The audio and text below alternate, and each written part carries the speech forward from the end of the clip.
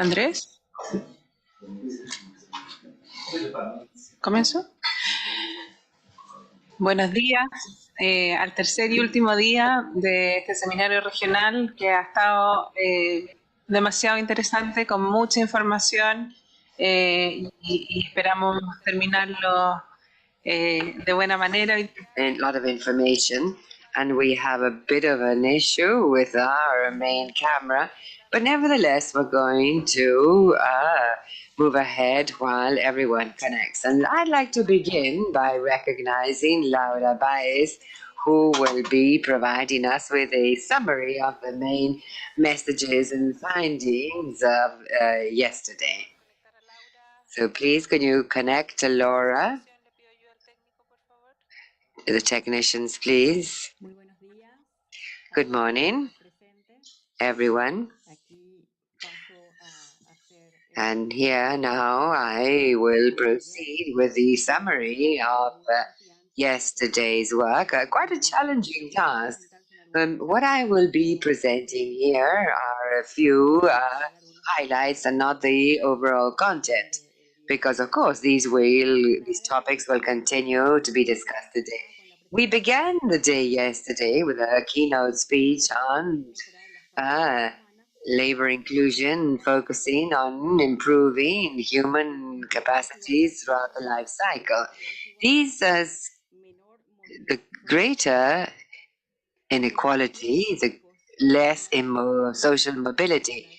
And to break this triangle of inequality with three main points: equal outcomes, wages, employment, supply, human capital, capacities, and the size of the demand, and the inequality of enterprises. And also, we saw eradication of child labor by 2025, when the day began, saying that child labor is a result and at the same time the origin of chains of inequality. Structural reasons for inequality, territory, socioeconomic level, and others. And so that policies must contain all of this complexity. They highlighted the need for a multisectoral commitment, and the 2030 Agenda was shown as a roadmap for review and accountability. And also the issue of measurements was mentioned, in particular of child labor, that make invisible the work of girls, boys, and adolescents, and the need to rethink the topic. In the afternoon was on the labor inclusion of youth and the transition from education to work, speaking of the challenges of providing services to a heterogeneous society, policies that must be considered within the context, including the context of family to social protection, education, and labor inclusion. We mentioned that we need more employment, more education, and that this is insufficient, and they must include co-responsibility of gender and social matters in terms of care, highlighting that there must be strategies to break the generational persistencies. And the last panel addressed the issue of labor inclusion, the challenges in an unequal region, and with mention of decent work as the master key to reduce inequality in the region among different population groups that face different barriers, and that it is necessary to promote employability and training for women with more flexible agreements, and that public policies must be based on evidence and well-directed. And at the heart of this intervention, there was mentioned that without labor inclusion, there will be no inclusive social development. So these are some ideas in order to continue with our discussions today. Thank you.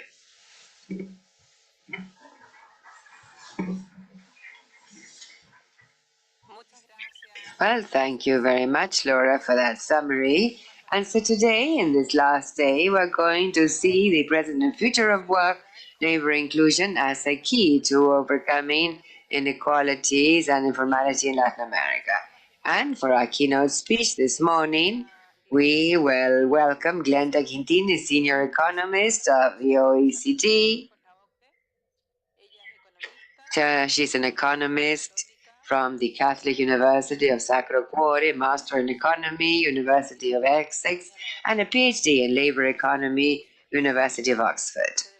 She worked as a researcher in the London School of Economics, Political Science, and where she took part as the multi-author of many academic publications on the labor market, institutions of the labor market, and remuneration in the public sector.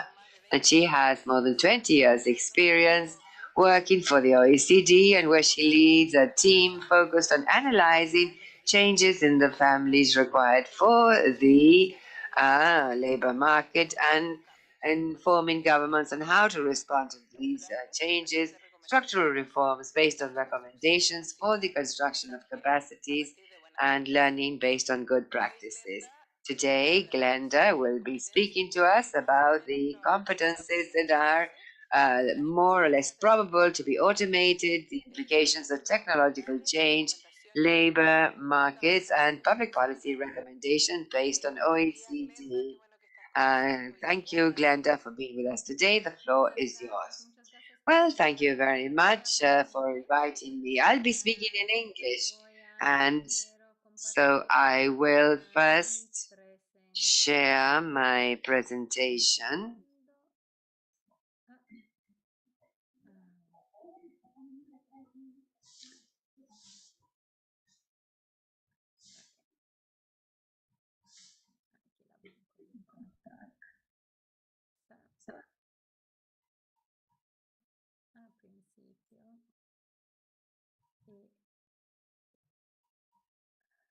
Les recuerdo a todos que I remind you all that we have online interpretation into both languages. So, Glenda, it doesn't matter if you speak in English or Spanish. Can you see the presentation? Yes. Un segundo, lo voy a cambiar, ¿eh? Un segundo, se me cambió. Display settings. Aquí, mejor, ¿justo? Perfecto, tenemos como 500. Fine, we have about 500 persons online. Muchas gracias.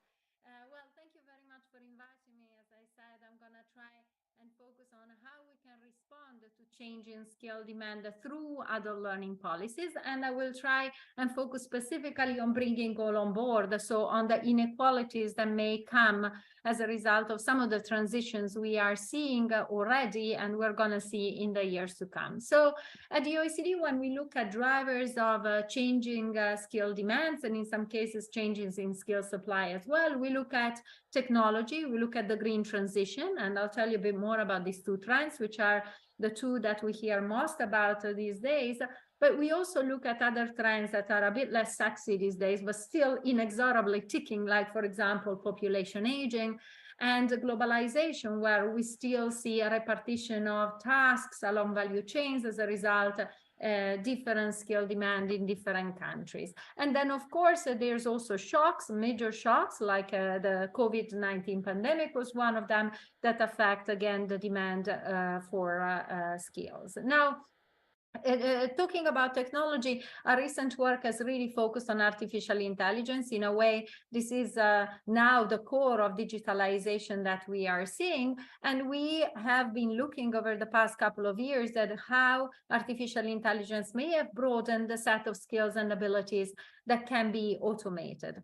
So we asked the experts, and we took a very broad range of skills and abilities, so about 100, and we asked these experts in artificial intelligence or researchers in artificial intelligence, developing artificial intelligence system, what skills and abilities were automatable and what not. And what we found is a confirmation that, if there was any doubt, finger dexterity, manual dexterity, which were still at the borderline of automatability when the most recent research was conducted, for example, by Frey and Osborne, we find that those now can be considered completely automatable. But what's interesting is that there's more areas of automatability that now actually affect also tasks and skills and abilities that are part of higher level jobs, like, for example, deductive and inductive reasoning, some fluency of ideas, so some aspects of creativity,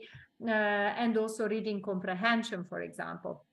What remains are still bottlenecks, and there are still many bottlenecks, even with the advent of ChatGPT, are things like complex problem solving, high-level management, social perceptiveness, negotiation. So those skills that are typical of very high skilled jobs. So in a sense, this gives you an idea that on the one hand, we want to underscore the fact that all jobs, whether they're low skilled or high skilled, have a mix of both automatable tasks and non-automatable tasks.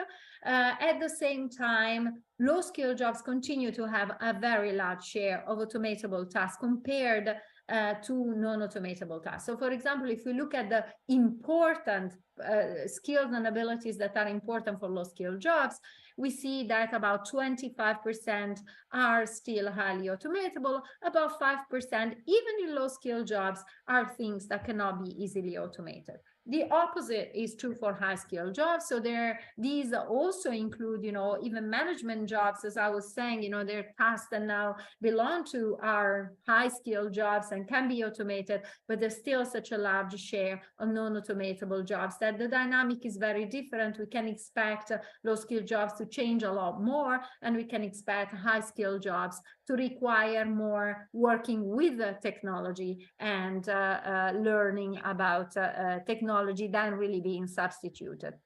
In terms of the green transition, there is an element of upskilling that almost everyone is finding, as like many other studies in the literature, but this upskilling, it seems, the studies are less advanced, but it does seem like this upskilling is less strong than for the digital or the AI revolution, let's say. So there are jobs being destroyed in relatively low skilled occupations and job creation happening in the middle skill range, like technical jobs, for example, related to green sectors.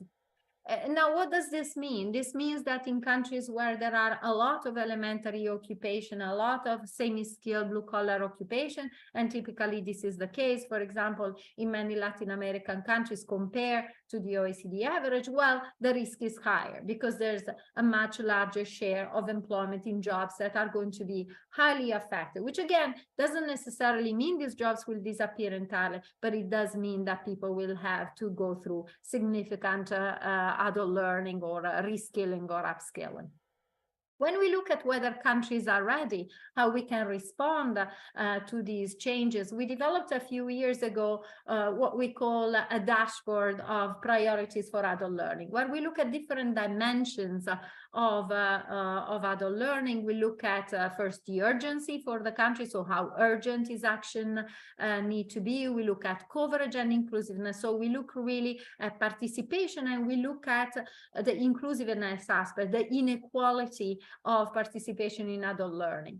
And then other dimensions that I'll spend a bit less time today, I really want to focus on this inclusiveness element, which are, for example, whether adult learning is provided in a flexible way, whether there is provision of career guidance to navigate the system, whether training is aligned to the needs of the labor market, whether training is of high quality, and then elements of financing and governance of the adult learning system. So I'll focus in terms of the policies in particular on the inclusiveness element, because I think it's really the core of the several days that you have at this symposium. So what is the urgency in Latin American countries compared to the OECD average? Some of these countries are actually members of the OECD. And to do that, we look at the results of both the survey of adult skills, which is conducted, organized, let's say, by the OECD, and then the STEP survey, which covers 2 additional Latin American countries, which was conducted by the World Bank. And the results on the aspects that I'm going to show you are perfectly comparable. So we get a broader picture of Latin American countries. What you can see here, for example, is the share of adults that score below level 1 in literacy. What does that mean? It means people who can read very simple text. They may be employed. They are probably functioning okay in their job in the labor market at the moment, but they can only read very simple text, and they can identify, for example, one piece of information at a time. This means that although they're functioning well in the labor market now, if we ask them to transition to middle skill jobs or to higher skill jobs, we ask them to participate in training, to reskill and upskill. This is going to be very difficult for them. So we need to accompany, we need to outreach them. So this is a big challenge. I also talked about the digital transition and AI in particular. So digital skills are becoming very important. And we know that, in fact, there's still a large share of adults everywhere, including in the OECD on average, and in many Latin American countries that have very limited digital skills. This is only, say, an indirect indicator, the best we can come up with to compare a range of Latin American countries with the OECD average, but you can see that in fact the share of adults that use a computer at work is still very small. This is a mix clearly of digital skills, but also of reflects the share of employment by skill level, by education level in the country. You can see that the one that comes closer to the 60% in the OECD is Chile, where there is 40%, but in some countries like Bolivia or like Peru, the percentage is more like 20% of the people actually using a computer at work. And so do these people that are going to face such a difficult transition participate in adult learning? Are we able to reach them with the current adult learning policies? What you see here is that participation in adult learning is still quite low. It's just 40% in the OECD on average, 40% in Chile, among the countries for which we have data, but a lot less in Mexico, in Peru, in Ecuador. The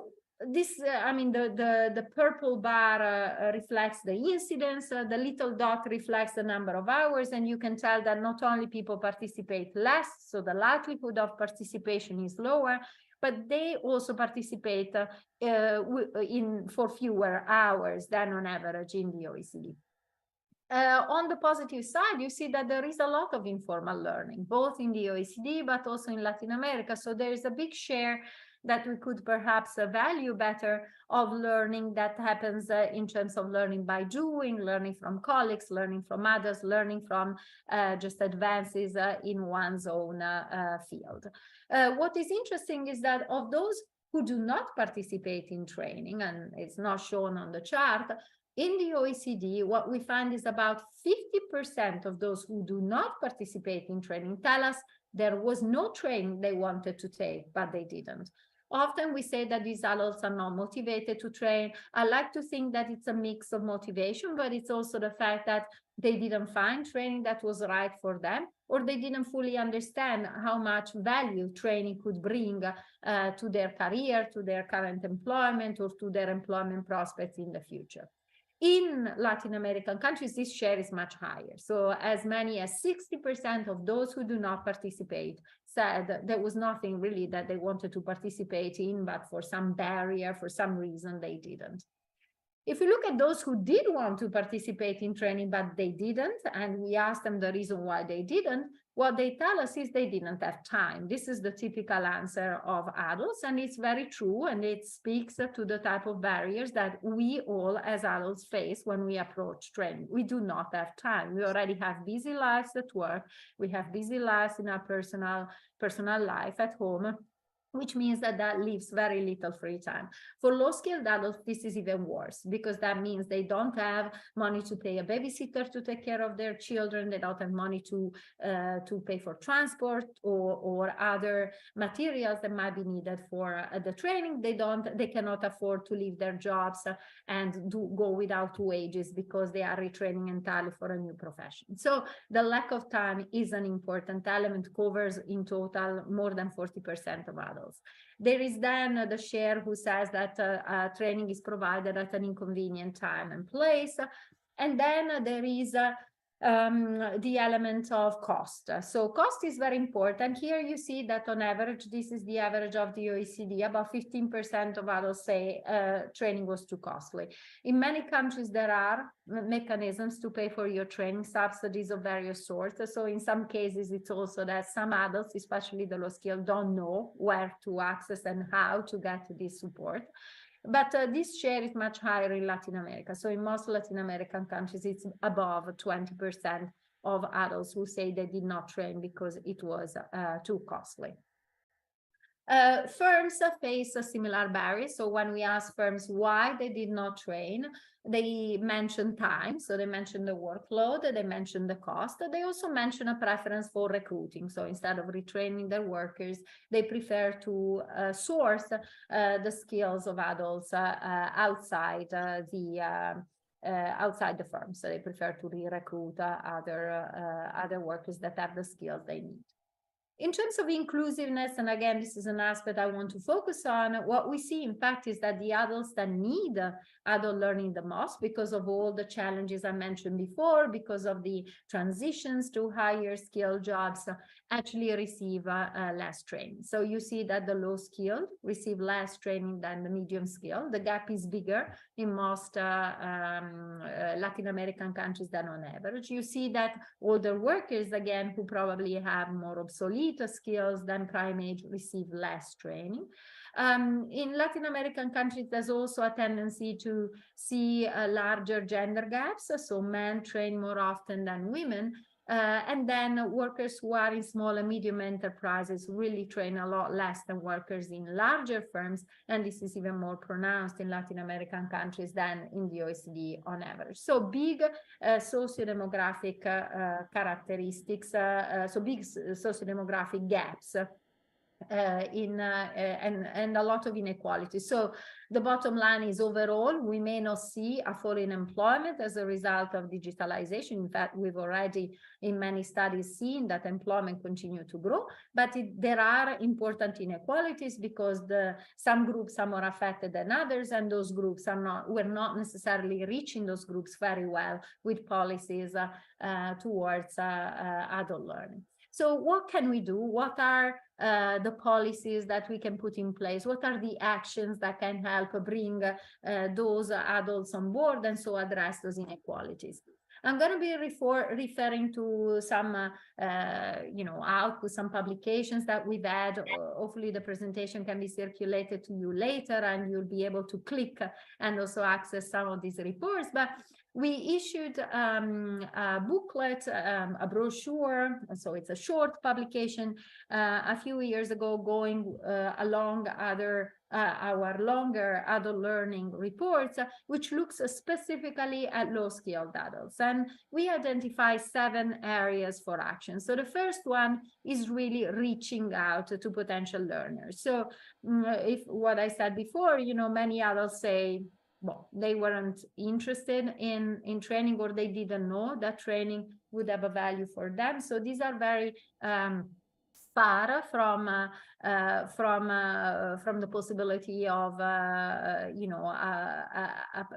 attending adult learning. So we need to go out to them. There are several nice examples of how we can reach out to them. For example, there's one good example. I'm trying here to highlight both examples from Latin America and some examples from outside. We have many of those in both cases, both excellent examples from Latin America, but also excellent examples from other OECD countries, and you'll find more in the publication. But for example, the approach taken by Argentina in Hacemos Futuro, using community leaders to reach out to low-skilled adults, is a very promising one. There is a similar approach being used in Australia, in Victoria, where again, counselors, career guidance counselors go out to communities to try and involve adults that are very far away from training, from getting career guidance advice. Another interesting thing is that these counselors are chosen to have the same socio-demographic background as the adults they are trying to involve, in a way to, again, breach and let's say to connect better with these adults.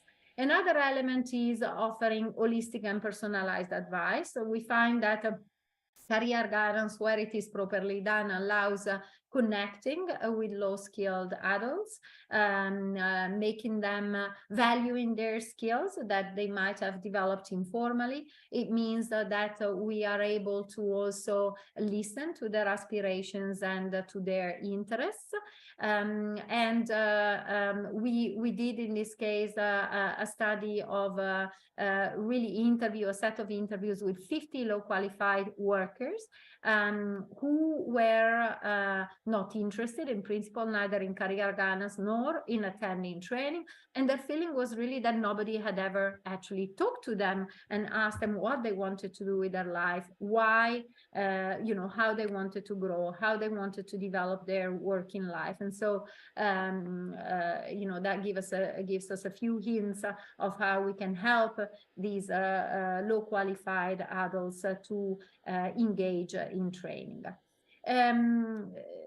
Now, as I said, many adults say there were no interesting opportunities for them. They felt that there wasn't really a set of adult learning, an offer of adult learning courses that were relevant to their needs. This might be, in some cases, needs in terms of basic skills that then gives them access to further training. So that's very important. There are several programs in Mexico that do that build those basic skills for access to not just employment, but also further training opportunities. Recognizing existing skills is important. Many of the adults who are low skilled, who are, far removed from the opportunities of training, do have skills. They do have abilities that they've developed throughout work experience, but they have no qualifications. These have never been certified. So mechanisms that allow for the recognition of their learnings in informal settings are very important. They can also make the overall duration of training much shorter. And so, as I said, one of the barriers for adults, all adults, even more so the low skill, is that we don't have time to train. So the more we can break it down, the better. So this links to the next messages, which is, produce a modular learning opportunities. So learning opportunities that are short, that they don't imply that adults need to leave the labor market or their family for 6 months or even years to qualify entirely, but they can do it in little bits, that these modules can be stacked, they are portable, and if we put them all together, they give access to a qualification that is recognized at the end of all the modules if people continue to accumulate them slowly over time. We need to give adults time off to participate in training. Many countries have training leave. For example, in European countries, that's quite common. So that's an important element. And the last element, of course, as I said, very important for many Latin American countries, is provide financial support that covers the direct cost of training, but also the indirect cost of training. We shouldn't forget the role that social partners can play. There are many nice examples of how social partners can help engage with low-skilled workers. In the United Kingdom, for example, Union Learn supports low-skilled adults by there's a number of union learning representatives that work in firms, and they go out and they try to approach low-skilled adults and propose training opportunities, provide counseling and guidance to them. Another big difference that I showed you before was for workers in SMEs. So SMEs can be extremely small. We're talking in some cases of micro enterprises, including in some European countries. And the problem is that these micro enterprises face enormous challenges in training. First, there is often very little training culture. So the main entrepreneur is often not very highly skilled, doesn't have a positive outlook on training. It's also very difficult to send someone out for training, even for a few days, when he's one of your 2 employees.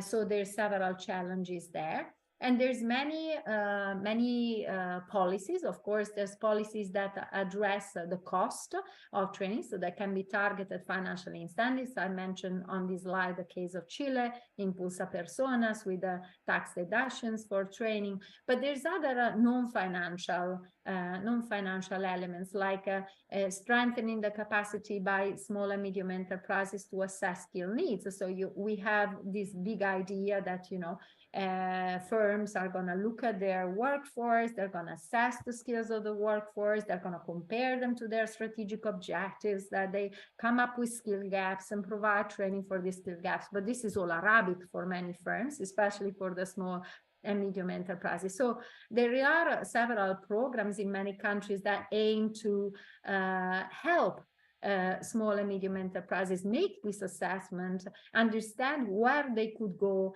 if they feel those skill gaps, and so encourage them ultimately to train. For example, in Korea, there is this attempt to bring big companies and all the smaller companies that belong to their supply chain together to identify training opportunities together. And this is part of the second actions, while we facilitate networking and cost saving and collaboration among firms.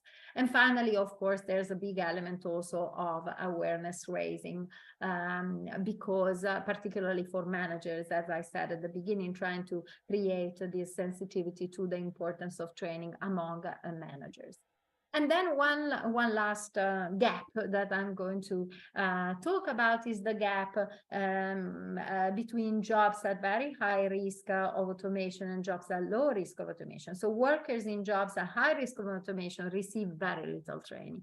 I showed you some statistics saying that firms prefer to recruit rather than retrain adults who may be in jobs for which their skills are obsolete. So it's very important to be able to identify the individuals who are at risk of their skills becoming obsolete, and they provide some of these skills. So I'm mentioning here, for example, a program in Mexico for digital skills.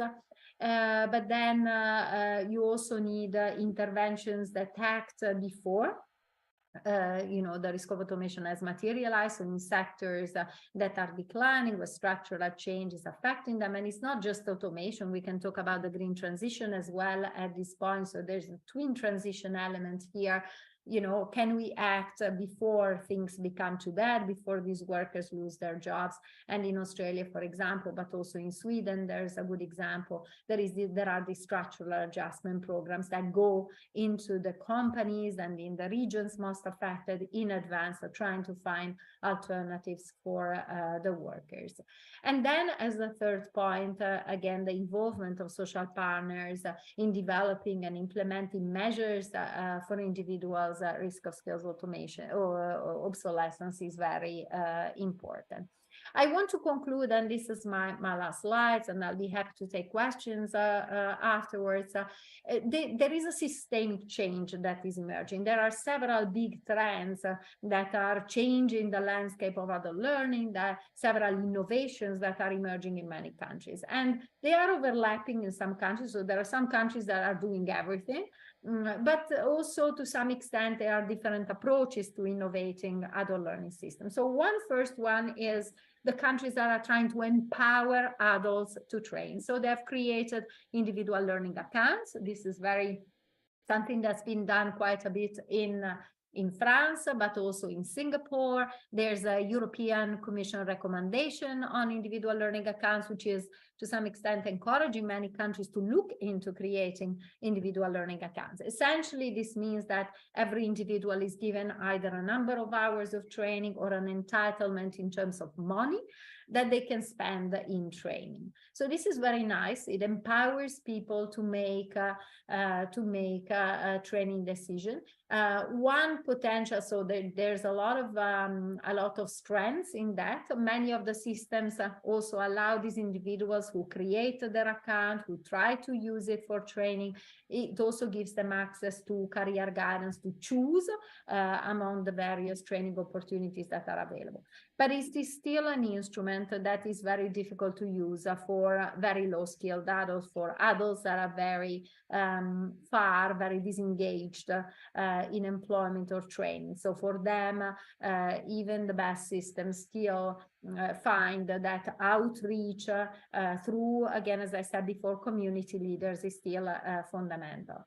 There is a whole set of say initiatives that aim at making adult learning more flexible. So I mentioned before the modularity, I mentioned credentialing of each modules, the portability and the stackability to achieve in the end a qualification. They are very important. They break down adult learning in smaller bites. So for given the barriers that many adults face when they train, ideally this should work. Is still, I think, is still to some extent, it still needs many context conditions. We still need to link these micro-credentials to qualification frameworks. We still need to recognize existing skills. And we still need career guidance for people to navigate this landscape of training, which is becoming more and more complex. And finally, I wanted to mention the skills-first approaches, which are becoming more and more prominent. To some extent, this is a relabeling of what we have been saying for a long time, which is that skills are important.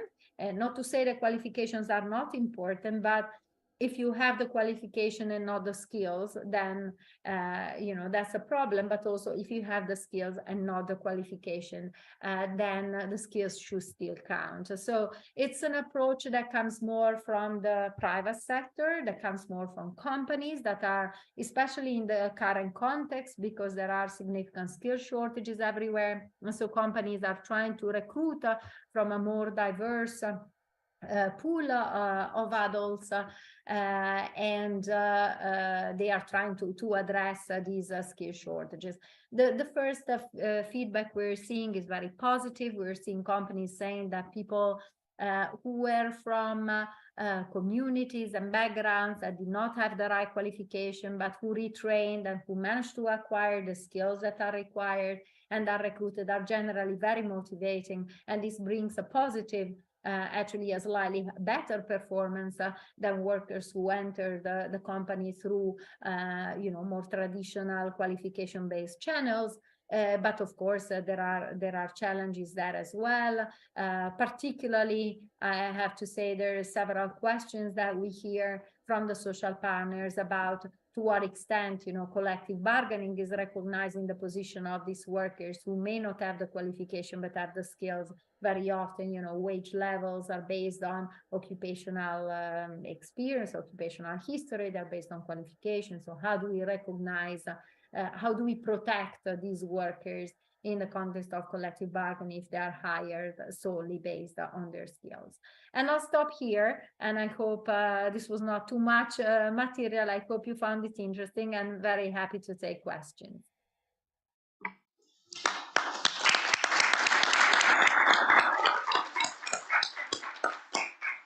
Thank you very much, Glenda. That was an excellent presentation. We have a little time. I just want to comment, and I'll take one question from here. I know that Chad has been very active. Quiero comentar. I would like to make a few comments on the presentation that I believe would be useful for our reflections. Glenda has given us the context, technological change, and today AI, and how these challenges are the way that we were taught to think. And poses an excellent question. How are our countries prepared to face these trends?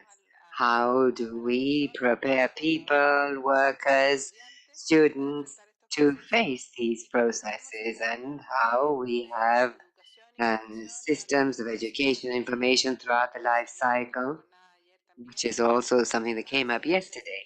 The relevance of continuing our learning to face these changes That is something that we would also be seeing in the next section.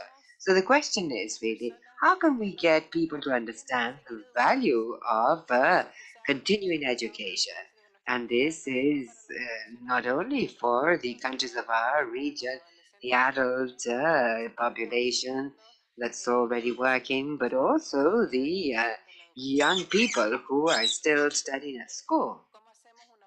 How can we make an offer that is more attractive and relevant and with graduations, with certifications throughout the life cycle? So that you have a certification, but that also you're training the skill and the competence that is needed to be able to implement certain changes. I think that this has been a very interesting presentation, and I will now hand over to or open the floor for questions and then final remarks by Glenda. Thank you, Glenda, for a very thorough presentation. I wanted to ask you a question about the Latin American markets. You have presented many measures for OECD countries. I think Latin American and Caribbean countries and OECD countries can be very different in terms of job composition.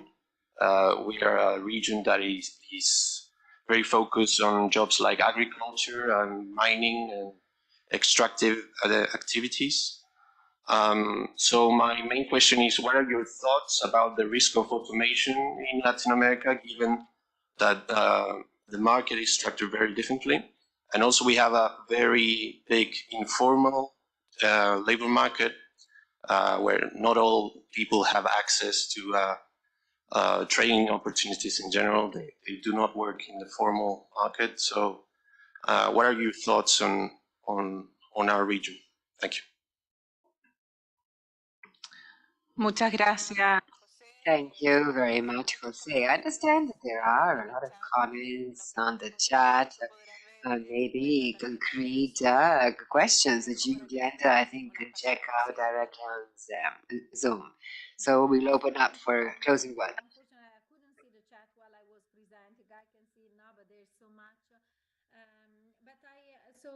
I think first for the question on the risk of automation, I mean, I think we have to remember that this is still a risk, right? So just a risk. So in a way, I think Latin America has a potentially higher risk because of the employment composition. You've said it yourself, and I showed it in the presentation. So there's a larger share of low-skilled adults and low-skilled jobs. But at the same time, the penetration on technology might also be slower. So you may have more advanced and more time to prepare for that transition. So I think what I would say, and I've said it before when I'm asked the question, in a way, you do have the advantage of having a bit more time, perhaps, and preparing. And so strengthening adult learning systems, making sure that the adults who are working in these sectors who might be starting to automate, but maybe they're not there yet, that they receive a continuous upskilling, that they keep their skills up to speed, and that they are ready for the transition later on. I think the issue of informality, of course, is more complicated. I think, but then again, there are there's a lot of learning that happens on the job. I was showing it before. So maybe even informal workers, and we worked a little bit on this topic last year with some Latin American countries, do have skills that they've acquired through experience, that they not in formal training and not in formal jobs, but there are mechanisms, and some countries in Latin America have fairly developed mechanisms to recognize those skills. And there are ways of making those skills more visible, even for informal workers, for example, through the recognition of prior learning. And then if you are able to certify to some extent the things that they know that they've learned in their job, even if they were informal jobs, then you do, to some extent, facilitate also the transition to formal employment. I was just before this meeting, because we are in the virtual world, I had a presentation even just before this one, where I was talking about career guidance, and what we find is that career guidance does help, and the findings were specific to Latin America, the transition from informal to formal. So providing career guidance and support to adults who are working in the informal sector. 10% of adults who in the informal sector who access career guidance actually transition to a formal job 6 months later. So of course, there's a lot of selection in there. It's not a random control trial, is not an econometrically sound result, but it does give you a sense that if we accompany those adults, if we take a picture of what they can do beyond their qualifications, then we are able to put a value to what they've learned, even if it was in the informal sector. And then maybe just one point also about what you, Daniela, were saying before, how do we give adults, how do we encourage adults to show them the value that training can have to them? And so I go back again to the importance of counseling and career guidance. And I think there is a link. You talked about youth and you talked about adults, and a lot of the work I do and my team does is about adults. But when we look at career guidance, for example, and also at the attitude to adult learning, a lot is formed when they are still young people. And so what a lot of counselors tell us is that giving good career guidance to young people, teaching them, telling them from the start, look, you're going to have to learn throughout your career, does prepare them better. And if they've received the good advice, career advice, good quality when they were young, they do tend to access career guidance again. And so they do tend to go towards somebody who can help them navigate all the complexities of today's labor market.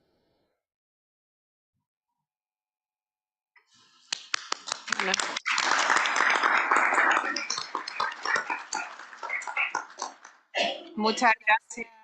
Thank you very much, Glenda. And part of these recommendations, we're working on them with adolescents and young people, the guidelines and tutorials that are essential for these transition processes for young people as well as adults.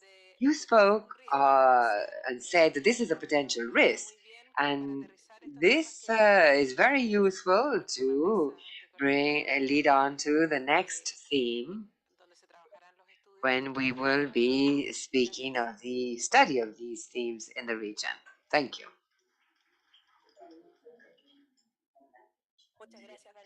Thank you very much, Daniela. And as Daniela well said, we will now continue with the next panel, she corrects herself, panel 5, on skills development for labor inclusion.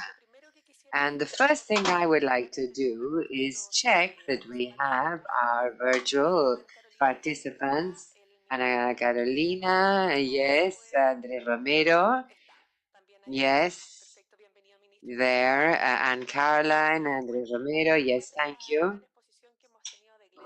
And after this marvelous presentation by Glenda, now we're going to take a look at the region. And so first of all, I would like to hand over to my colleagues here from ECLAC, Ms. Espíndola and Wepe, who to speak of the studies that are being carried out in terms of automation and skills.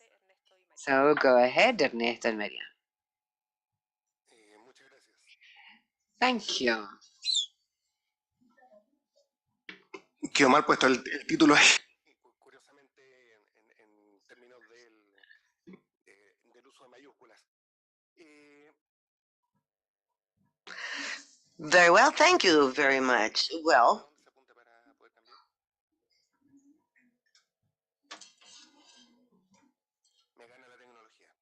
I'm afraid that technology beats me.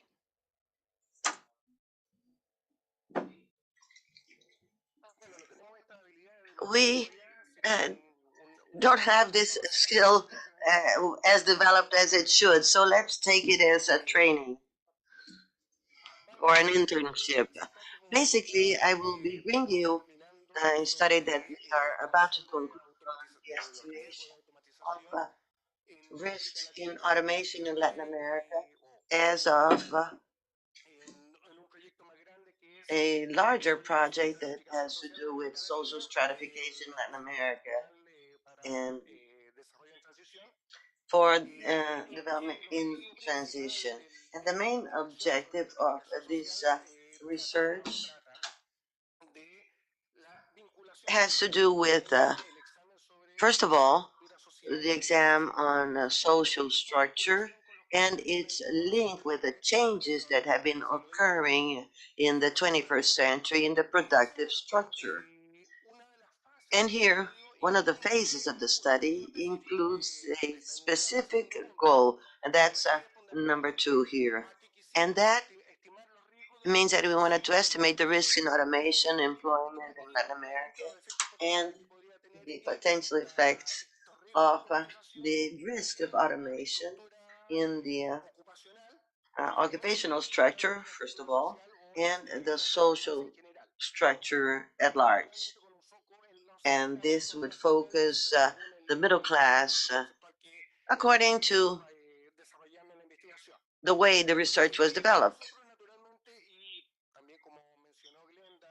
For us, as Glenda well said,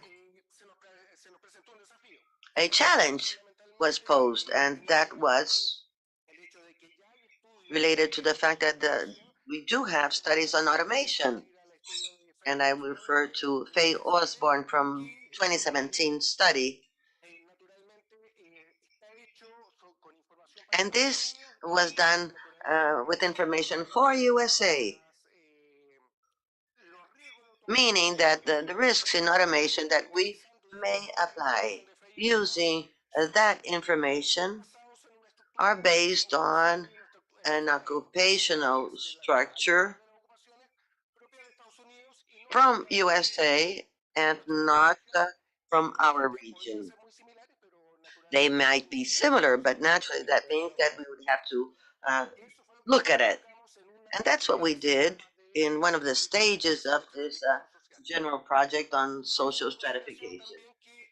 We must also consider the fact that, contrary to the original Faye Osborne study that was based on UNEP's information, we followed the PIAF survey data that was also submitted by Glenda. That means that perhaps with less specification than UNEP's, that still we were able to look at the frequency of the tasks that are being conducted in these occupations and the relationship between these tests and skills. Now, what have we used from Faye Osborne,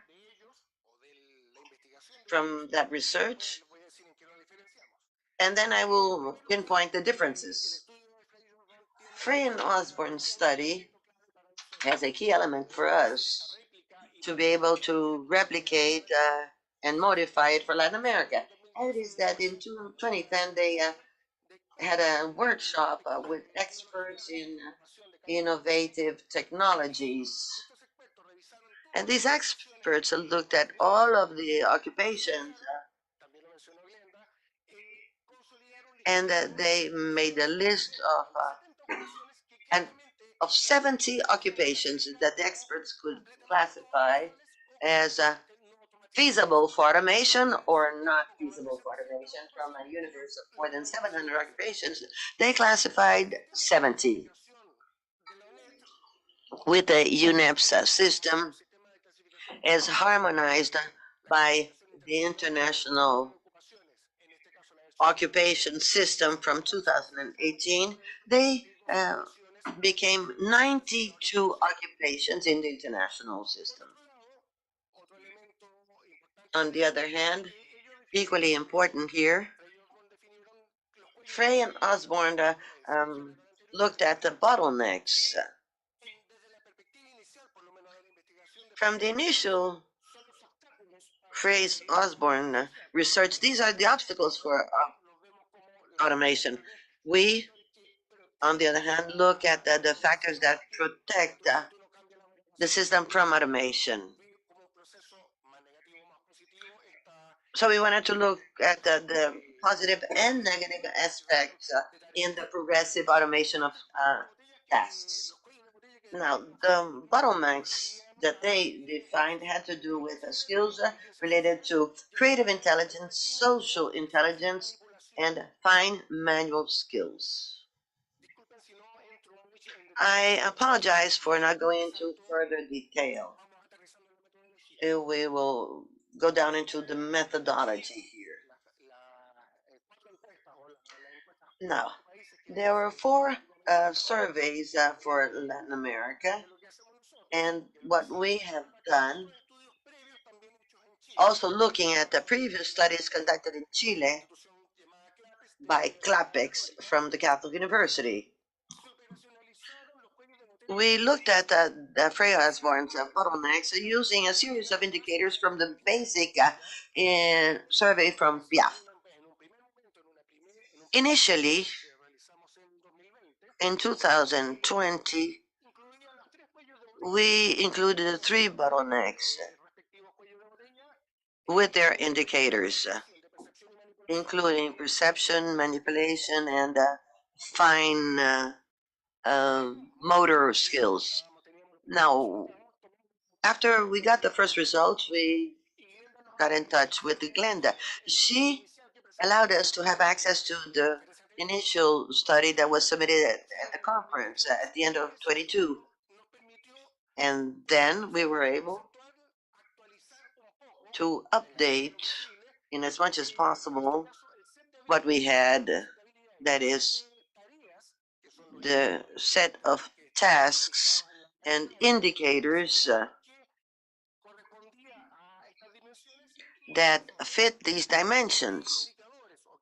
Or really, what is the set of tasks in view of the update that coming from Glenda that have to do with intelligence, artificial intelligence? So which are the tasks that were more feasible of automation? And this set of tasks were then deleted on the second phase. So we went into the operation of the other 2 bottlenecks. And these indicators have to do with tasks that are conducted in certain occupations. And these activities are related to the skills that are needed.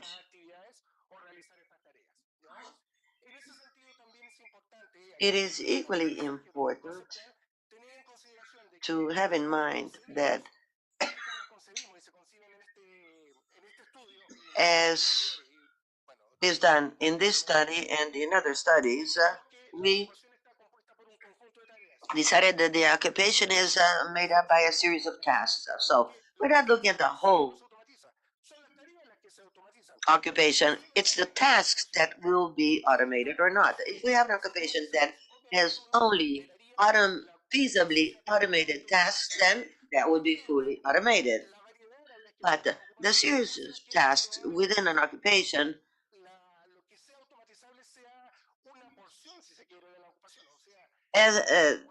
show that only a few of these tasks in a certain occupation can be automated. So the full system cannot be automated. And I will try to be brief here.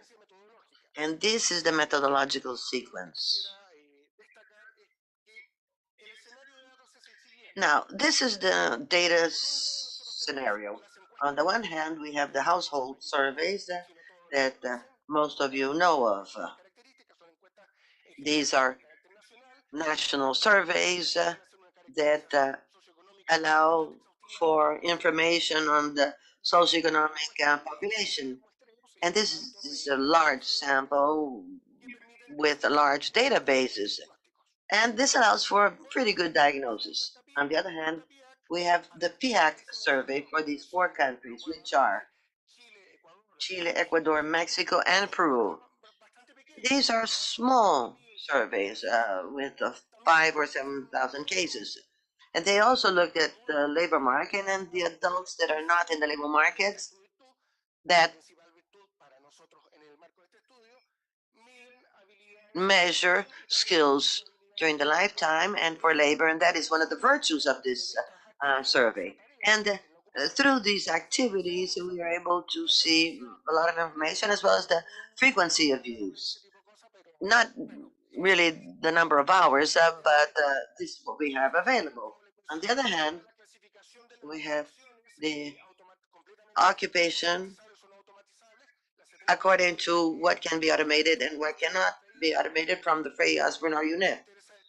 And here, what's interesting to say is that we have two big analyses, those who are occupied in the PIAC and household surveys, and the occupations in the list of occupations. What did we do? We looked at the PIAC surveys, and for the 70 occupations, or 94 that were seen under the international classification, we then, for these 94 occupations and for all of those that were occupied, we filled in the database from PIAC with the 0 and 1 that are feasible of automation or not. As of that information, that is not complete, and that's in the second matrix, by the way, then we used a matching learning techniques. We didn't want to use the traditional techniques. We wanted to be updated. If we were talking about automation, why let's use also automation for this kind of calculation. But I must say that they are difficult to do. They're not that automated, and they're not that user-friendly. I'm afraid I have 5 minutes to go. And we must recognize Jose Suarez's efforts right there in front of me, sitting down on the plenary. Why? Because Lucho used the techniques of machine learning at our software. With these techniques that I won't dwell on because of the time constraints, we filled in the matrix on the PIAC survey. And as of that, we did a probability vector, that is a full matrix of occupations with the international classification system for the 436 occupations, I believe, whereby for each occupation we had a probability of automation. This matrix of occupation was then sent into the household surveys, and there we obtained the automation in different ways, and we were able then to analyze that with socioeconomic information coming from the household surveys, poverty, social stratification, and other variables. I will skip over the results because of the time allowed. Basically, we looked at an average probability of automation of the different occupied persons. And here we see an average for Latin America among 14 countries. We see the average of automation of occupations in each branch of activity.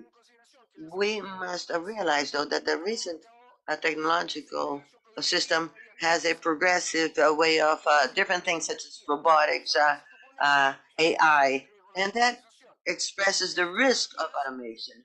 These technologies have included the possibility of automation in new tasks that in the past could not be automated, but now can. And probably in a decade's time, we'll be able to have tasks that are not automated now, but will be done so in the future. What's important is that since this is a task, a focus on tasks, we will also be able to conceive this as what can partially be automated. That is, a position may be automated partially because there's a subset of tasks, not all tasks. And on the bottom, we see this for the average And this is the probability of automation divided by large categories. Alta probabilidad. Such as high probability or risk of automation, which is what we're going to examine subsequently, is the one referred to the probability of automation of a specific job exceeds 70% or 0.7 in terms of probability as such. I'm not going to refer to the other categories on account of the time. Now, basics, 24.odd% of the occupations have a high risk of automation in countries of Latin America on account of the differences between men and women labor inclusion. Men are more exposed to automation, and people with intermediate education skills, even at a higher risk than those with a lower level, have jobs with a higher chance of automatable jobs. And finally, those occupied who are in the middle of the income per capita run a partial risk of automation. And so here we are talking about a high risk of automation when the probability is of 70% or more. On the other hand, I apologize for not describing the graphs, but rather just give you the messages. The large size company workers are more exposed to the risk of automation because they represent a higher proportion of jobs. And so it is a broad array of automatable tasks. And we see, of course, that the industrial sector is the highest percentage of workers with a high risk of automation. And contrary to the census, in the primary sector, there is a low proportion of jobs with high risk due to the weight of the agricultural activity.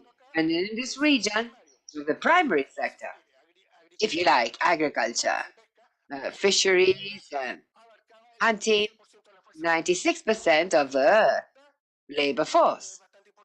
And this is important. The workers who are self-employed and micro-entrepreneurs represent almost 80% of the occupation.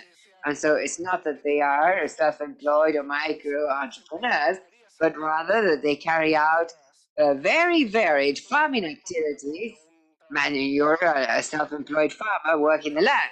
So the number of differentiated activities involved mean that there is a certain proportion of tasks that could be automated, but there is another series of things, cleaning, management, earth treatment of the land, and so on, that cannot be automated. And with this, I am concluding, Mariana, and I apologize up front, yes. And finally, we make a connection between automation as such, or the risk of automation, high risk of automation, and in this case, in the graph, occupational classes. There is no time to explain the typology, but these are the traditional ones. Erickson, Gorsuch, and others. Major conclusions. Large set of these classes, 4 and 5, are more exposed to the risk of automation. And here, there's a counterfactual. Let's imagine what would happen if, this also was false, but what would happen if on Monday we wake up and everything that could be automated had been automated in the high-risk population? You say, well, these things don't happen. Okay, we also to say that before the pandemic. It doesn't mean that on Monday we're not going to get up and have everything full of machines or robots. No. But we're doing this to establish the orders of magnitude. Yes, if there were a partial loss in terms of work hours, if we were to conceive this probability as a partial risk of automation, and that were translated into hours of work, we could say that the total number of work hours that could be automated in or among the those employed in areas of high risk of automation would represent 22% of the total number of persons occupied in the region by 2019. On average, this would presuppose a loss of income, individual incomes of just over 20% of the total mass of the total 5.5% of GDP. And in that scenario, which is counterfactual, poverty could rise more than 20 percentage points in comparison to the level observed in 2019 for these countries. And also as a result of the loss of a labor income, a certain percentage of the persons would fall from middle stratum to a low one. And approximately or almost 80% of the middle strata people would suffer a significant drop in class, or even poverty or extreme poverty in some cases. And so with this, I end. And just to hand over to Mariana, one of our messages with regard for thought. Automation is not a source of vulnerability in itself. The problem is not just automation, but this should be understood as a potential risk that can lead to vulnerability when or in the absence or lack of response. And so in the next presentation, we're going to see the response system, some at least. And also, public policy must anticipate the risks derived from this process, and that is why we make these estimates and try to adapt them, in this case from the US to Latin America, and take advantage of the opportunities that may arise from this process. And there are different policy areas to address this process: automation and, of course, protection or preparation to address these technology changes, both in terms of education, job training, labor market, fiscal policy, industrial policy, and social protection, among other things. I'm not going to get into any of these details. And then finally, it is crucial to take into account that the risks are differentiated among various social groups, and so building adapted and efficient policies is more reasonable in the context of this reduction in vulnerability that may be generated by this potential risk of automation. Thank you very much.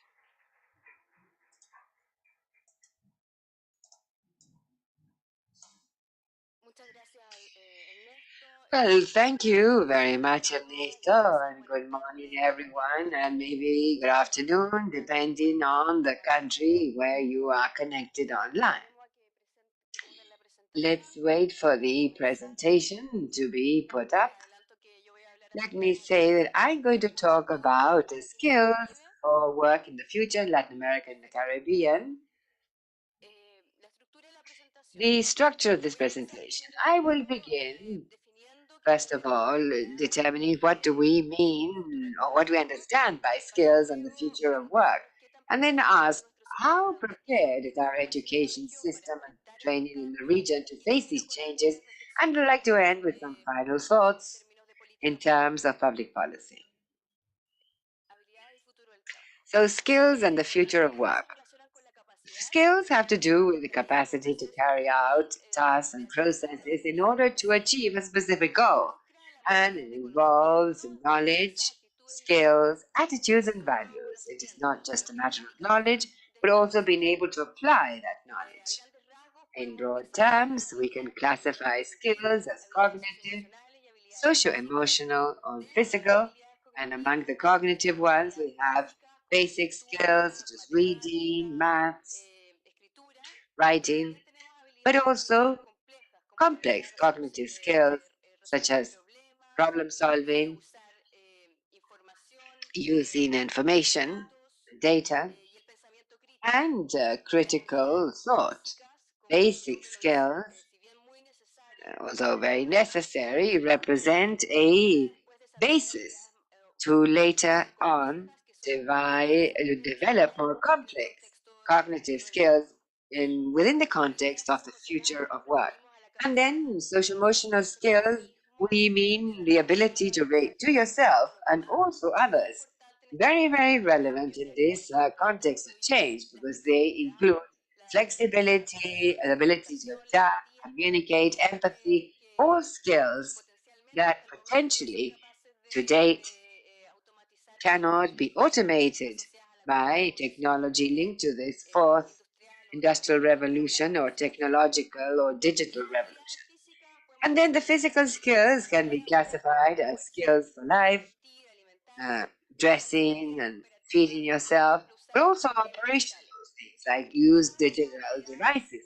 All of these skills supplement each other and are developed in an interdependent fashion. For example, a physical skill such as playing a musical instrument requires of cognitive skills such as reading the music and also social emotional ones such as perseverance, tolerance, frustration. And this dependence is a two-way street. Not only do you need the skills, but also it contributes to develop them. And so digital skills, for example, require physical skills such as being able to use the digital devices, but also cognitive skills in order to discern fake from real news and emotional skills of self-regulation to avoid addictive behaviors when relating to these networks. The world of labor is going through important transformations of different types, and here we highlight the four main ones that we see now. Technological changes, the fourth technological revolution, which has risks associated to automation, as Ernesto pointed out, but also risks associated to the precariousness of employment and informality, and particular platform employment. Also, demographic changes linked to population aging, as Glenda mentioned, but also the intensification of migration, and especially south-south migration. Environmental changes linked to the climate change and the loss of biodiversity, and also changes in economic globalization, and specifically the reconfiguration of global value chains. All of these changes build a scenario of great uncertainty and in very fast change, unprecedented in the history of humanity. And so, workers throughout their working life will need to strengthen existing competencies and acquire others that are totally new, known as upskilling and reskilling in literature. And this requires of education and training systems that allow this throughout life. Just how prepared is our education system in order to face these challenges? Well, unfortunately, let me tell you that given the current situations, not that well. We begin talking about the mismatch of skills between supply and demand in the region. And when we say skills mismatch, we are referring to the match or otherwise of the skills offered by workers and those demanded by enterprises. As a rule, labor markets are characterized by some sort of mismatch because education systems take some time to adapt to market demands. But when the mismatches are deep and persistent over time, then it is an obstacle for people development, business development, and the economy in general. And here we see the level of skills, underskilled, skilled, or overskilled. And we see that almost a third of the workers, 31.3%, are underqualified for the job they do. That is today. Cambios tecnológicos. And with all of the environmental changes, regulatory changes, and demographic changes that are there for the future of the labor, this is going to become even deeper in view of the speed of changes and the slow change in education and in training, because they follow what was needed in the 20th century and not in the 21st century. This can be associated with quality and relevance of education, and also with a deficiency in the relationship between the productive and training sectors. And this could be because often the productive sector hasn't fully identified what are the skills that are related with the new occupations. And here, the development of the skills is very important. Now, the problem of skills in the labor world came way before, as Professor Ferreira said yesterday. From early ages, the boys and girls inherit, they receive problems because of the occupation to the parents and their socioeconomic levels, etc. So we have a math outcome for 15-year-old children. And at level 2, we see the minimum level of math outcome. And we see that OECD countries, 24% of them are below that level. But in Latin America, amongst the 10 countries, because this also involves Spain and Portugal, but of the 10 Latin countries, the share of students who are below the minimum math results are between 50 and 90%. So we see here that we are preparing youngsters in a way that is not appropriate for them to face the labor markets. And math, we know, is a basic skill, and it's a basic skill in order to develop other more complex skills that are not probably feasible of automation.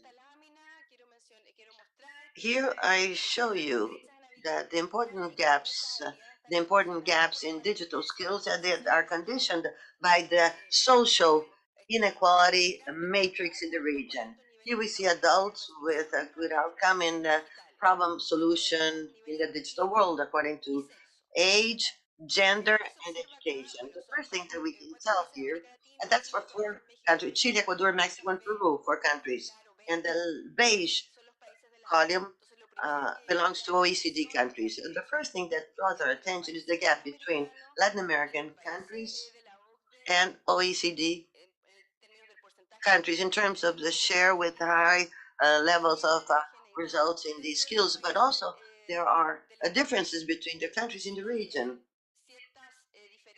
And there are differences as well because of the matrix structure of inequality in the region. The young people have better digital problem solving than adults. And naturally, the tertiary students from coming from high uh, social levels have better results than those who have less results, worse results in secondary. And there's a difference also between men and women. Even though third level or people who are occupied with higher education are better at solving problems. But Chile, which is the country that in this graph has the higher level of outcome in tertiary education, still that is less than 1/3 of occupied men. So we are drawn to this graph because the skills that are not automated are not generalized in the labor markets in the region. Here I'm talking about complex problem solving and with an average between these 4 countries. And even in the high educational persons, the complex problem solving is at less than 50%, and at low education levels, that is at about a fifth of the population. The share is even less when we look at math and advanced statistics and the use of programming languages. All of the skills that are less likely to be automated in the future. My presentation is much shorter than Ernesto. I figured that Ernesto was going to take longer, so that is why I have a shorter presentation, and I go into the final thoughts. We require educational and training systems with a focus on the life cycle and aligned with the productive sector, focusing inclusion, equality. First of all, we must implement systems that will allow for learning throughout the whole life cycle. And there we must tackle deficiencies, inequalities in the educational system from early ages, because the investment in education at early ages not only decrease the inequalities in skills, but they also increase the return from any kind of investment that is made throughout the life cycle.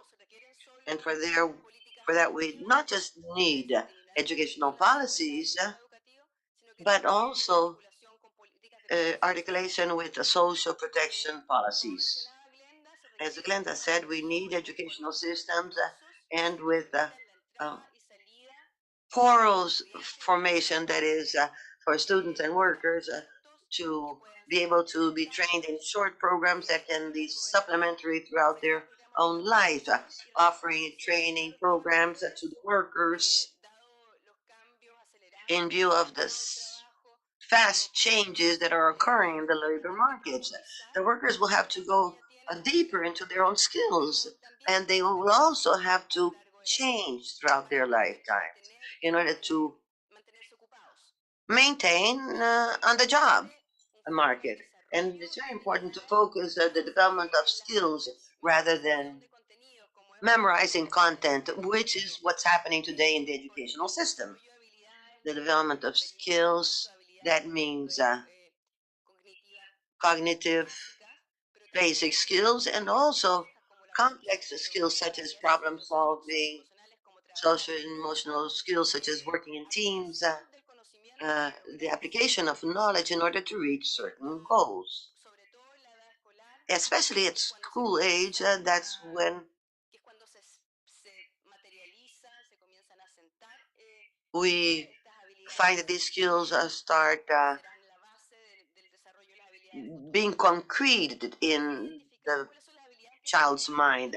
Now, what are the skills? Identifying also what are the skills that are needed in the labor market. That means we need information that will include the productive sector's needs and the business world's needs, as well as the qualification that are needed, that is needed to help students, workers, and and firms in order to identify these skills according to what already exists today and what are the skills that will be needed in the future occupations. Well, we need to articulate educational and training systems with the labor world. As we said, that means to ease the translation from education into the work world, the labor world.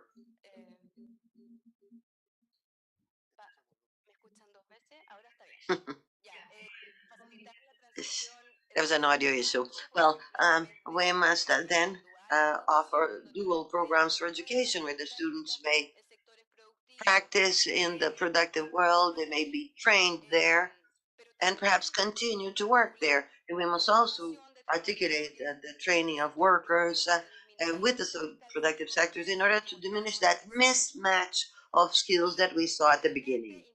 And finally, implementing affirmative action so that the people who are at a disadvantage may have access both to quality education that is relevant to today's world and also training process throughout their lifetime.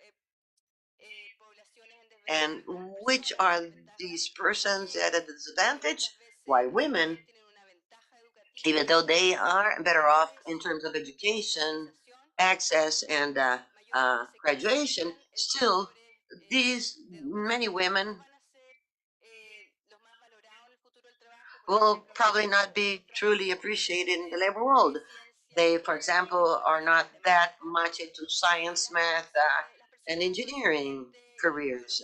And then Afro descendants, indigenous people also are at a disadvantage because of the initial issues in access to health, education, quality education. And that is why they work rather in the market labor with less productivity. And that would be it. Thank you very much for your attention. Thank you, Mariana. And thank you for being so punctual. And I thank you both for your interesting presentations. Indeed, very interesting. And before handing over to our discussants, I would like to greet the people who are with us. We have more than 700 persons online from the region. And I'd like to tell you that what Ernesto's bought is going to be published. It's still not there, but it will be uploaded into ECLAC's website. And what Mariana just brought, that publication is already in our website. And let me say that all of the information of this seminar will be available at the seminar's website. It still is not there, but it will be soon, together with the videos. And before giving over to the comments, let me talk about some of the things that are quite interesting to mention.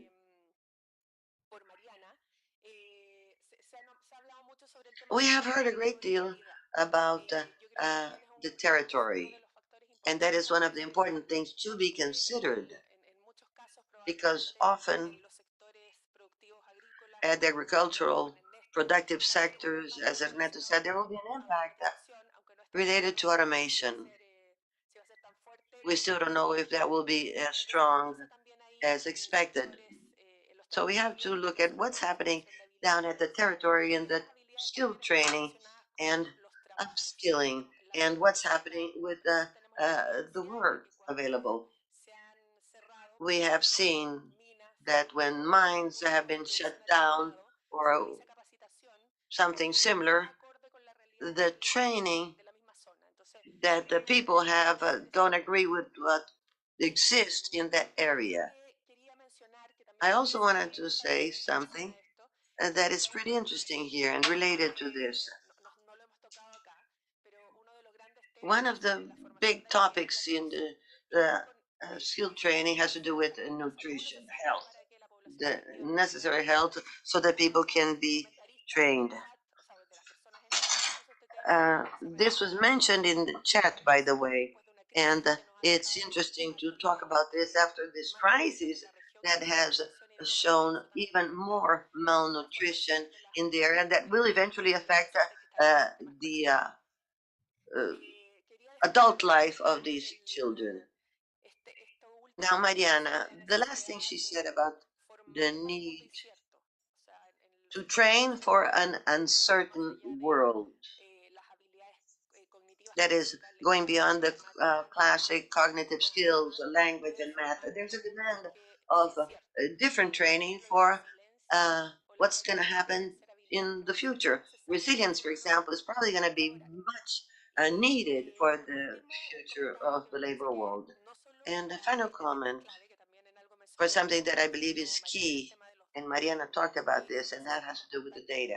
We must have better information systems and also better statistical data for information on the skills that are needed and how the educational system is working on that. And also there's a relationship between what Mariela said on the demands for the labor market and what is needed so that the states and governments may work on that line. Voy a autocastigarme por el tiempo, así que I will now stop and leave commentators. I will introduce the three of them. I will give the floor one by one. First, our dear Minister of Panama.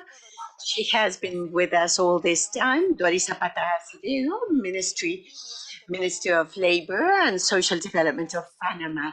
Online, we have Minister of Social Security of Costa Rica, Andres Romero. He sent an excellent representative, Carlos Fernandez, here.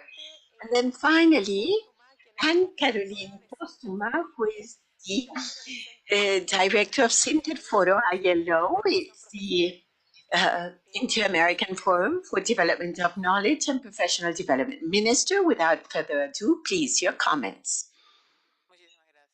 Thank you. Good morning, everyone. Once again, cordial greetings from Panama in this very important forum. I will try to link both presentations. I will begin with the presentation of Ernesto speaking about automation. I believe that all the productive sector has a major challenge when we speak of automation.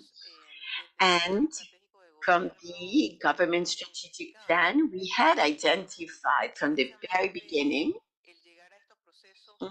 to reach out to these processes, because in this relation with the productive sector, it's not only necessary to automate, but to be in a constant, ongoing training in order to improve each one of the processes, not only at the level of worker and business sector, but government sector as well.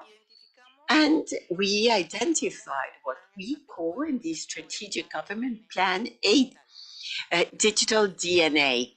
That is, Panama needed a new DNA addressing precisely that commitment with transparency, efficiency, and citizen trust that we should generate in order to require this instrument for the future that would be helpful in order to establish a confidence relationship with the productive sector.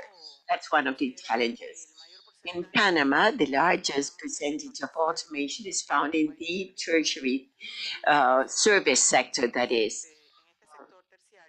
And in this service sector, we can also clearly identify the banking sector within this, which is automated insofar as skills and services to be provided as a country of services. And this is how it is. Likewise, we have established a partnership in terms of this endeavor from the Trade Union Commission that is in the Labor Ministry that we chair as well, so that in this automation process, not only of all the sector, but specifically of the government sector, to be able to establish strategic partnerships allowing us to revisit internal processes beginning inside government. That is strengthening the institutions, the Ministry of Labor first, in order to establish this dynamics. That was most visible because of the pandemic that demanded us to work along that pathway. It was a demand that we had to work on inside to in the way. And that's all the upskilling processes, not only that in terms of the non-existent skills, but in terms of the already existing skills. And then after that shock to the labor market in each one of the different economic activities, we had the need of being somewhat creative and entrepreneurial. We had to reconvert all that sector that not only had been suspended, but also had been unemployed and with termination of labor relation, and they had to be reinserted in different activities that we identified that they had the ability to perform. I'm referring here to the language sector. We had a good experience in that upskilling towards the maritime sector, the languages. That is one of the strengths of the country, Panama, at this point. And when we speak about skills for labor, of course, we need to say that it has been strategic for us to have partnerships with the education sector in order to participate in high schools with a program that is called Panama Guidance or career guidance. where we have worked with the secondary or high schools and different universities and different schools in order to, in that process, Orienta Panama, guidance for Panama, to make the first context of the first or the last 2 years with the labor market, and thus identify the abilities or skills Mariana referred to. They're different, and we can direct to the different sectors with the presence of educational institutions in each one of these programs at high schools, secondary schools.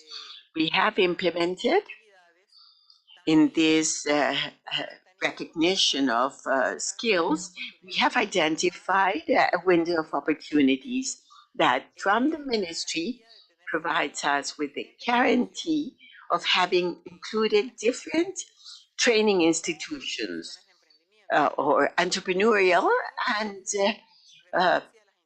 or entrepreneurship institutions and education. And in order to impart this training for life and labor, there are two, INAE and IPSA, that we chair the boards, but they guarantee having these partnerships with the private sector in order to identify and move forward in this sector in all that is training and education. And for us, it has been also very important as a country to work and move forward with the support of ILO Sinterford in the approval of the national framework of qualifications to which I referred in my first intervention. It's for the first time that we can approve this tool with the participation of all sectors and taking into account what Mariana was saying, that sometimes the productive sector is in that juncture before that tremendous challenge, where to head to, where to move towards, and that really we need that labor in order to have true, effective labor insertion or incorporation. All these gaps have been identified, and they are very much linked to technology, of course, and language and training in order to reach out to the sectors where there are major opportunities, not only for labor reincorporation, but also to work in an all-encompassing social inclusion. We have advanced with the Colmena plan in addressing not only health, culture, and education, but also addressing the needs at geographical level of our country. Needs of skills, abilities, labor, capacity building, not only in the area of technology, but also taking into account some regions that we need to update technologically in terms of the agriculture sector and the other sector that has grown significantly with an important share of GDP.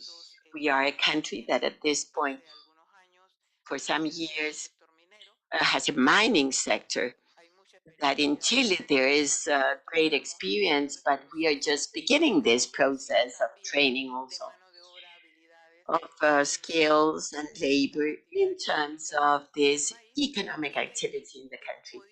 And we have been able to move forward not only in that qualifications national framework, but also review of the law of dual training, allowing to articulate what we have already worked in different training institutions so that we may strengthen the existence of this experience. And We have also strengthened a historical commitment. We have signed with ILO the National Service of Employment, which is a digital uh, employment agency that allows us to identify the needs for training and articulate at the same time, and through this window of opportunities, to identify and assign to the different programs we have. We have conditioned labor insertion to one of program of training, so as not only to have that relationship with the productive sector, but also offer to them labor workers with sufficient capacities and skills so that we may be able to raise the productivity level. That there we have major gaps in or difficulties in Panama, and the idea is to move forward along productivity. Not only negotiations, collective negotiations, but also that these be part of a tripartite negotiation. It's also important that we may be able to determine that private employment agencies that are regulated, of course, and with which we have a platform, and we have been regulating in terms of security, but at the same time not to reach human rights by those that seek employment. And the idea is to have an important database guaranteeing actions in training. So we can take home from all these presentations major interchanges in order to keep on strengthening our programs, and also we take home the commitment of providing more data to ECLAC so as to show up in the different graphs. And from our experience, to and also to share public policies that we are already implementing. And for the first time,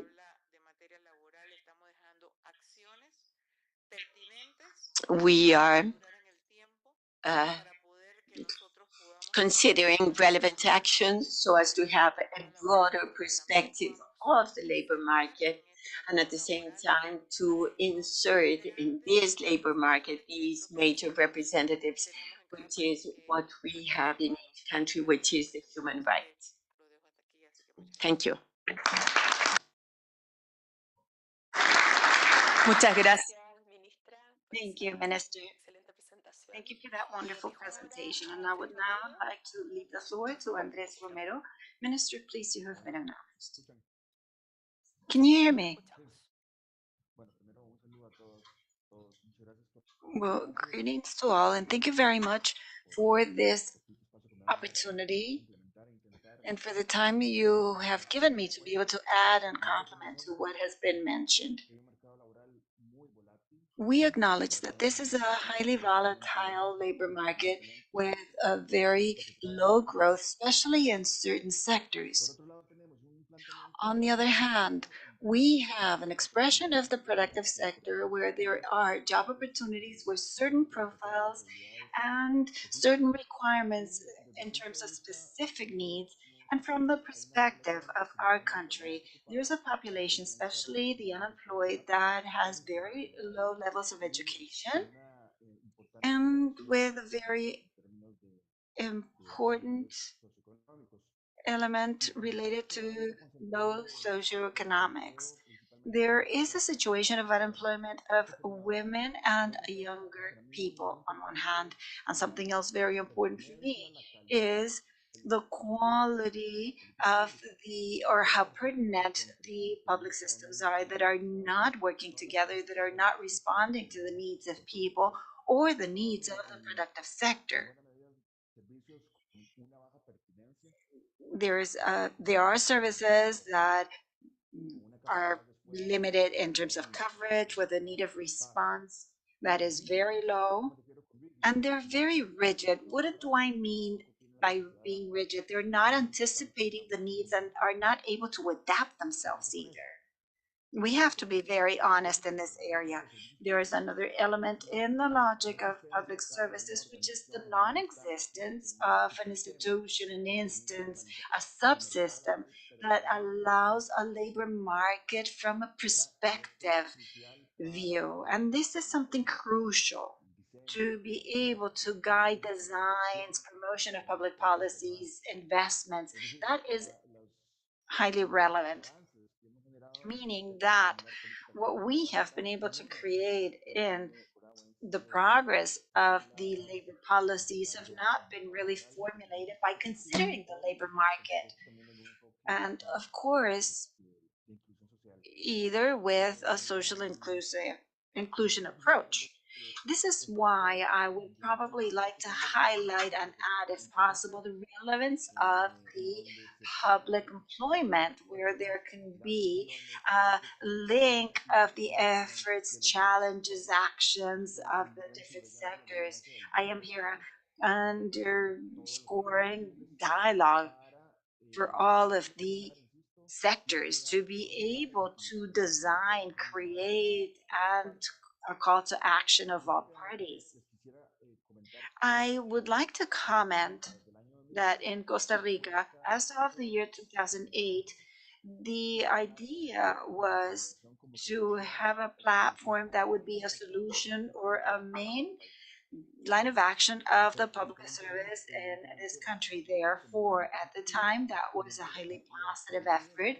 But what was learned right after this platform, and given the lack of adjustment of the skills, there was a low publication of vacancies and very little, if none at all, very little articulation of labor activities between services and employment. Low articulation with social inclusion and social protection, and management that was more reactive when these vacancies are published. Of course, things will happen, or maybe nothing happens. So that is an important information or background information.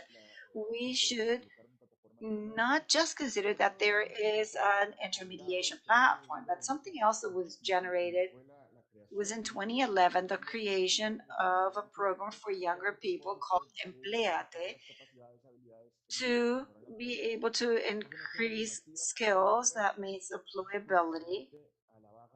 And that was a response to the low articulation that existed with the services and professional systems related basically, or this program really was working with certain conditions, especially for the demand.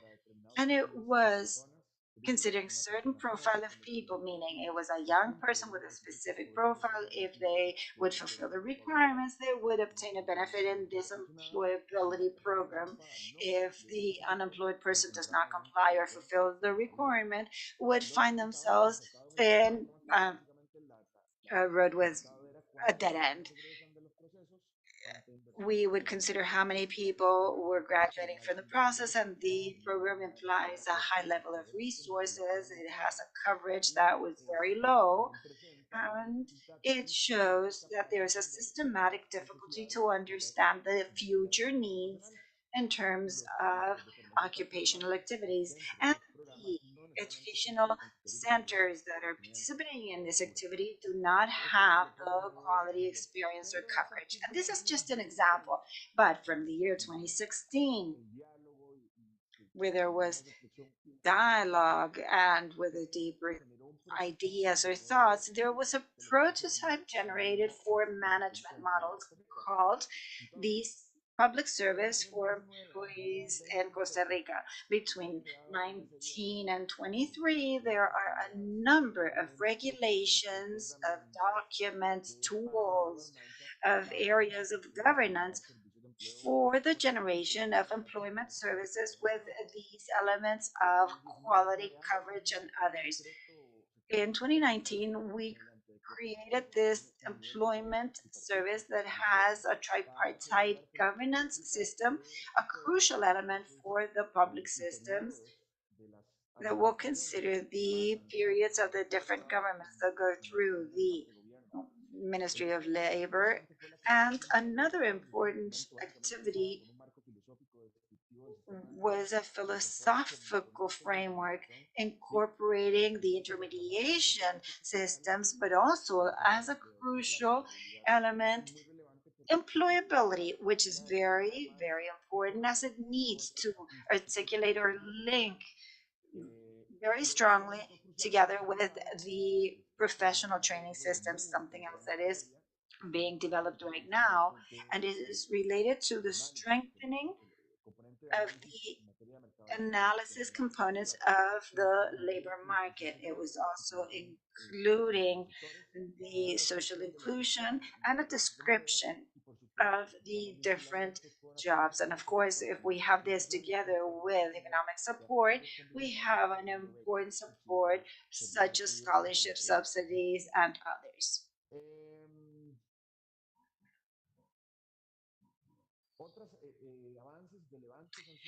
Other relevant progress has been the National Qualification Framework.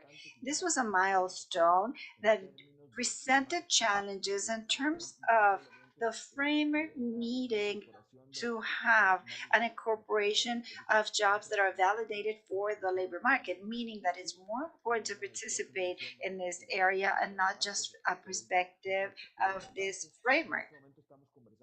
We are right now talking about trying to evolve in that framework of qualifications. But something that is also very important for me, which includes the Learning Institute, it's an existential thought, if you wish, for all organizations, which is the role that we are playing in this world of labor. And those thoughts of the year 2019 created a reform of the National Institute for Training, looking for more adaptation and an approach to inclusion, to help employability, and more pertinence in the occupational framework. This is very relevant as there were a number of regulations that are generating certain conditions for the operational aspects of services. This institute is right now thinking and working on a definition of a new management model. Thus, we are talking about analyzing the labor market of adaptability, pertinence, as the structures, as the how the institutions have macro processes or processes and structures that allow to consider the flow. This is important to review. Another important progress is the dual training, not only to consider employability, but also experience. And even more recently, we generated a new theory of the employability program for the youth that were already registered in the system in Costa Rica. One of the services we have is to establish a dynamic activity and to offer it to the different stakeholders, either companies or people. And this is why we're working in a national strategy for employability, where everything that has been considered by the system, the institution sectors, generates an action plan with goals and others. And this is what I mean about this system. Something else we're working with, supported by international organizations, is the Observatory for the Labor Market. We used to have the typical surveys of climate, labor climate, and others to the labor experience. We could now talk about a model for the research of tools, of publications, of the different analysis, and so on. And no, it's a search for the labor market that is really good. What we're saying is supporting this process that is quite key in the area, and the link with the educational services offered by the ministry. There is a need for a proper offer that is adapted to companies, better positioning of public services of employment as a solution, and the criteria not only of management but rather results, higher capability of the employment service in Costa Rica. That would probably imply generating a new regulatory framework to make technology, financial, and human resources available that will be linked to the sectors, plus results that we would like to offer. And of course, in terms of assessment, by not only assessing the effects, but also the impacts in the future. Something else important is complementary tool development, such as the intermediation platforms that should be evolving to the different architectures, to the incorporation of artificial intelligence drivers, to establish new systems of learning, and to be able to consider supply and demand.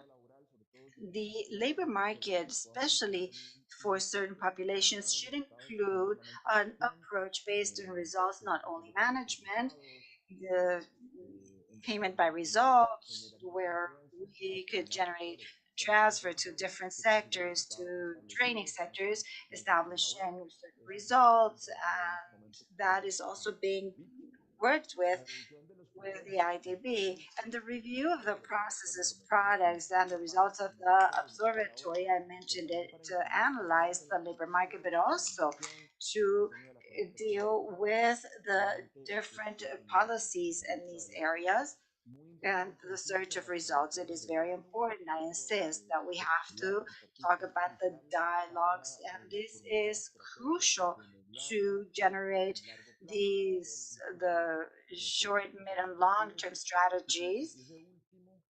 And this social dialogue is something that is a key element to establish a path that I insist started more or less in the year 2016, where we are considering how to move faster in these areas.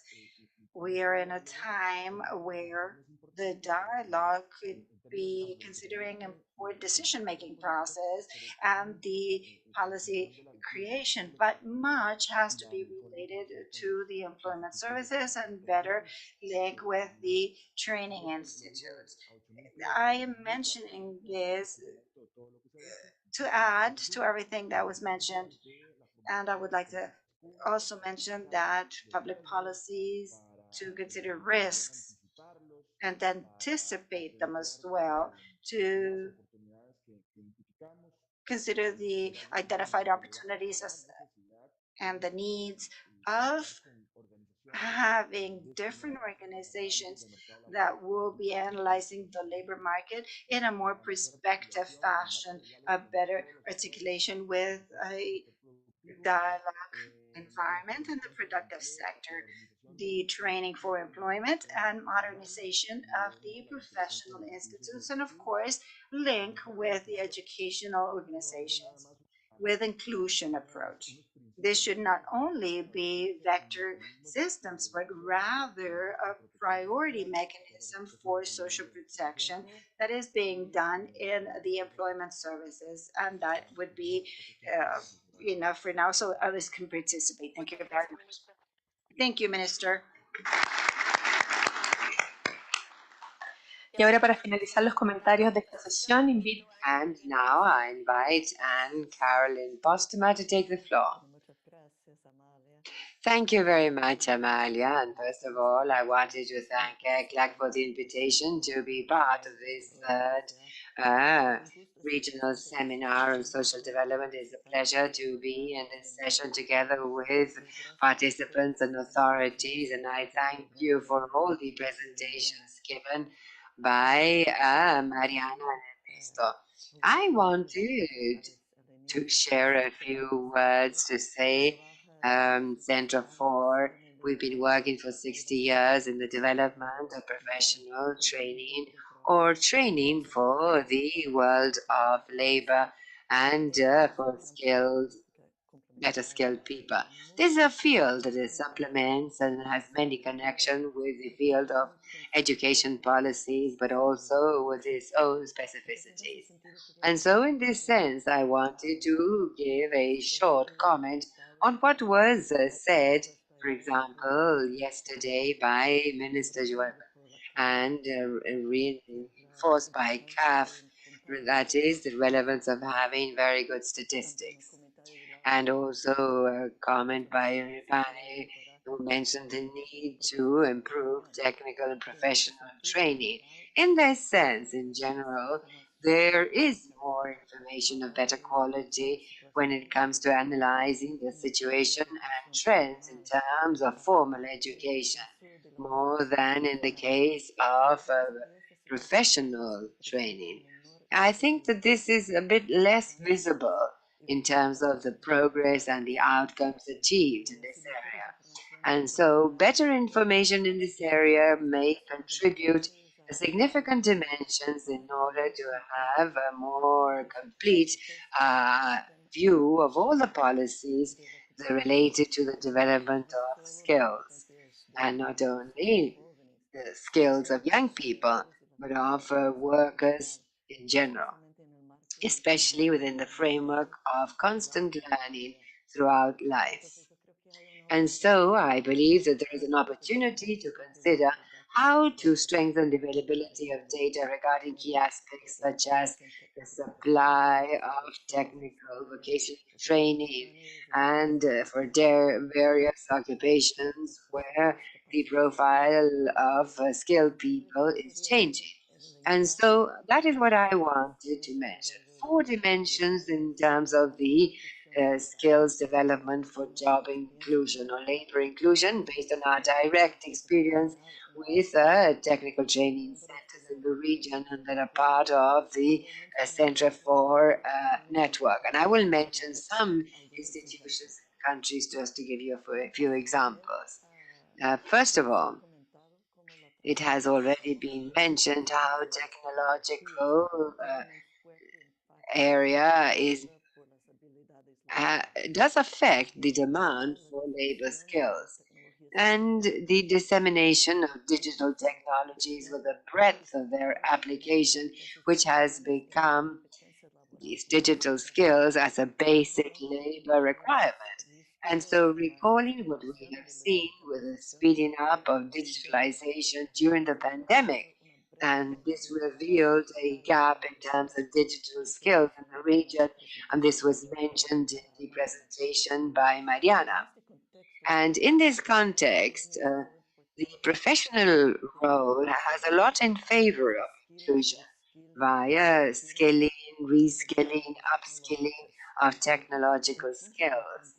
And some important point to take into consideration is that the development of technological skills also involves challenges for the technological transition of the supply as such.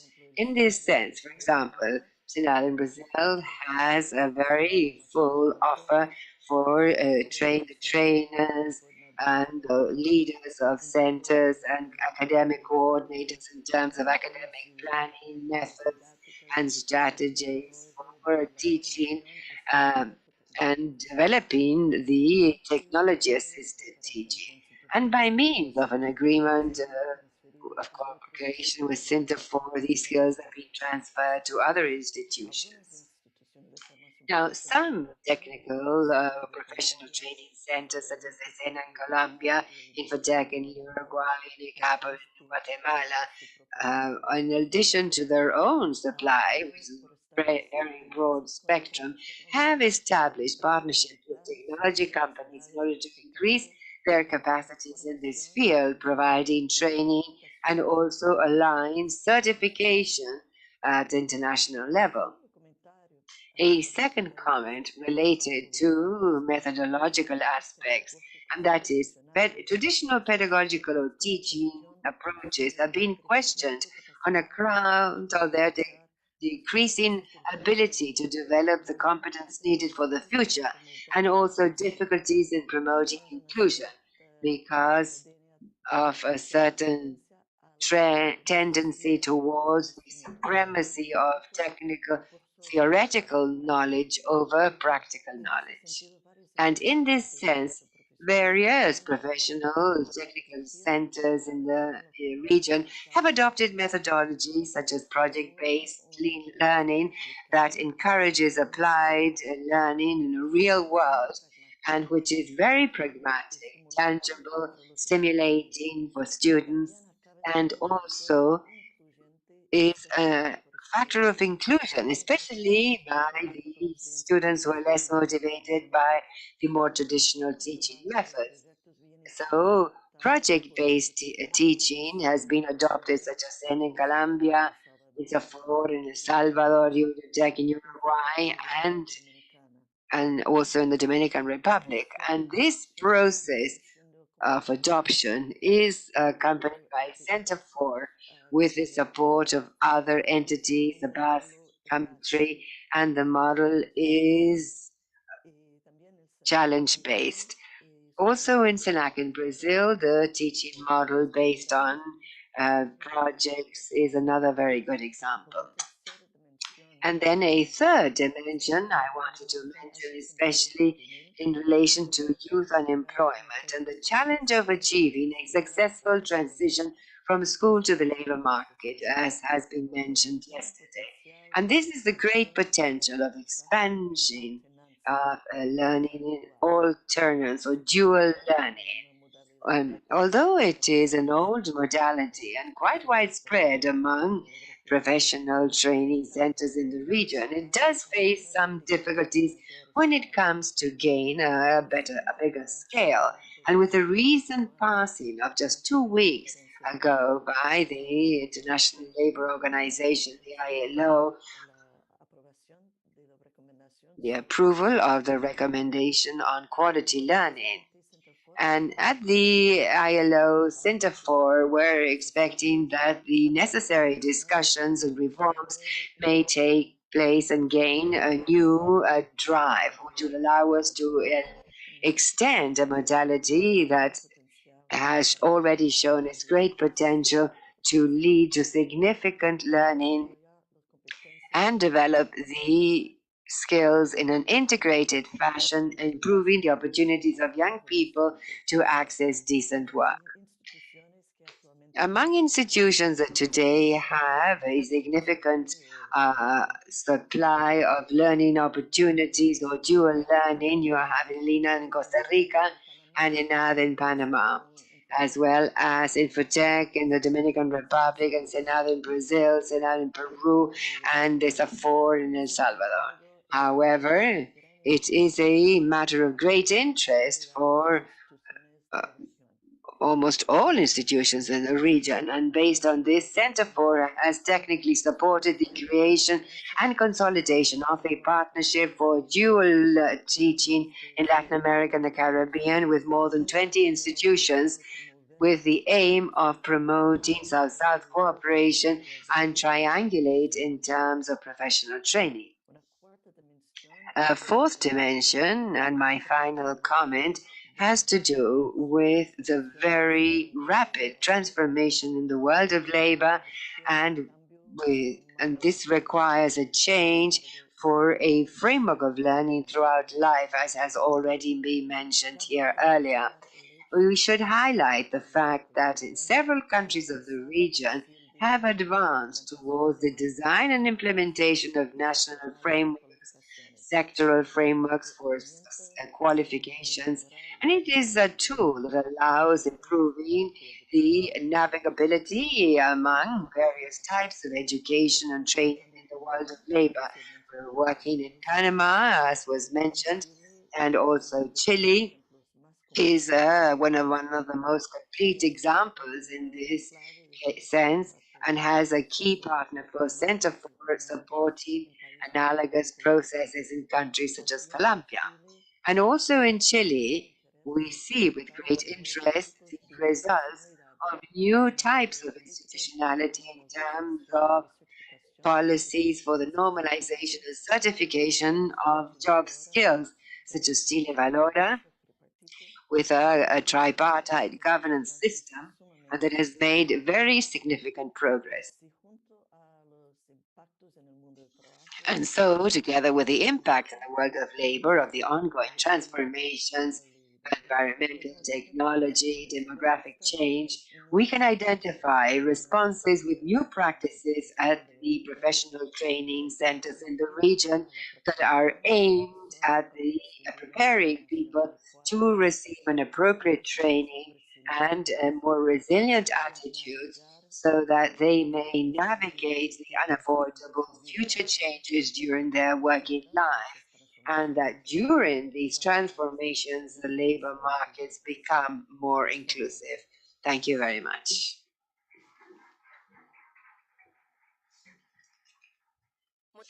Thank you very much, Anne Caroline, for this very interesting presentation.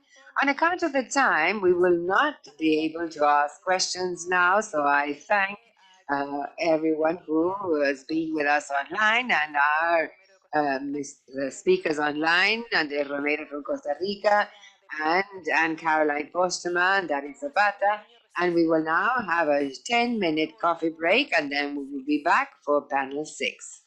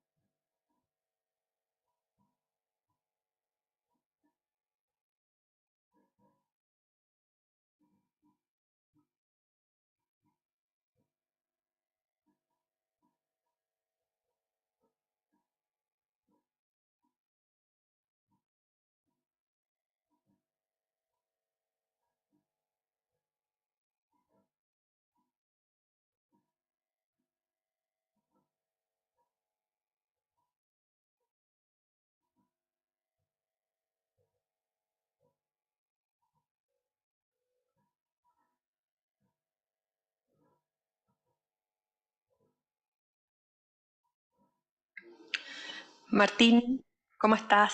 Si quieres puedes probar audio y cámara. Ya, ¿me escuchan o no? Perfecto, te escuchamos perfecto. Ya, y ahí estoy en cámara. Y ahí te vemos. Súper. Ya está listo entonces. Ya lo voy a dejar aquí nomás.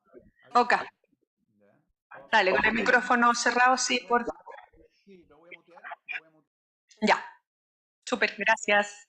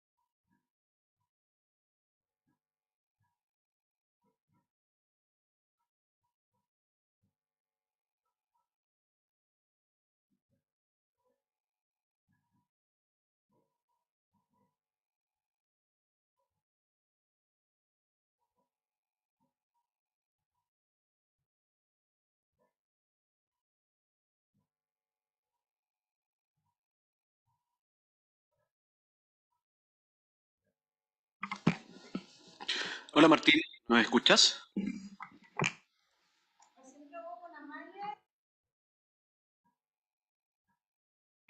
Ah, ya, pero probó el audio Martín. Ah, ya, perfecto. Entonces está ok. Gracias.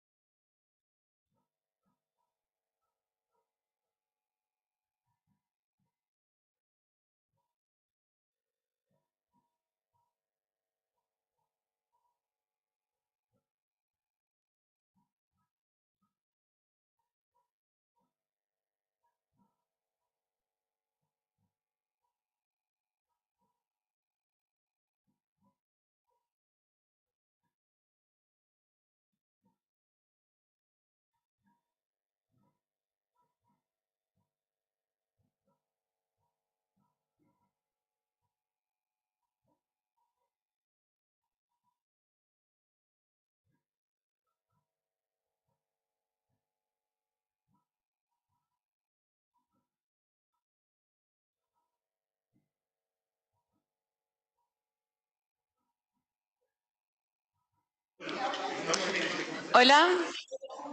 Le pedimos silencio a las personas presentes.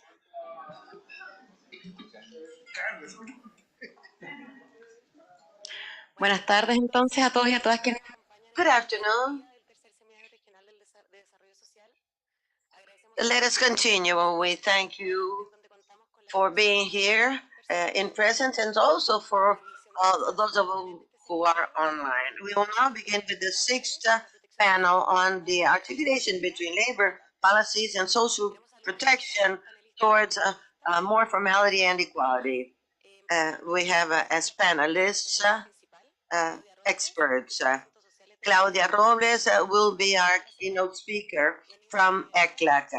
It will also have Antonia Figueroa. I also wish to greet the discussants, and these are Nicolas Navarrete from POSIS Chile, Mariano Benner, General Coordinator from the International Association of Social Security on virtual connection, and also Antonio Manzi from Uruguay, MIDES. The aim is to look at labor inclusion policies as key for social protection. These are comprehensive, resilient systems.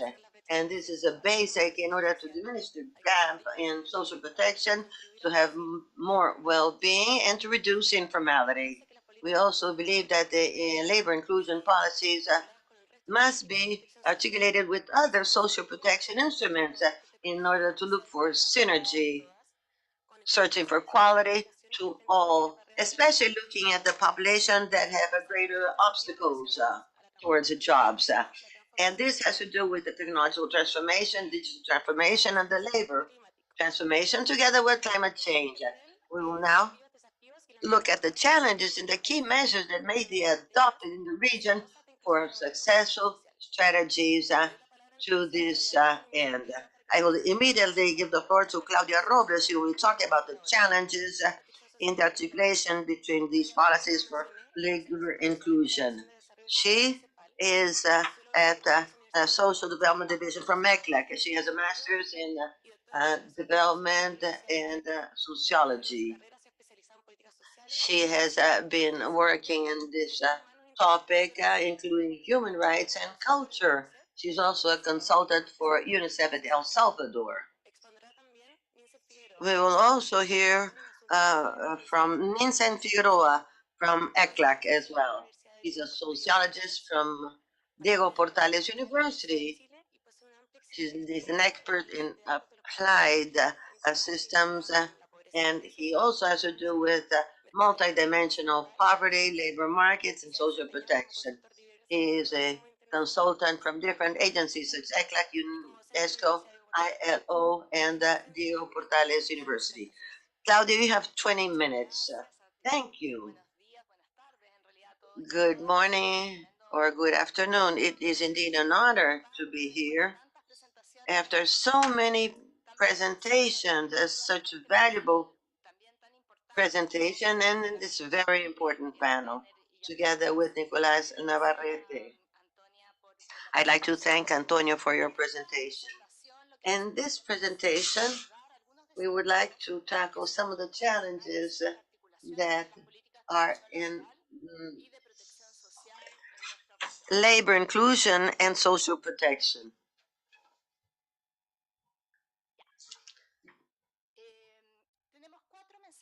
We have four main messages to share here with you. First of all, labor inclusion, as we heard yesterday,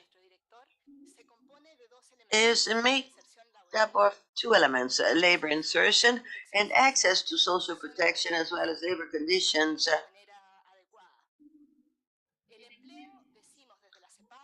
As ECLAC, we say that employment is key to reduce inequality. The region is facing tremendous challenges in this, and the promise of universal access to social protection through formal jobs has not been met. And that is one of the main messages that was part of a document from ECLAC in 2017. But social protection, universal, comprehensive, resilient systems, strengthening the contributive aspect is something that we cannot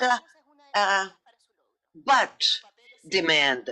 Its main role with in view of all of the risks involved.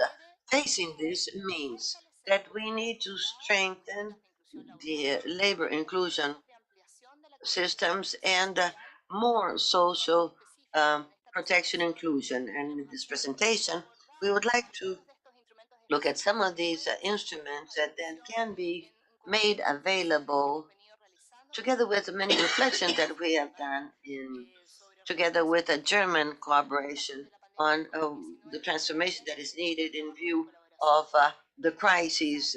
And there are other collaborations that we are also conducting. We have a lot of experience from the pandemic and also from other previous crises. We have started by saying that we do have systems that are fragmented and with many gaps in the region.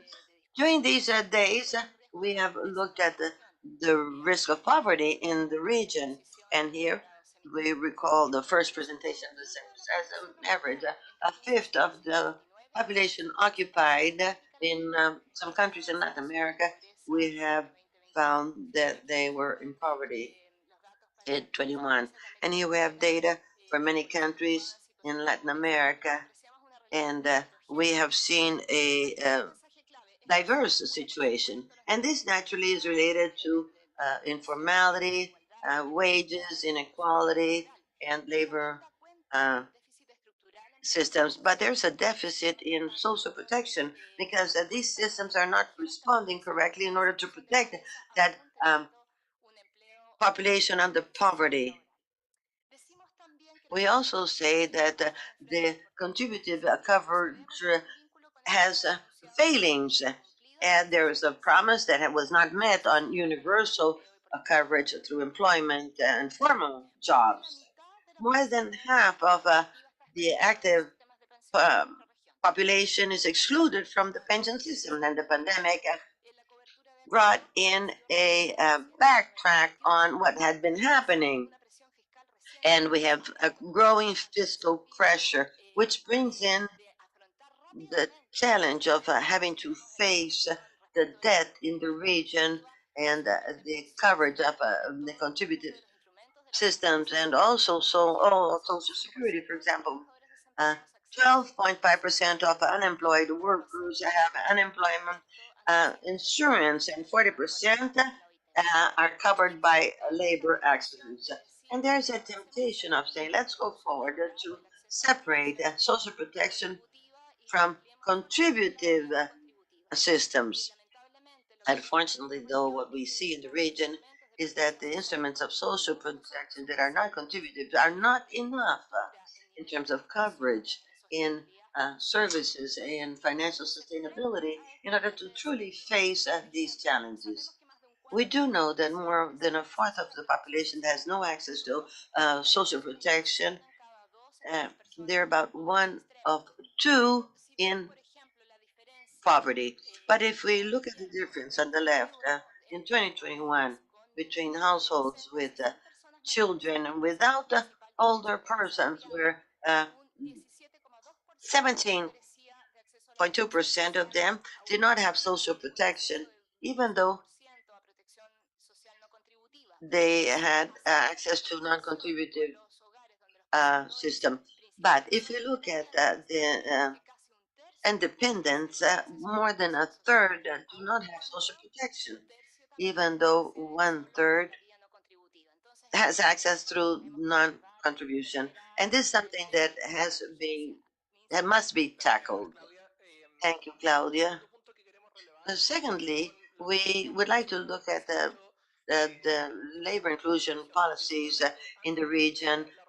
Before the pandemic, the region had already accrued experience in including in more labor inclusion and in following the challenges of social protection coverage.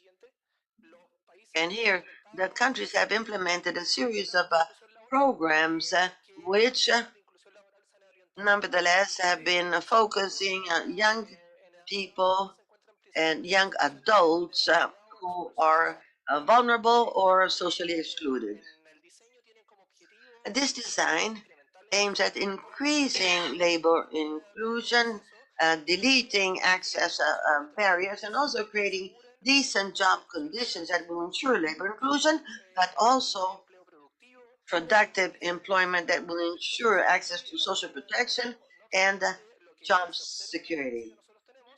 In spite of this, these programs have been focusing the first dimension, labor insertion.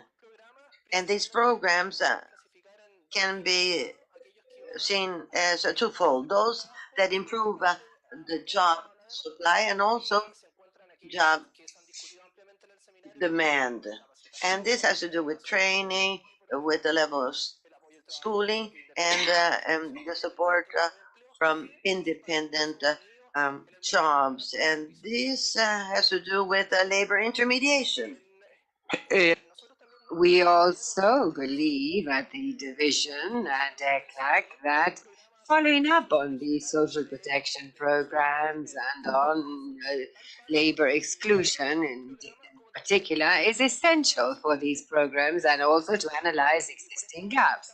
And on this account, the Division of Social Development, via a mandate in 2015, followed up on the labor inclusion programs by systematizing this in the database on non-contributory matters, and in regarding labor inclusion has information of 92 countries and programs. And we are going to show evidence of this in the coming slides, but basically analyzes information, makes it available to countries, and has a systematization of information such as the beneficiary population, coverage, expenditure, and the legal framework of the institution. What does the data say?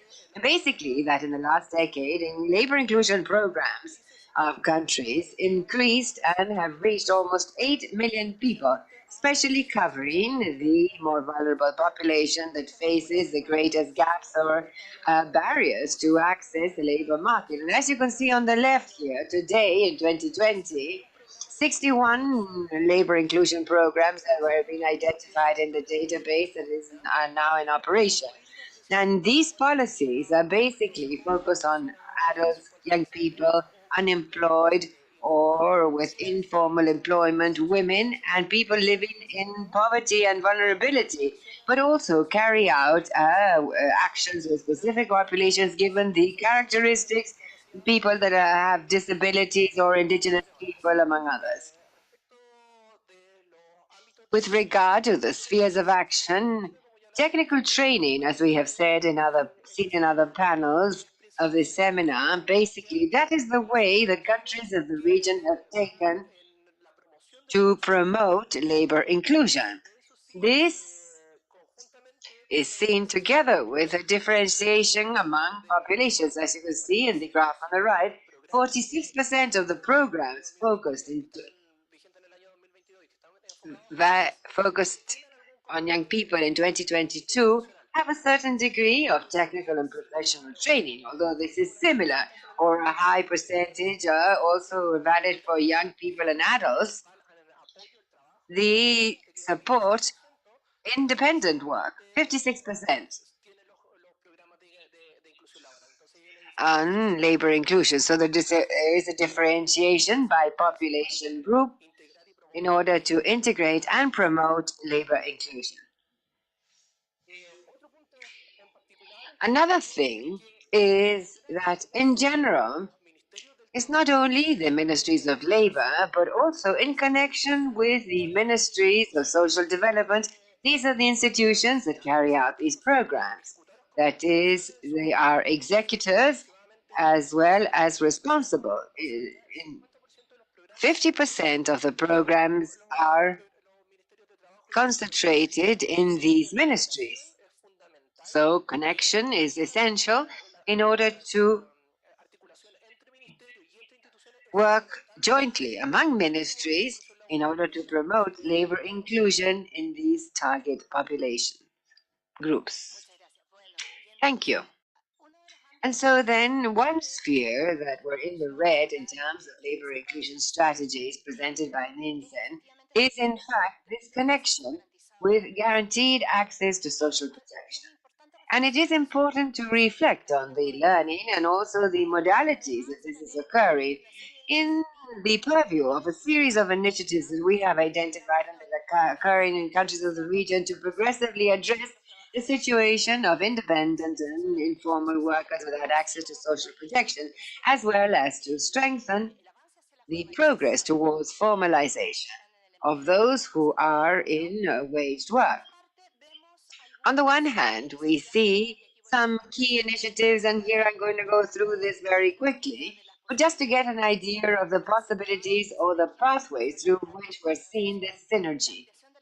And the extension of coverage for self-employed workers and also for workers that are waged but maybe have an unequal coverage under the general regimes. This is done through compulsory and voluntary contributions, mechanisms that we're going to have here to obtain information in the next comments, mechanisms to promote savings, and also the unification of regimes for household workers or domestic workers, which is something that has come up quite a lot recently in our conversations.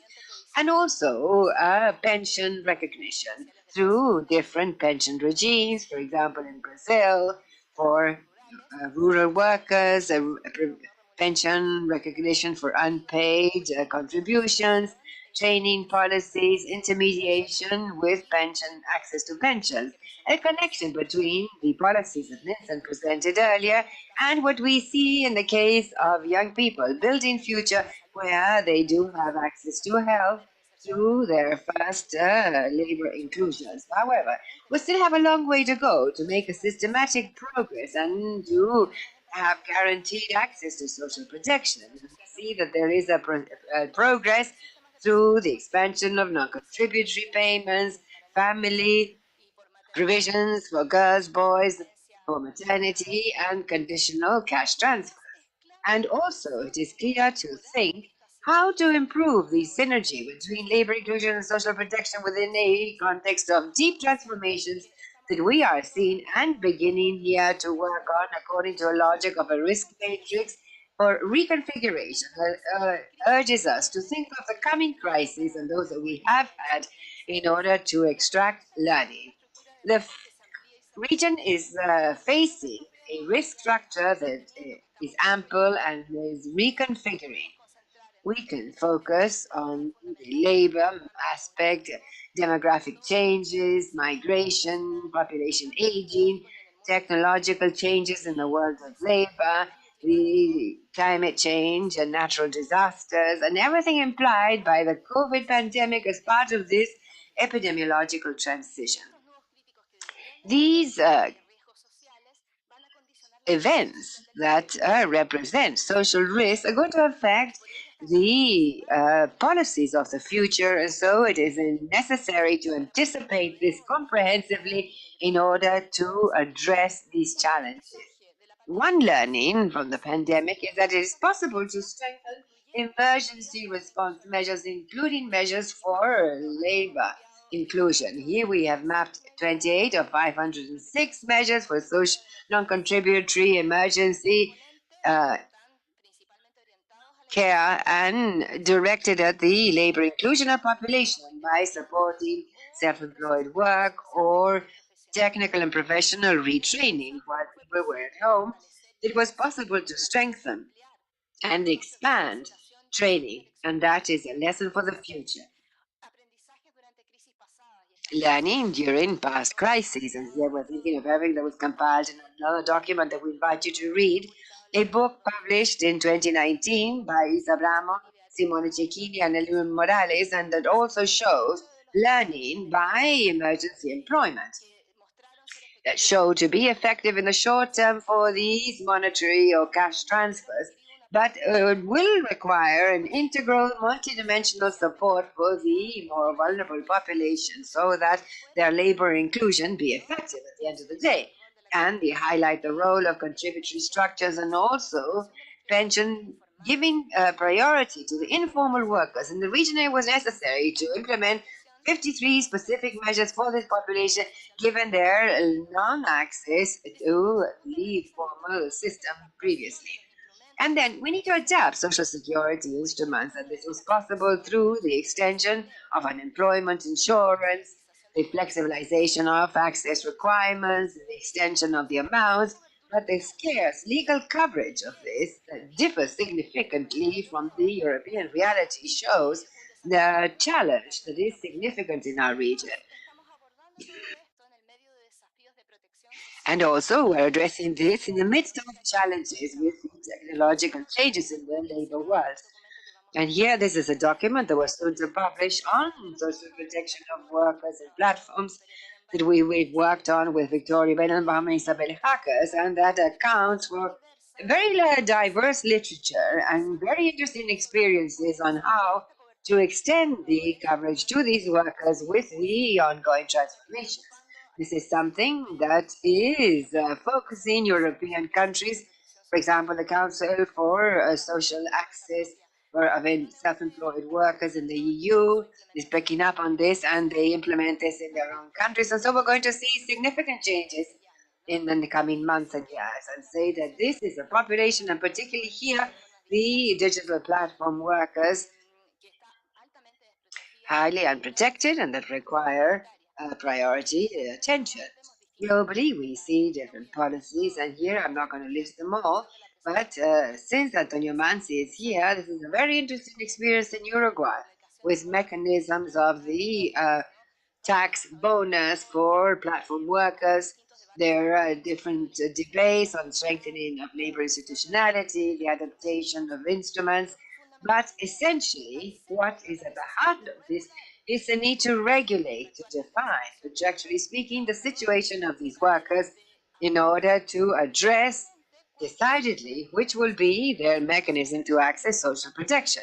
And it is of concern that coexistence or the proliferation of special regimes that at the end of the day go against the principles of social security, and so therefore fragmenting access to social protection.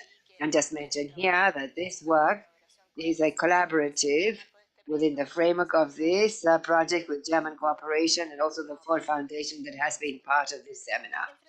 And so, facing challenges with increasing connection between social inclusion policies and labor policies has different starting points, and we think it's important to discuss. On the one hand, to say that this link is expressed throughout the life cycle, and this has been very much present, for example, in the presentation that we heard yesterday in the opening session, where there was reference to the fact that capacity building among girls and boys and adolescents will be and is an essential element in order to think of this labor inclusion trajectory in conditions of decent work throughout the life cycle with protected labor trajectories, and that later on may consider a series of specific policies, active policies as well as income protection policies, or policies to support workers in transition and adapted to possible crises, and strategies for the extension of social protection to workers still uncovered, and where the access to health, integral policies, and access to fringes are guaranteed cross-cuttingly. And to conclude, in this challenge of moving ahead in a connected fashion towards inclusion in labor matters and social policies that make visible the inclusion, we can have various messages that these policies for the especially poor or vulnerable population must have guaranteed access to social protection and may not continue to reproduce a situation of precariousness and lack of protection.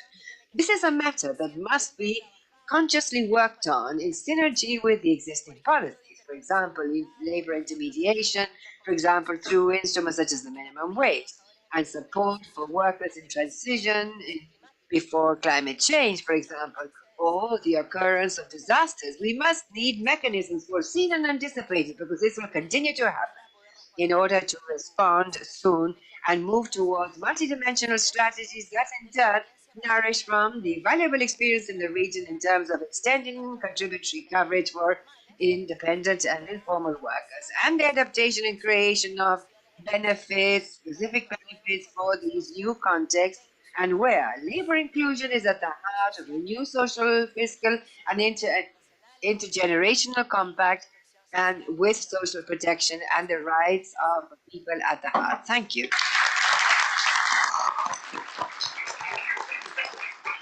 Muchas gracias, Claudia y Vincent, por su. Thank you, Claudia and Vincent, for that presentation. We will underscore important elements around the challenges of the articulation of labor insertion policies. It doesn't ensure being out of poverty, and it's important to have multidimensional policies for the region. Likewise, it is important that you break the link between labor insertion and access to social protection. It's not enough and risks the sustainability of systems, and therefore you need to have mechanisms to take into account the changing local reality. There are several challenges, and systems need to be universal and resilient. These are permanent challenges, and it's important that the goals consider the strengthening of labor inclusion policies. And it's important to strengthen those programs that have been successful after the COVID-19 pandemic. Intersectoral cooperation is essential to promote consistent, coordinated policies. Thank you again for your presentation. Now we'll change the speakers. We'll give the floor to Mario Brenner, who is with us virtually. He is Regional Coordinator of the International Association of Social Security. He has PhD in Laws, Business Administration of the University of Buenos Aires. You have 10 minutes. Hi, my name is Mariano. I would like to congratulate Claudia and Vincent for the very valuable presentation, most enriching, very interesting. Now, we speak of a dynamic social security that's constantly, sorry, it's interrupted, no audio. It has to be sensitive to the crisis, and this or something I would like to comment is that in 2021 with ILO and OECD, we conducted work for the Minister of Labor of G20, and we spoke about the link of supporting income and labor market activation measures, and to share with you 3 of the main conclusions. Number 1 is that as a result of the pandemic, there was an increase in expenditure, quote unquote, linked to active employment policies. Secondly, in the pandemic, the large group of people joined or entered the databases, and it's important to know who do you want to protect. All of them were out of the system, and you didn't know how to reach out to them. And number 3 is that the need of urgency of innovation, especially in the use of technology for service provision. And then during the presentation, much was said about platform workers. This is something we are working with ILO and OECD for the G20 meeting of this year in India. And it has several features. And then about technological progress from the point of view of population and from the point of view of institutions providing social protection. You need to have transformative responses, offer technical competencies or skills in accordance with the jobs or supply, and address vulnerable groups like migrant, disabled, and poverty-stricken communities, and also as to technologies and courses, online courses, allowing those that are virtually connected to do it in their free time according to their needs, adapting to the needs of those seeking jobs, and that are are probably looking for work, and they need and this needs to be inserted in this world of seeking work. As to social protection policies, databases, the idea is to break away with these silos. Sometimes an institution does this, the other one does the other, the other, and very often there is an overlapping, trebling of same activity. The idea is to look for formats where we may share all of this information. Then the use of technology in order to reduce all errors. And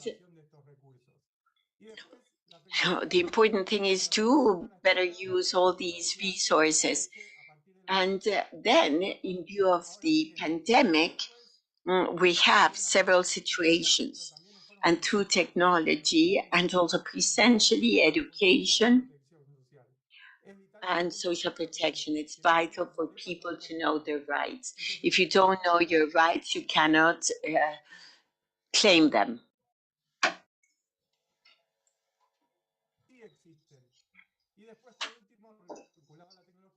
And finally, related to technology is big data that allows us to analyze large numbers of information. Sound is chopped off. Unfortunately, we cannot interpret. Such as a holistic perspective, it's a complete perspective. The contributive or non-contributive policies within a program, considering that all can end with a formal, decent job, and as mentioned earlier, that will pull them out of poverty. Likewise, to incorporate all to health and food security, that is also part of the presentation. Later on, the key role of designing policies. There's no recipe that one can say it works in one country, one size fits all. You need to share the different experiences and learn from the rest of other countries. And you take them, adapt them to your country, and see how you can leverage them based on culture and idiosyncrasy of each one of the countries. Another subject that emerged when when talking about own account workers, or more than speaking about employment insurance, we need to speak about insurance of informal employment. Many countries have made analysis in order to see the unemployment insurance. They need to provide services that will be useful for those who are worker and need to transit. Sorry, the audio is completely interrupted.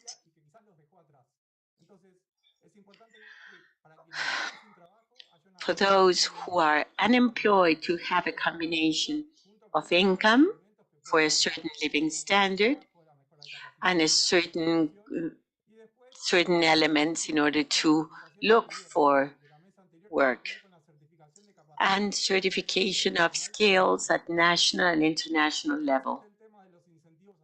Then you have incentives for employment. That's also key in the process of labor incorporation and workers to a formal market within a formal framework. This is very important because non-contributory coverage has not guaranteed effectively universal coverage.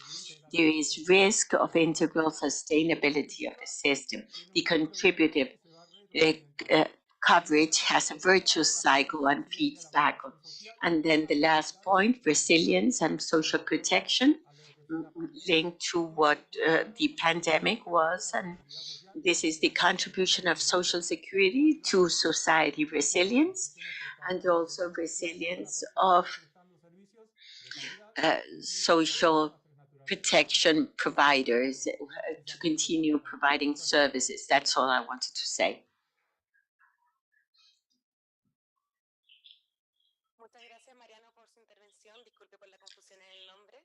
Thank you for your presentation. Sorry for having made a mistake about your name. It's important to have resilient societies. Consequences of the pandemic involved a window of opportunity that led to innovate in consistent policies.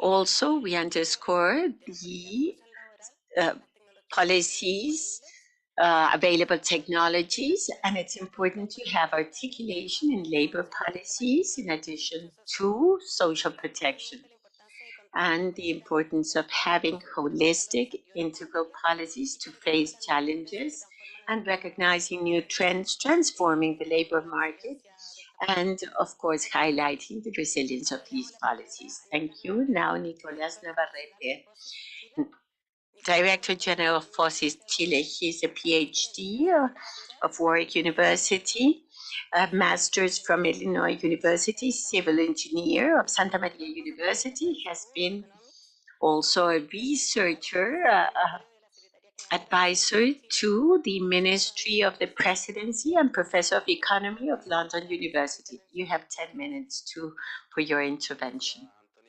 Thank you, Antonia, and also thank Claudia Nielsen for the introduction. And also greet you all. Maybe say a few things that were under the presentation when someone decides not to participate in the labor market. First, it is a rational and conscious decision, but it's also a multidimensional phenomenon. It's not only that does not have sufficient education to reach the income level of a decent work, but also live in faraway places, have family situations that are complex, have life histories or breach of rights that are complex. So a social policy that it will have as a challenge. Labor inclusion also calls for a multidimensional approach. Why is this relevant today? Post-pandemic crisis means or tells us that the recovery has been slower than what we forecasted in 2021. In Chile, we have unemployment rates that are not that high, 7–8%, but the most complex figure is the levels of employment.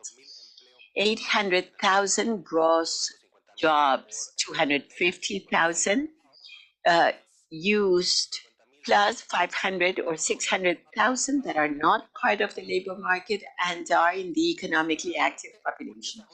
Why is this relevant? Because those 800,000 people, once they join the labor market, they will do it informally. And we have a wave, short-term wave of people joining the informal market. And as a government, we need to take charge of that. And thirdly, when we speak of the articulation of labor inclusion policies and social protection, the first and most difficult thing is that we need to have a record of people. Why is informality so serious? Because if informality is the largest part of the economy, in spite of having resources, there will not be social policies linked to labor inclusion. We have been in a more rigid stage of the amount of instruments we have available. Claudia and Antonio were saying how the mono tax policy allows us to have inclusion of more people when those businesses are registered, and you can say, look, you have an entrepreneurship, yes, or a company, or an own account employment. You have that, so let us move on to social protection systems, pre-postnatal licenses, pension funds, insurance, accident insurance, but we need to know who you are. And that is not only for own account employment, but we need to think of models where independent workers may be registered, those who are in the informality, but without distorting the labor market. That is a complication, at least, of other policies. When you do a massive record of informal workers, in the end, you distort the labor market because some could decide for formality, but because of economic incentives, really stay in the informal employment with a different registration. Now, what can we do and what are we doing? There's a large group of the population that are people that can be part of the labor force, those that have 44 hours to work or 40 in the short term. These people are somehow involved in the informal area or outside of the labor activity. Among many other things, they were mainly the problems related to education. We require more and higher education, more training for those people so that they can be involved. Second, we need policies that we have implemented is, of course, this idea or the friction that exists in the labor market between those that are searching for jobs and those that are want to be employed. And an important emphasis throughout this year and a half of President Boric government is that training is related to direct intermediation. When we go to the most vulnerable groups, adherence to labor markets is very low. Training is very specific. We train certain specific activities, and there will only be meaning changes of income if those people are trained. If I train somebody to be a truck driver, but they do not find a job in 3 months, and then they work in the construction area, the added value of that training is zero. So policies are trying to train large groups of people without direct connection to the labor market will generate complexities. And we have been moving forward not only in forces, but also in the different ministries. For example, reconstruction, and to provide a better scaffolding of the different area of the construction business. There were specific funds provided to that area. This is for people that have 44 hours available for work, but there's a second group of people when we were seeing independent work. It's like the different areas of the labor market, women that have 2 or 3 children and charts that have less than 40 hours for work, and they dropped out from school in 7th or 8th grade. These people live under poverty in Chile, but they are also people that even though we do any type of efforts in labor intermediation, they will never be able to be employed. And we have the informal sector mainly and self-employment. And we're working along 2 lines of work. First, to understand that is part of the life cycle stage. Those people that want self-employment or entrepreneurship, they do it when children are younger, or maybe they are caregivers, and that lasts just a period of time, maybe 4, 5, 6 years. But it requires companionship. But then there's a second transition to the dependent labor activities. And when creating policies for that type of life cycle, we need to also generate capacities or skills that can be transferred to other times in their life cycle. And what we're also doing along those lines is that there's a need for a consolidated public offer. The amount of government programs that Claudia was also showing that exist to cover the different needs is so large that it is very hard for people to interact with them properly. When we have 65 entrepreneurship activities, a woman from the rural sector, the 40% most vulnerable with indigenous background, we show them to them and let them choose. It's impossible for them to choose. And something I do not share is that we should go to very few programs, but then it will not be too specific. If the services, for example, for women that were under domestic violence or for large companies, we will not be doing it properly. And those 65 programs are reflecting reality. Now, how do we go through that type of world? We have been moving towards a one window style that is centralized, and those 65 rooms are operating like one large program for people, and each one will operate their own specificity. But we have to simplify the interaction of people with the state. Otherwise, what we are doing is uh, burdening that woman with that is a head of a household with two or three children with 30 hours available for work. We are telling them go to the public system. That is impossible. And just to end, I know that I am running over time. We have, I believe, to operate in how we generate capacity and people to connect to the markets, but we are working in frail markets. One thing is to be in a certain situation today of labor inclusion with decent jobs, but we are having large numbers of populations that are living with the risk and being afraid of losing that opportunity. So we are getting to a period of time that is very complex given climate change, automation, and something very key that is not a common concept, at least from the perspective of the state, but Claudia was mentioned, we need resilient policies. When we look at the data of poverty, Chile dropped from 43, 44% in the 90s to 8.6 in 2017. And we are right now in an 11%, and we're very concerned of that 3% that grew.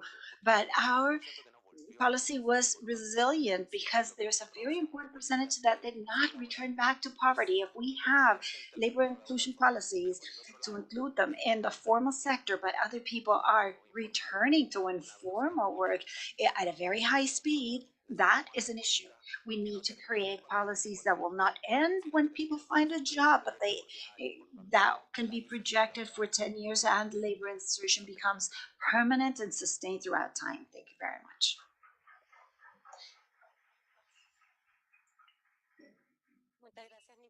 Thank you, Nicolas, for mentioning the central aspects of labor inclusion. It is fundamental to think about this multidimensional perspective that barriers offer to people, and of course, current risks of insertion dynamic are being in action after the pandemic. And what we were discussing in the seminar is that crucial that the training programs should comply with the goals and be connected with the needs of a labor market that is always changing and quite dynamic. And as mentioned in the interaction of people in the state through this single window can facilitate insertion. So thank you very much again.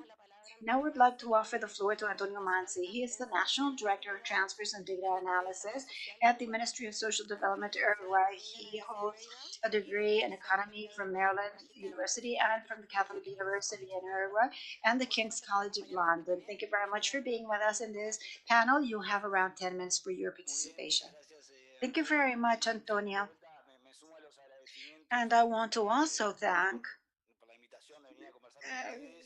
for this invitation to be here with you and congratulate Claudia and Vincent for the presentation. It really summarizes many different topics that we had been talking along these 3 days of the seminar, and it has been very interesting. And to be one of the last speakers is very hard because there's so many things I would like to mention related to the different presentations and others. And of course, my time is limited and I will try to be as short and precise as possible.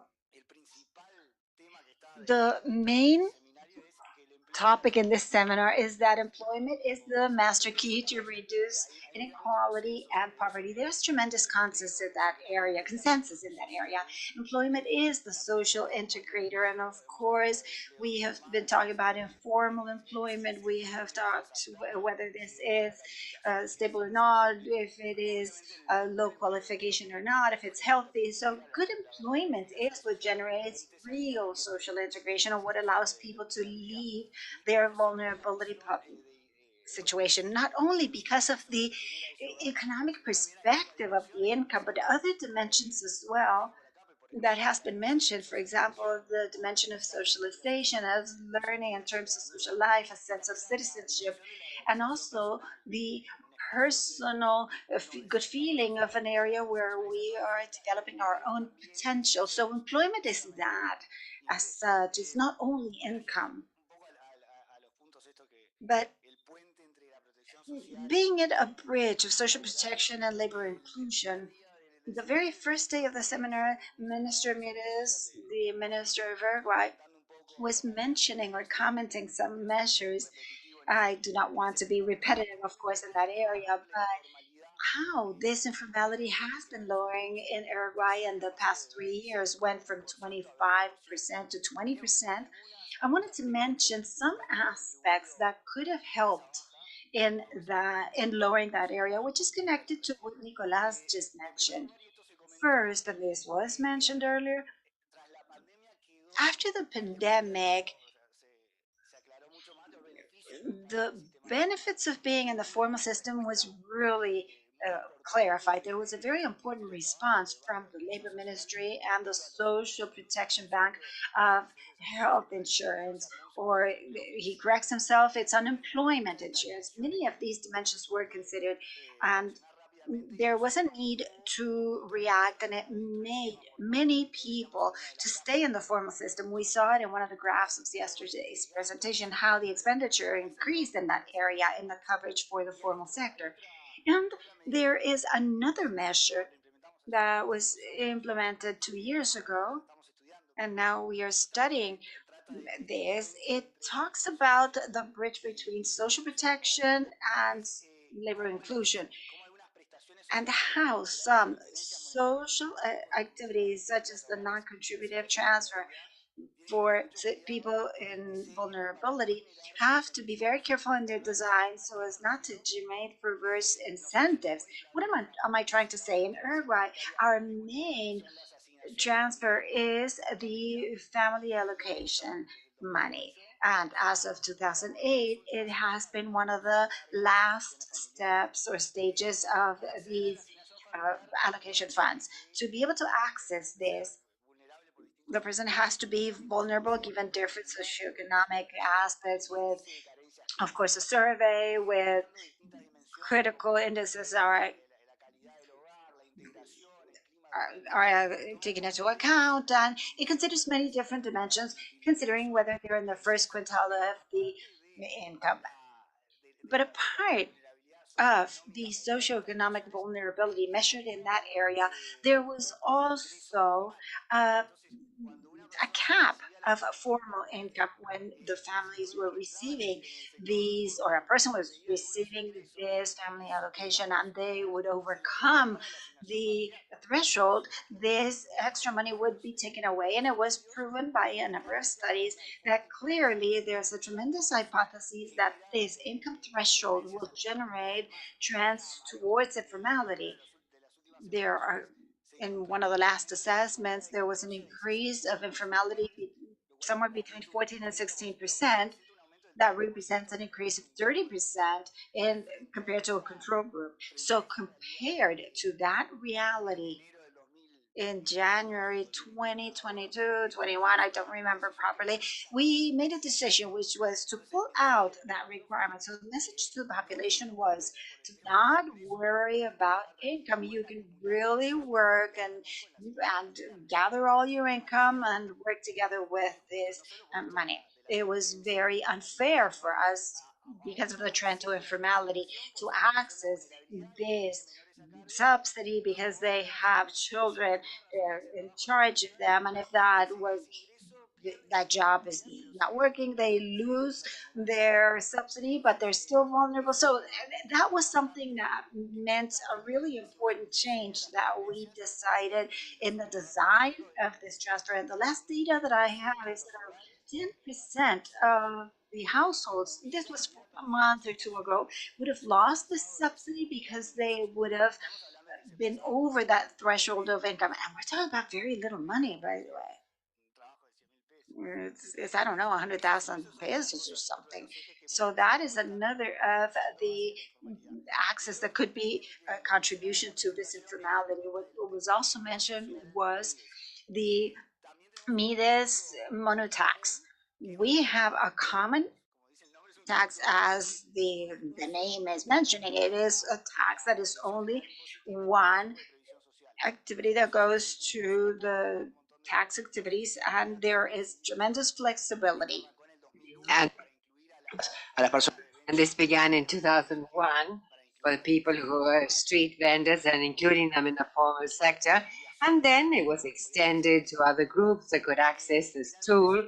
And then finally, the single social tax was established for people who are living in socioeconomic vulnerability that has even more facilities.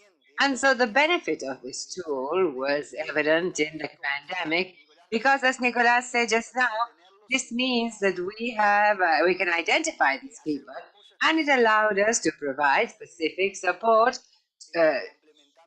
during the pandemic, supplementing their income with an additional transfer.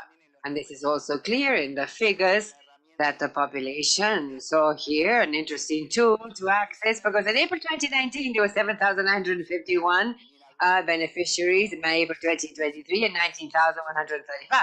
And so we are including people who previously were in informality, and now at least we have this record. And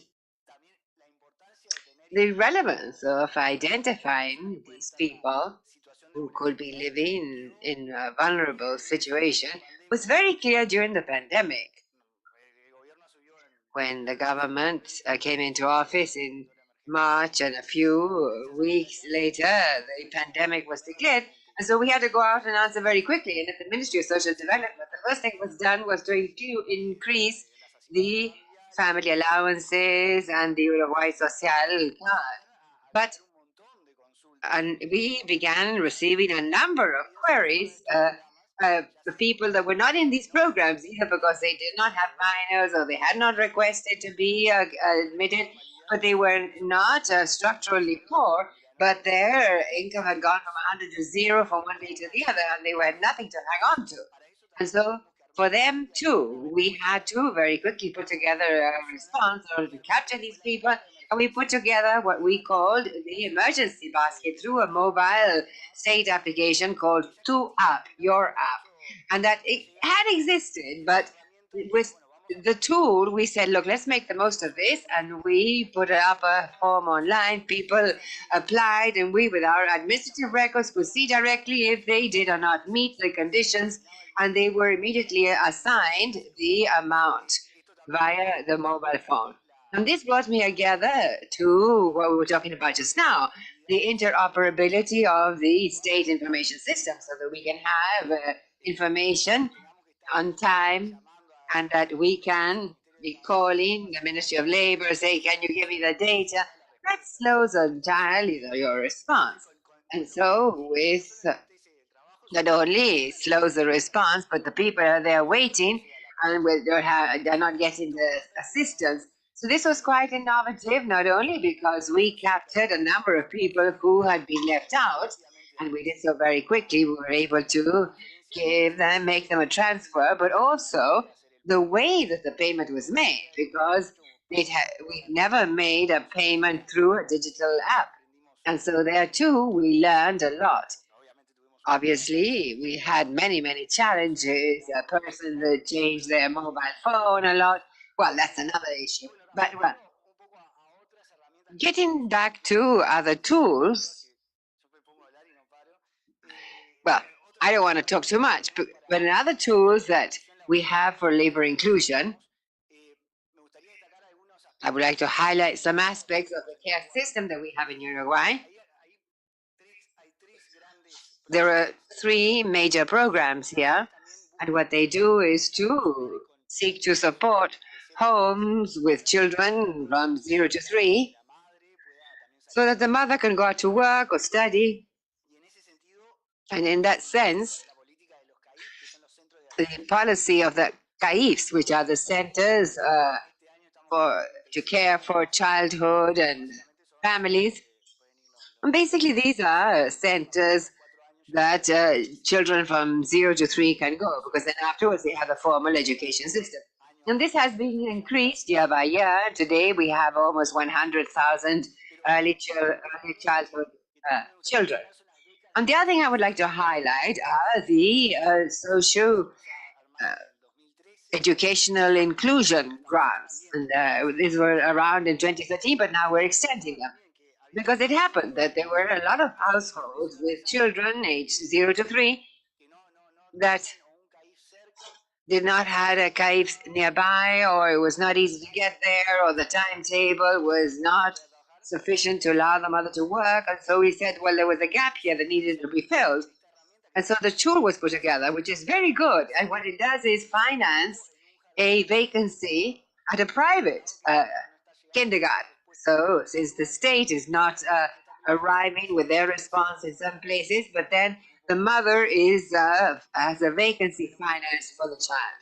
And then we have a number of social labor programs, and in Evelyn Besa's presentation, she was saying, talked about the difficulty with these programs, and quite often in vulnerable populations, they are follow-up intensive. But then also we have programs of the National Institute for Youth, and they do this for young people. And to close, one of the programs that we have is Accesses. And this is an update of what was previously the Uruguay Trabaja, Uruguay Works, and has 12 stages. The first is protected employment at some sort of public agency, and the person does some sort of task at that agency. And the second stage is connection with the private sector, which is something that was not there before. But we saw that it was something that came up in our past experience. People that entered the 7 to 8 months of protected employment, they said, well, now what do I do? And they were left sort of a bit in the air.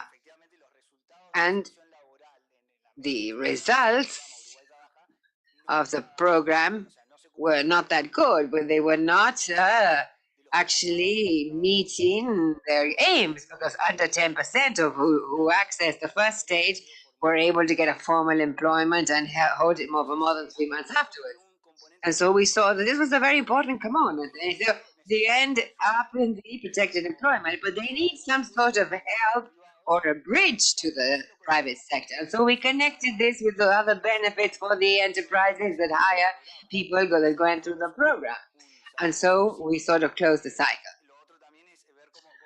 The other thing is to see how these people were selected, because people are coming in and they have and they receive a number of offers, and often they get lost with so much noise. So another change that we made was we have we're accompanying homes and refugees, people who are living in the street, and we have people who we are accompanying and that we know that are vulnerable, but this training, this protected job would be very convenient for them. So what we did was we changed the entry modality. Before, everyone could apply, and thousands of people applied, and then they found out who was eligible, and then we did a random selection for the 3,000 vacancies that the program has. So a lot of people were left out, and also it was not necessarily the most vulnerable. And we, with this change, is to go and look for those that we are already accompanying or coaching and offer this alternative in order to reduce the loss. Well, I think I've taken too long already, so I thank you very much. And of course, we're open to any question. Thank you.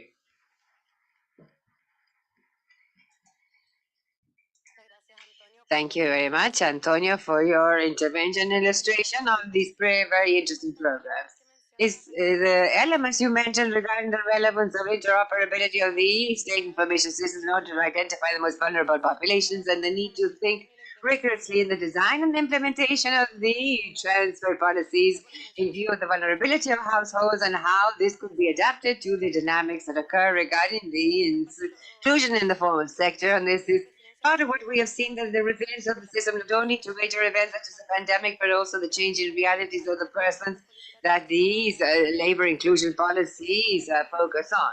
It is essential to build these capacities among those who carry out these policies. Thank you, Antonio, for these very important words.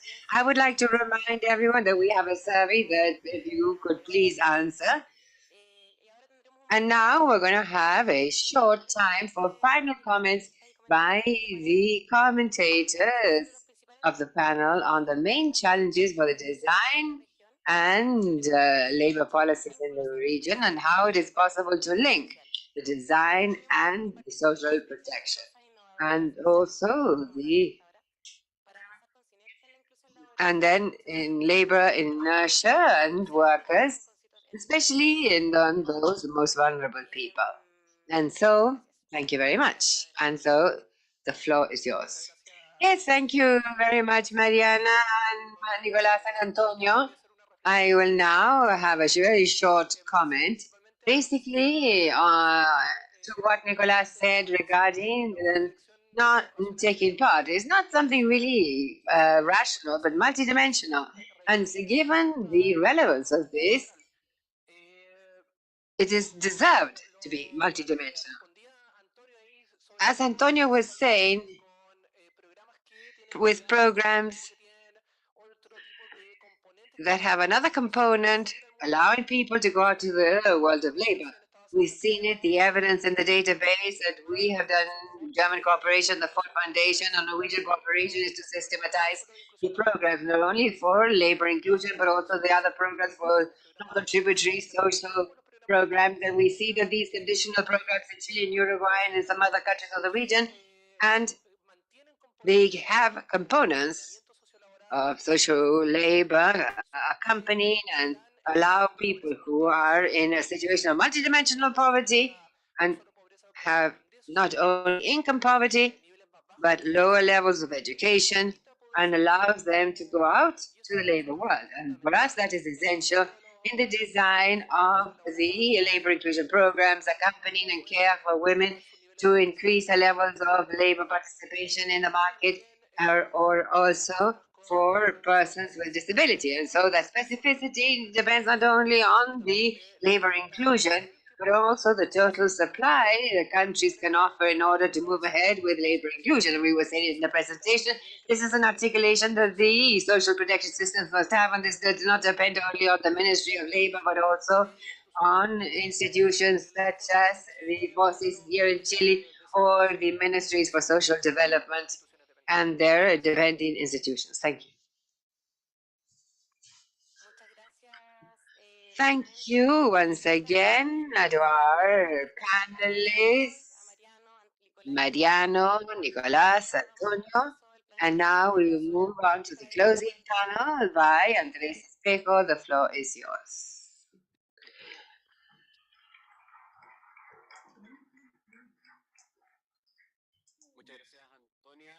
Thank you very much, Antonia. And now, this is the closing session of this third regional seminar on social development, promoting labor inclusion as a way to overcome inequalities, informality in Latin America and the Caribbean. In this closing panel, we will have a conversation with former directors and the current director of the Division of Social Development at ECLAC, and we've called it Challenges of Labor Inclusion in a Post-Pandemic Context. And we have here Andras Udhoff, currently independent international consultant, and was in charge of social development from 2006 to 2008. At the moment, he works at the University of Chile and a member of the Consultative Council, and also a member of Special Studies in ECLAC in 2000 through 2006. Also, Martin Oppenheim, he's online, and we thank you, Martin, for being there. Martin is a faculty member and speaker in social sciences, a philosopher, and was the officer in charge from 2004 and 5, and then became director from 2008 and 2014 of our division. Laís Abramo, we also thank you for having been the 3 days of the regional seminar at the moment in care of family and care in Brazil. She has a degree from the University of São Paulo, was the director of the Division of Social Development 2015 through 2019, and previously was the director of the ILO office in Brazil, and she directed this office for many years. And finally, our current director of the Division of Social Development, Mr. Alberto Arena de Mesa, who is here since 2021. And Director Alberto Arena has a PhD in economy from University of Pittsburgh as a Minister of Finance and Budget Director of the state of Chile. The idea here is to get into with some questions, but the important thing is that you then may continue the discussion. We're going to begin with Andres Uthoff, who has a short presentation. If maybe you could put it on the screen, and then we will hand over. No sé si está apagado.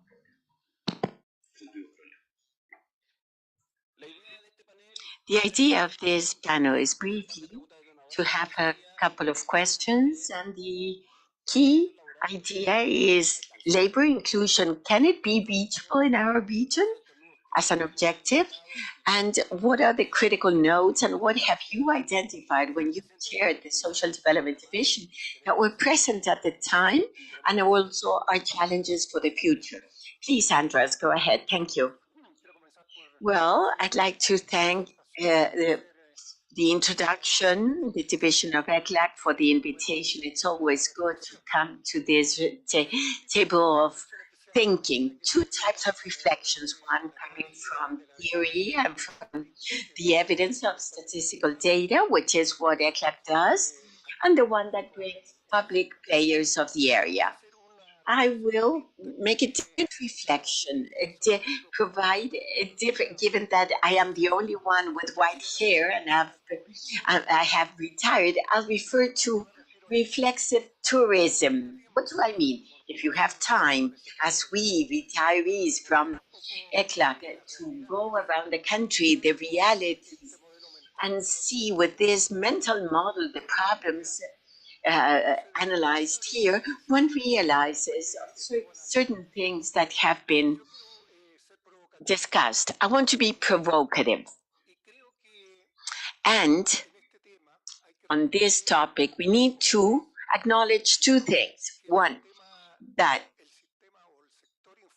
the informal sector of the economy is dynamic, attractive, and an important part of the social protection system, more than part of insertion in employment. It's part of the social protection system. How? Well, my first experience in the labor market was when I worked in ILO from 1977 to 1990.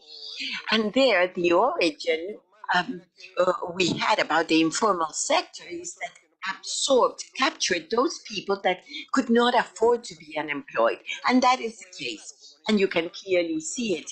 Occupational insertion, but also as a social protection system. So my reflection here is that there is an interesting area to address the informal sector as a sector that needs financing policies because it is protecting those that are there, not necessarily bringing them back to the formal system, but providing them with social protection. That is the origin of my presentation. I love the presentations of Antonio and Nicolas on their view of the institutions they're having. Some go in, some go out, but the informal sector will always be there, 20, 30, and 40. And I say this after my working life, after working in ILO, where we started to identify informality as an alternative to other job problems. And with my colleague Joe Ramos, we saw from the plane down, informal sector, 50%. And it wasn't that far from reality. That is the core of my presentation, the center.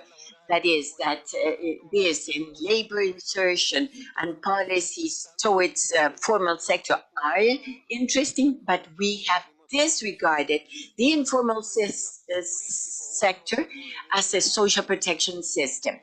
And one, tourism around labor life or working life, and labor market adjustment of Chile.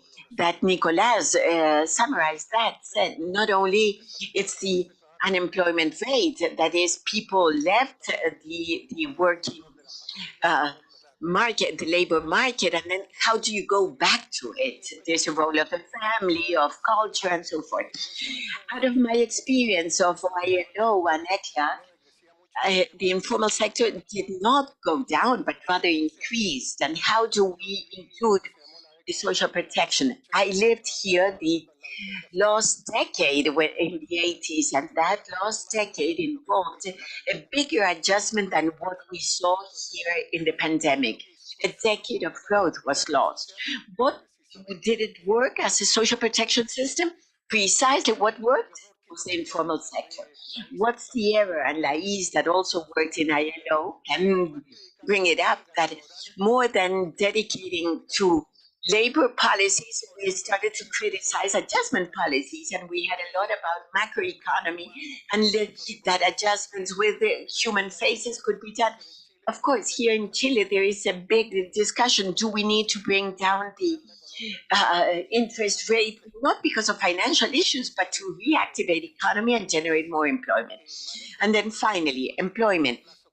Economic short and long term has been a resulting variable, not the target variable. We try to put that as the target variable. The discussion of central banks is employment should be a target to be considered by the central bank when defining policies. There's an ample debate on that.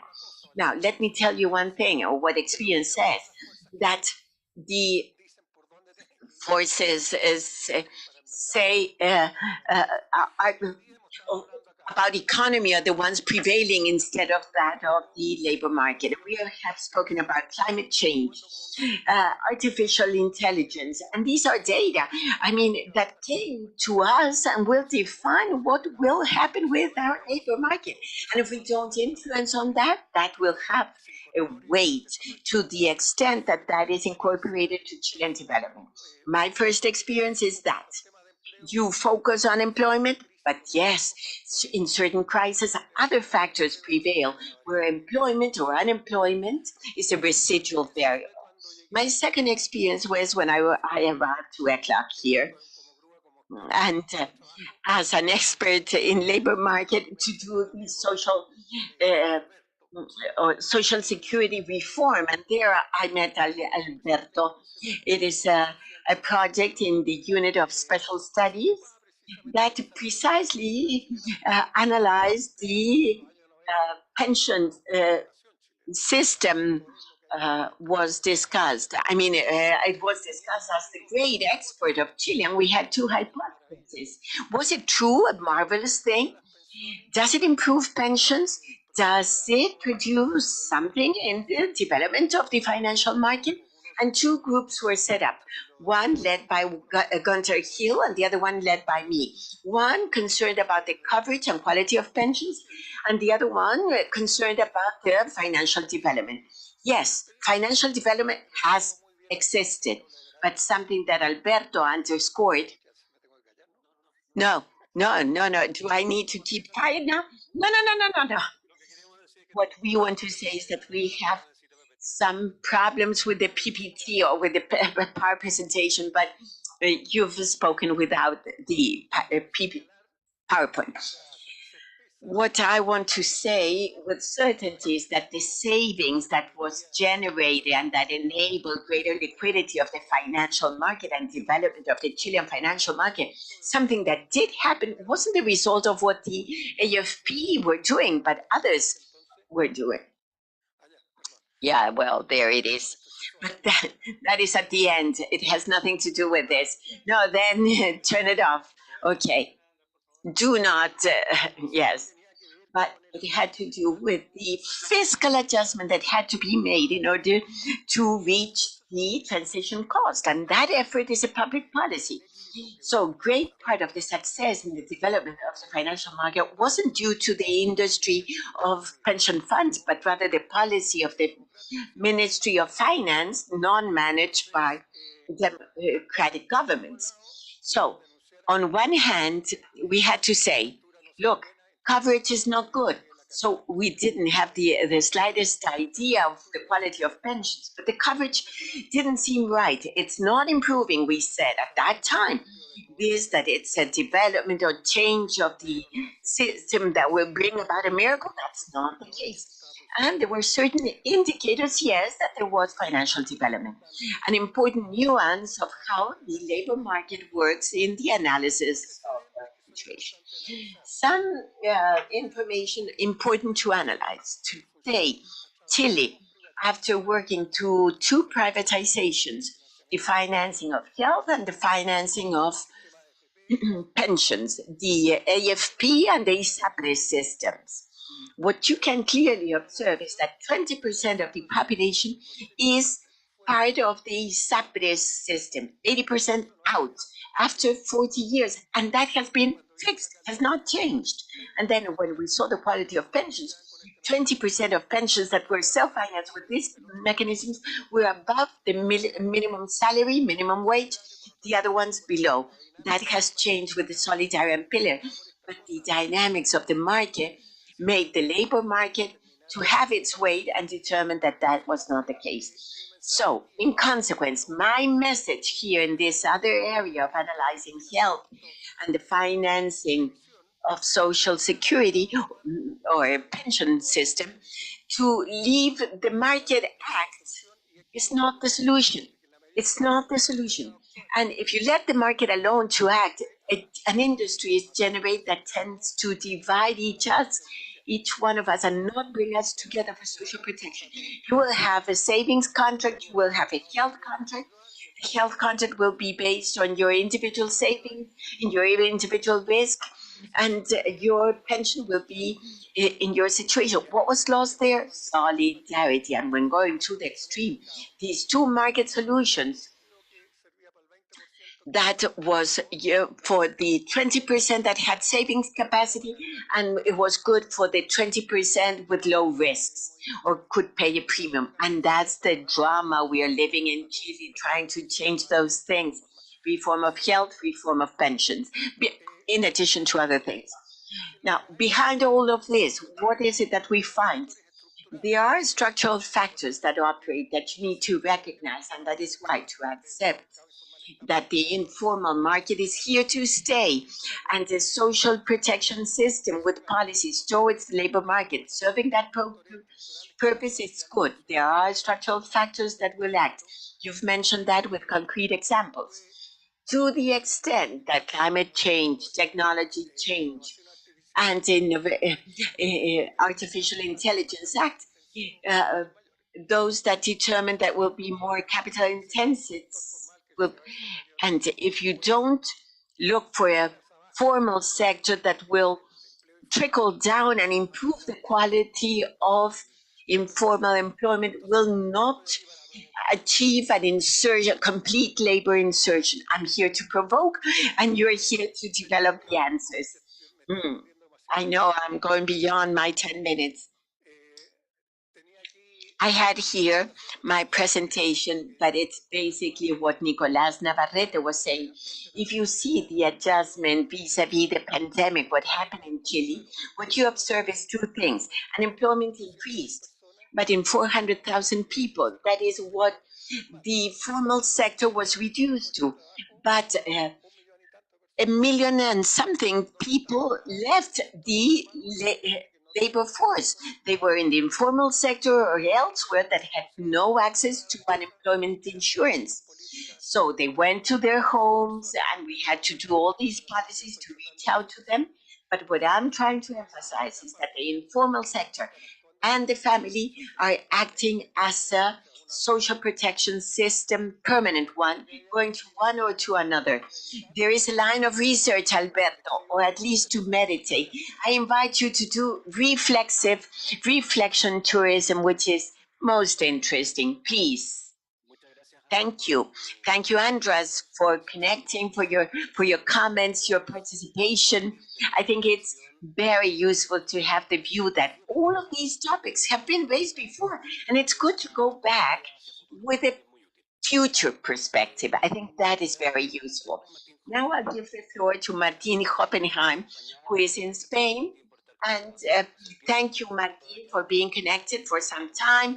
So it's late in Spain, so thank you very much. The floor is yours. Thank you, Andre. Can you hear me? Yes, indeed. Good afternoon. Thank you for the invitation. Let me first of all tell you, Andres, that you're not the only gray-haired man in the world. Aside from gray-haired, I am also bald. So it's a twofold quality that I enjoy. I also would like to say that a few years ago, I started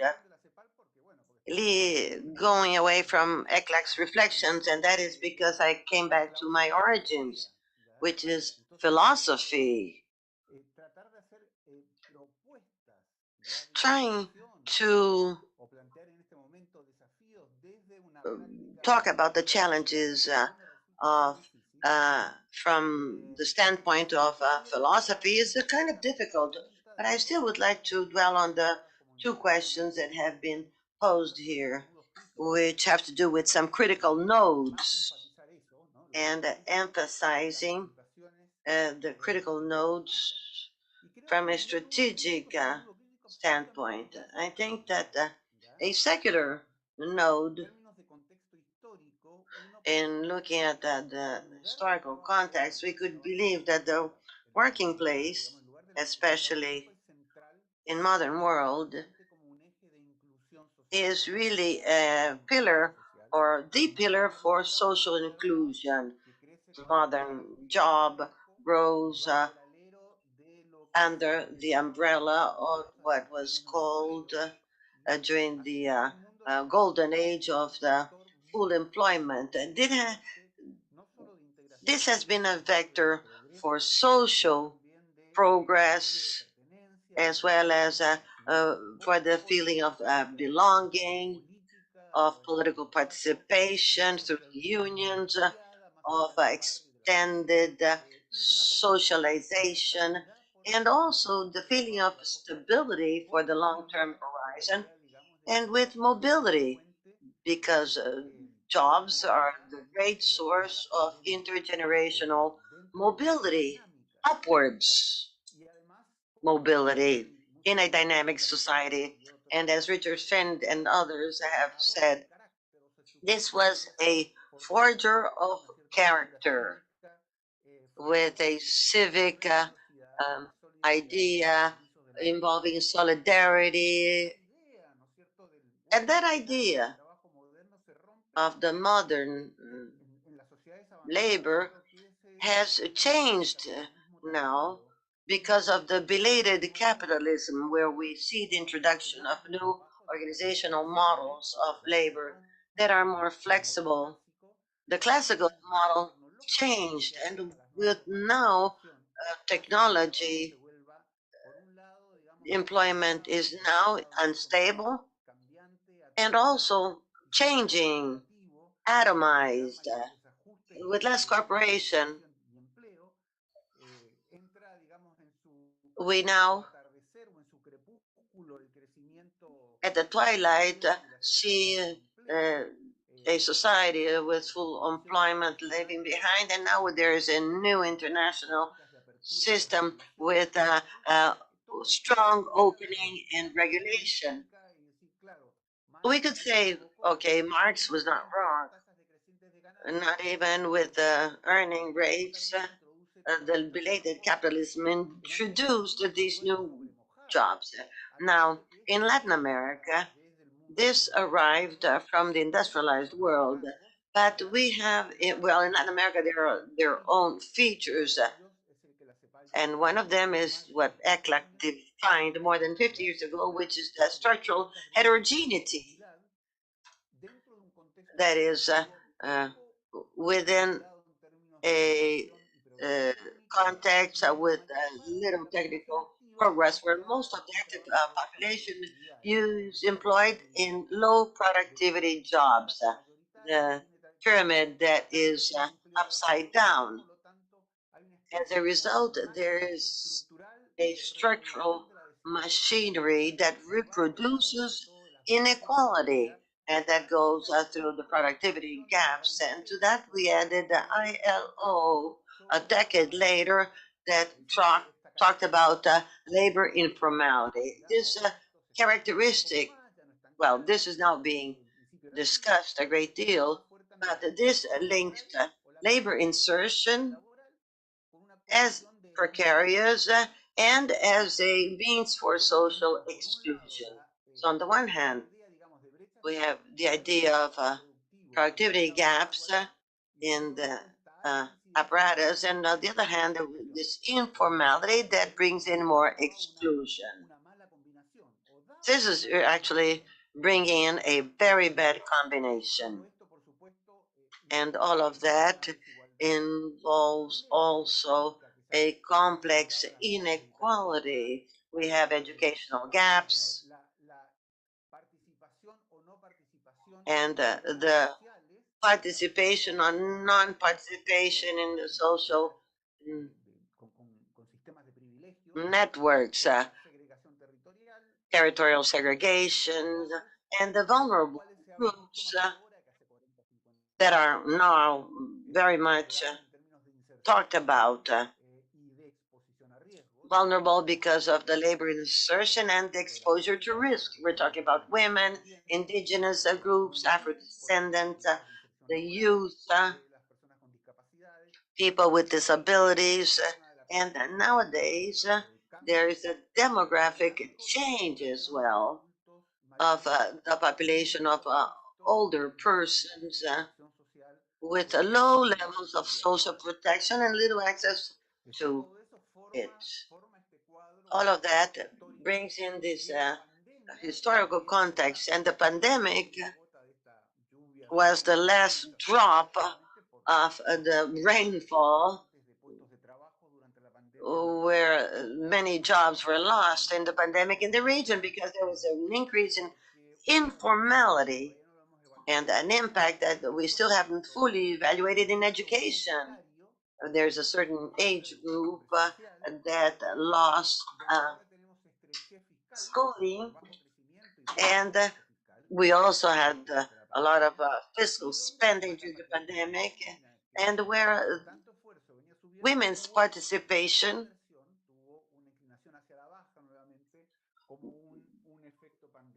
also suffered during COVID. So this is a critical situation. And in view of that situation and these critical nodes, I wanted to insist on two things. First of all, I don't know, this has been talked about, but it was part of the consultation for the seminar, and that has to do with this articulation nowadays of technological innovation, not only in the world of employment, but also in everyday's life. The technological innovation with a different labor organization. The change of the organizational model is part of technological innovation. It's like one other type of technology. But I think that what it's not obvious is that how far can we rethink of this articulation between technological innovation and organizational model? It seems to me that there is a trend towards a vicious circle in as much as the organizational models that have been leveraged by technology aim at atomizing jobs, aim at a sort of individualism that doesn't cooperate much, and brings in even more uncertainty, especially lately because of the new wave whereby we see a lot of free riders, platforms from which everybody goes on his own. And the question then is how far information systems or intermediation through technology can permit stronger ties with the labor world, but everything with a more organized way. So the first question has to do with this node that links means of organizing and the intense cooperation with information, technological advance, etc. A second node that is important to bear in mind, and here, by the way, there is a bias because for a long time I worked on that at ECLAC, and that has to do with youth or with the life cycle. That is actually part of one of the questions for this event. What happens with the life cycle and the labor inclusion? And why? Because at the youth is where we see the difference between the development of skills and employability. We do see more schooling, yes, but we also see issues whereby lack of employment is much higher than with the average of the occupied population. So there is an obstacle because there's no flow from transition into employment. We don't see the virtuous circle with better preparation in education and more inclusive access to jobs. I think that this brings in a new focus with the life cycle in facing labor inclusion, both at the beginning as well as at the end of the life cycle. In Latin America, we are in many countries at the end of the demographic bonus. We have a population that is 60 years and older that becomes larger. But the circumstance is always one whereby the social security system or what these adults live through in their own lifetime places them in view of a future that is not very promising, where there is a uncertainty and precarious access to health systems, for example. This is something very, very troubling, very serious. And facing labor with this new life cycle is fundamental. And in conclusion, I'd say there's so many problems involved. There's a shopping list of financial resources, technical resources, structural changes in order to face all of this, making it all unbearable. But let me go back to a document that was published by ECLAC in 2014 that had to do with the pact here in Chile. The pact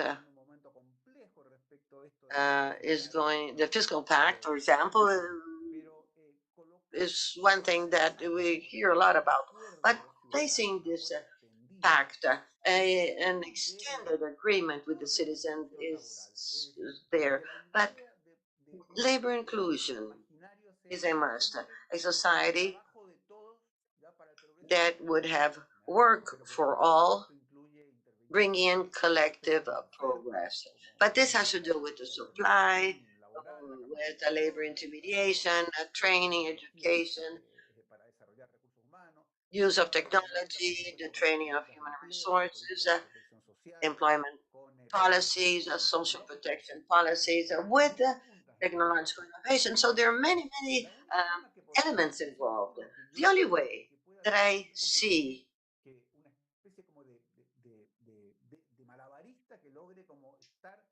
is for people to have to juggle through all of this on a platform. The only way I see this is through a pact, a covenant, a long-term pact with a strategic view. Nothing can be done immediately, but I would say that this involves a lot. Dignity of human jobs, the recognition of efforts, through retribution, room for participation, symbolic recognition, midterm stability, social cohesion. We're not just talking about having a job. We're talking about many other cross-cutting elements. So this fact involves a strategic view, the idea of gathering around a job, trying to rebuild the social mesh that is suffering a great deal today. I think that's the only thing I can bring to you. It's the only thing that comes to my mind in view of this tremendously ambitious task. But that would be it. That's my contribution. Thank you for your attention. Muchas gracias. Thank you, Martin. Thank you for how clear you are in your ideas that really summarize what we have been working on and discussing on the seminar. Prior to offering the floor to Liza Ramo, we have the photographer here. We have a little gift for you. So let's see how you all look in the picture.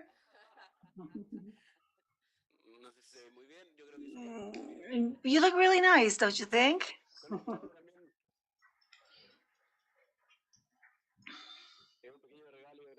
It's a small gift, and thank you for all the time that you were in the social development section. So, Liz, please, you have been acknowledged.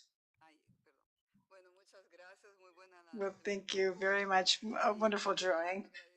I wanted to thank Alberto and the whole team of social development for the seminar and how you're closing it. It was a very interesting way of doing it. I'm very happy of being here, participating in the conversation. And of course, I wanted to start with something very similar to what that drawing is showing.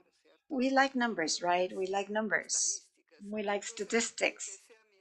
So I started looking here from what the presentation had for us. We have different directors, and I wanted to mention Ms. Chiquini that was here between us, Alberto, right? Of the four of us that are here, two of us have a PhD in doctors, one PhD in philosophy, and one PhD in sociology. 3 men, one woman, and I will not be talking about nationalities, but there's also something very interesting. We, in our life stories and professions, we are all going between work and social development. With Andras, we met in ILO and CREAL, to be more specific. With Alberto, we met when he was a consultant in the ILO in gender perspectives. Martin, out of what I know, he was not in the ILO, but he was in the PET. And he wrote a book that it's a classical book in terms of concept of labor.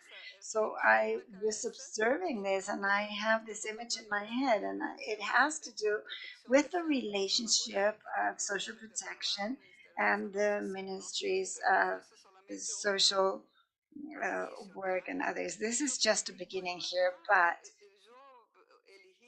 out of the critical points and the topics that are related to that very large discussion agenda, of course, I chose inequality, structural inequalities that are characterizing the societies and the labor market in Latin America, and the inequality matrix that was discussed in this seminar in different areas.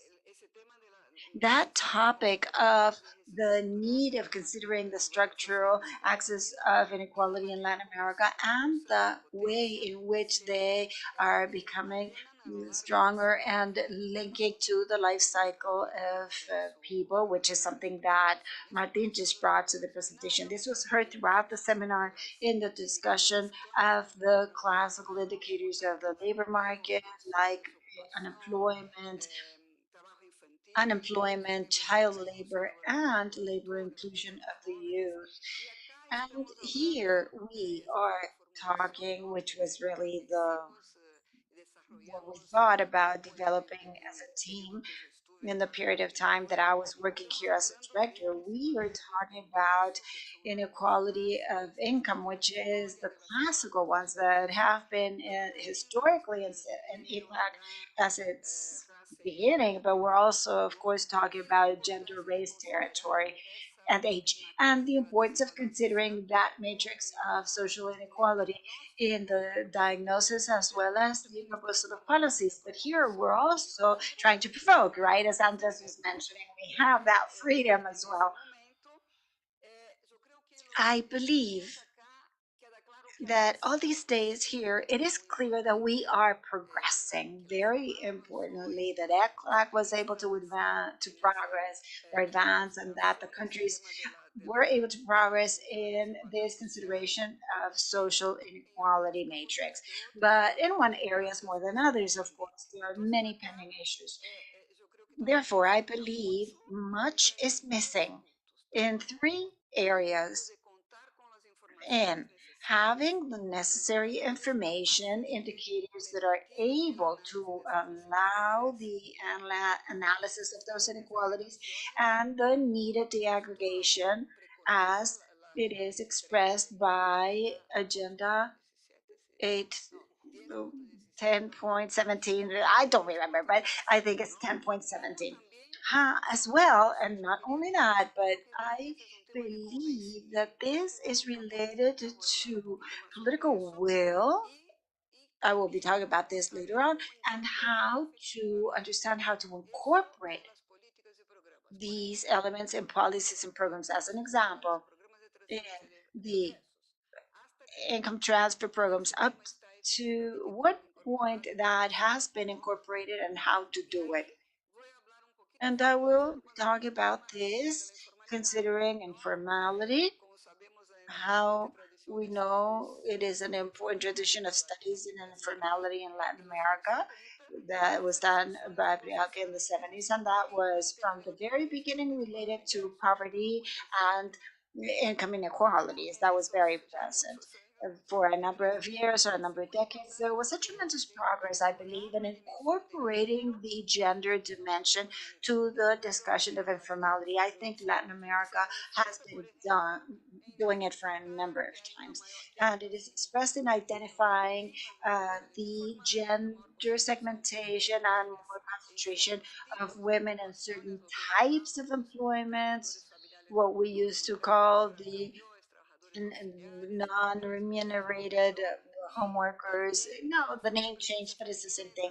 And of course, women in the paid home services.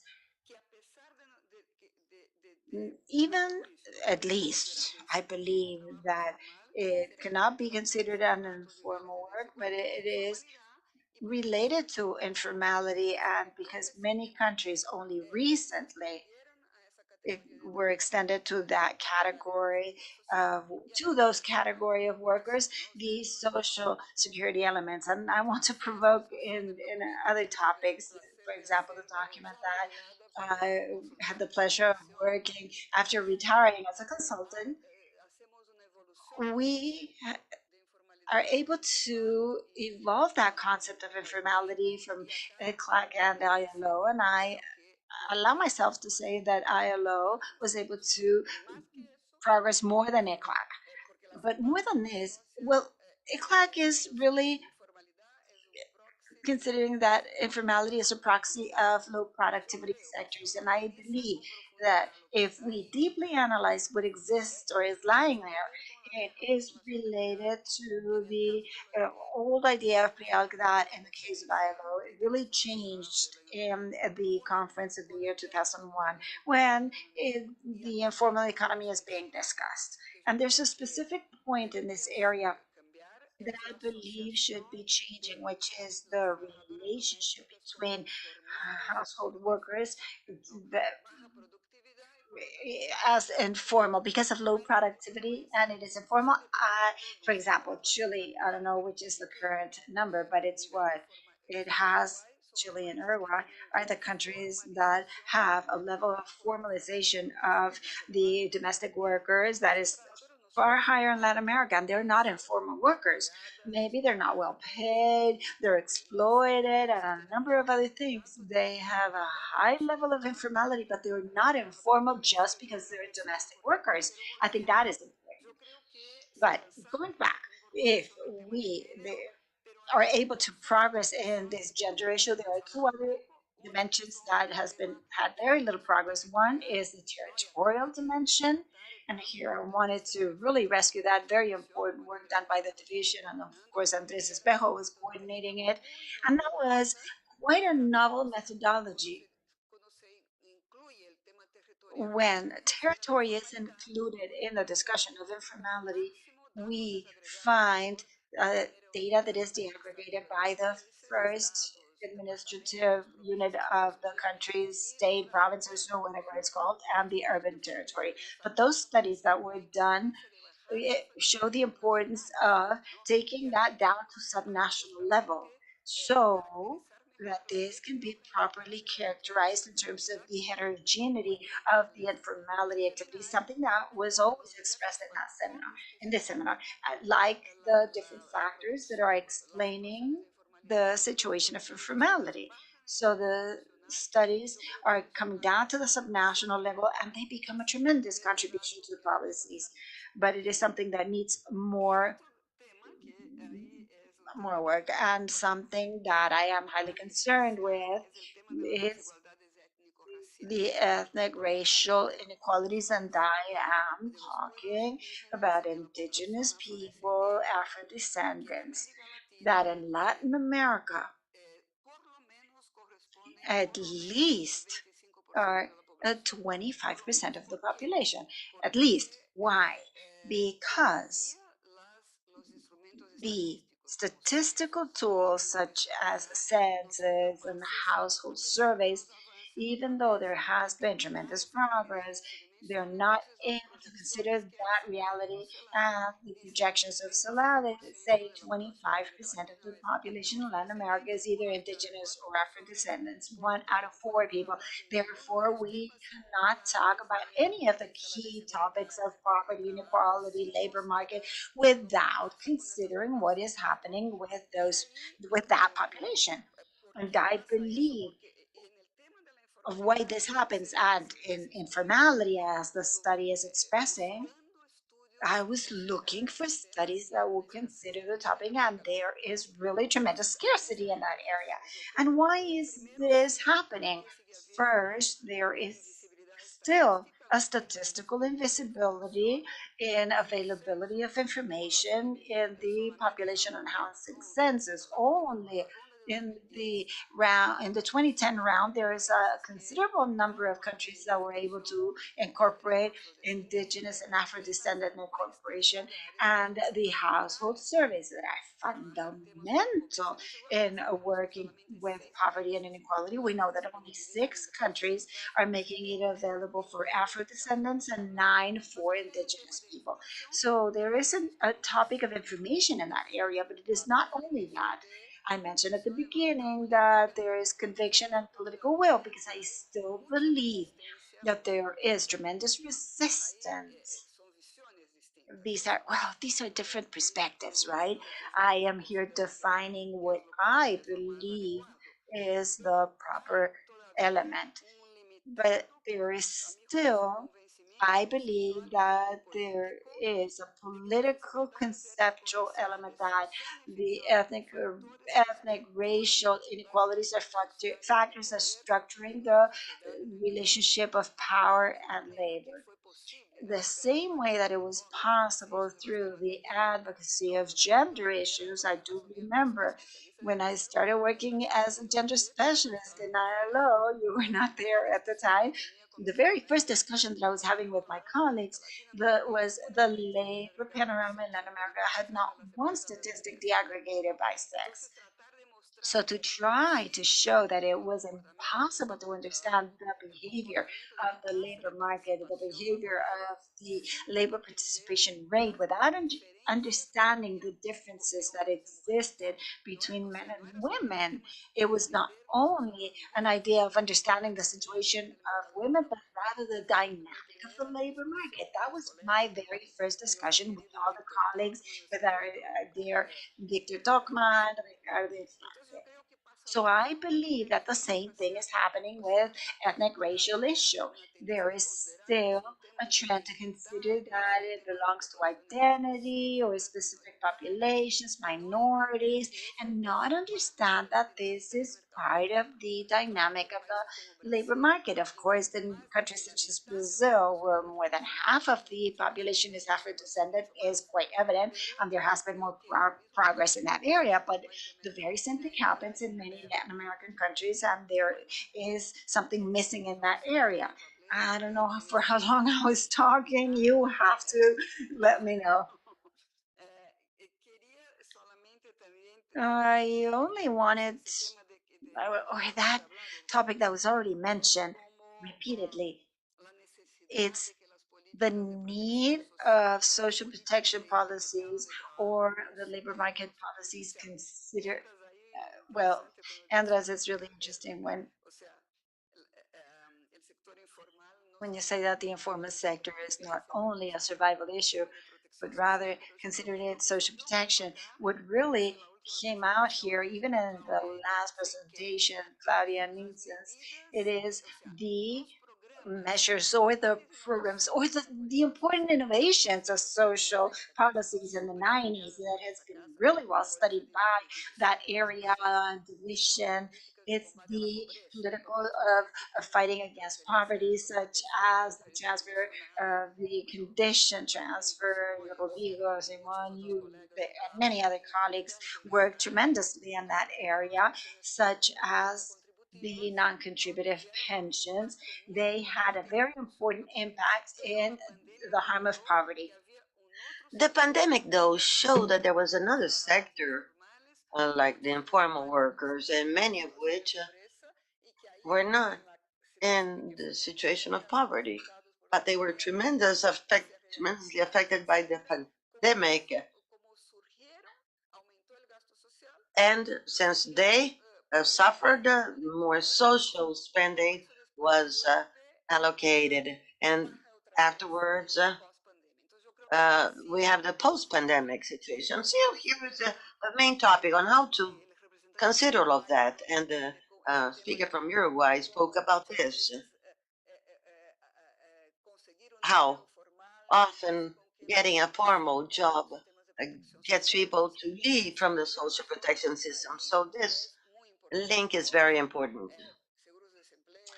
And unemployment, insurance, severance pay, or money transfers, so that this population may be protected, especially during crises. The design of the Bolsa Familia system under President Lula has precisely tackled this. And finally, I'm afraid I have spoken too much or too long. I would like to talk about what I do in the Brazilian government, that is the care system policies. This has already been mentioned here on different occasions. But I'd like to say that undoubtedly this is something central crucial for labor inclusion. If you wish to include the people who have been excluded from the job market without access to quality jobs, then the women become at the center of that. And yes, this is crucial. And that is the cause of inequality, but not the only one. There's another issue that is the racial issue. The care system in Latin America is not just in the hands of women, it is also racial, especially affecting Afro-descendants and indigenous people. In Brazil, for example, 45% of all care professions is in the hands of Afro-descendants. And even though I don't have statistics for other countries, I think this something similar occurs. in Latin America, either Afro-descendants women or indigenous women. So this is extremely important. We also know that the burden of care is needed because everybody will need care one time or another. And we know that women are the ones that are mainly in charge of that. The women, I think 40% more of that care is at hand of poor women. So I would say that getting rid of this node is a must. Rather than thinking about the hours that people have available to devote to the job markets,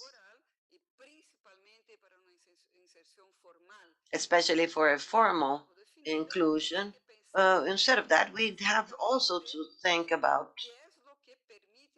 what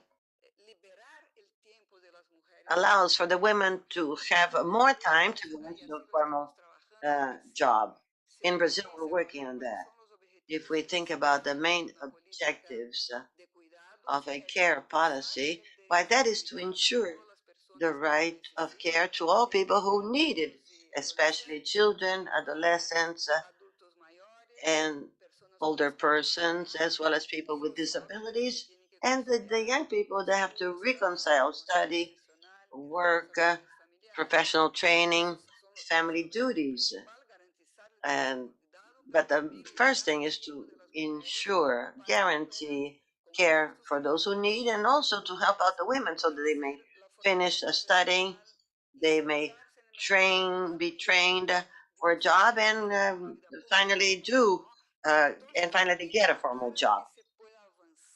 In order to make headway in the labor insertion, as Alberto well said, and as we heard at the opening, this is fundamental, and it's also part of the sustainable development and for the possibility of going towards more equal democratic societies. And for that, we have to free women's time so that they may go into the formal employment. In the case of Brazil, for example, if we were to ask people who are out of a job, or also people who left from the pandemic, lost their jobs, and others because they had to take care of the kids or of the older persons because schools were closed, and one wonders why don't they go back to the labor market? Well, that is a good question. Why aren't they looking for a job? Well, 30% of women say because they are devoted to household work, and only 2% of men say so. If we were to disaggregate that amongst the women, those that have children from 4 to 5 years of age, they're probably younger women, 54% of them are not looking for a job because they have to care for the kids. And those that have kids from 0 to 3 years of age, more than 60%. So I would say that if we don't have public policies, if we don't go forward in this, and Latin America has made progress, such as in Uruguay, that is a pioneer country, and Chile, Argentina, Mexico, Dominican Republic, Colombia, are making headway in the building of a care system, in the construction of a care system. Without doing this, we won't be able to get rid of one of the big nodes for labor access. And finally, I would mention something about the Pact for Equality. as part of these pacts, we would have to include repacting the social care organization. We have to redo this, both within families, between men and women, also between family, state, community, and firms. This is important. We should also consider that the policies for care systems must be part of social protection.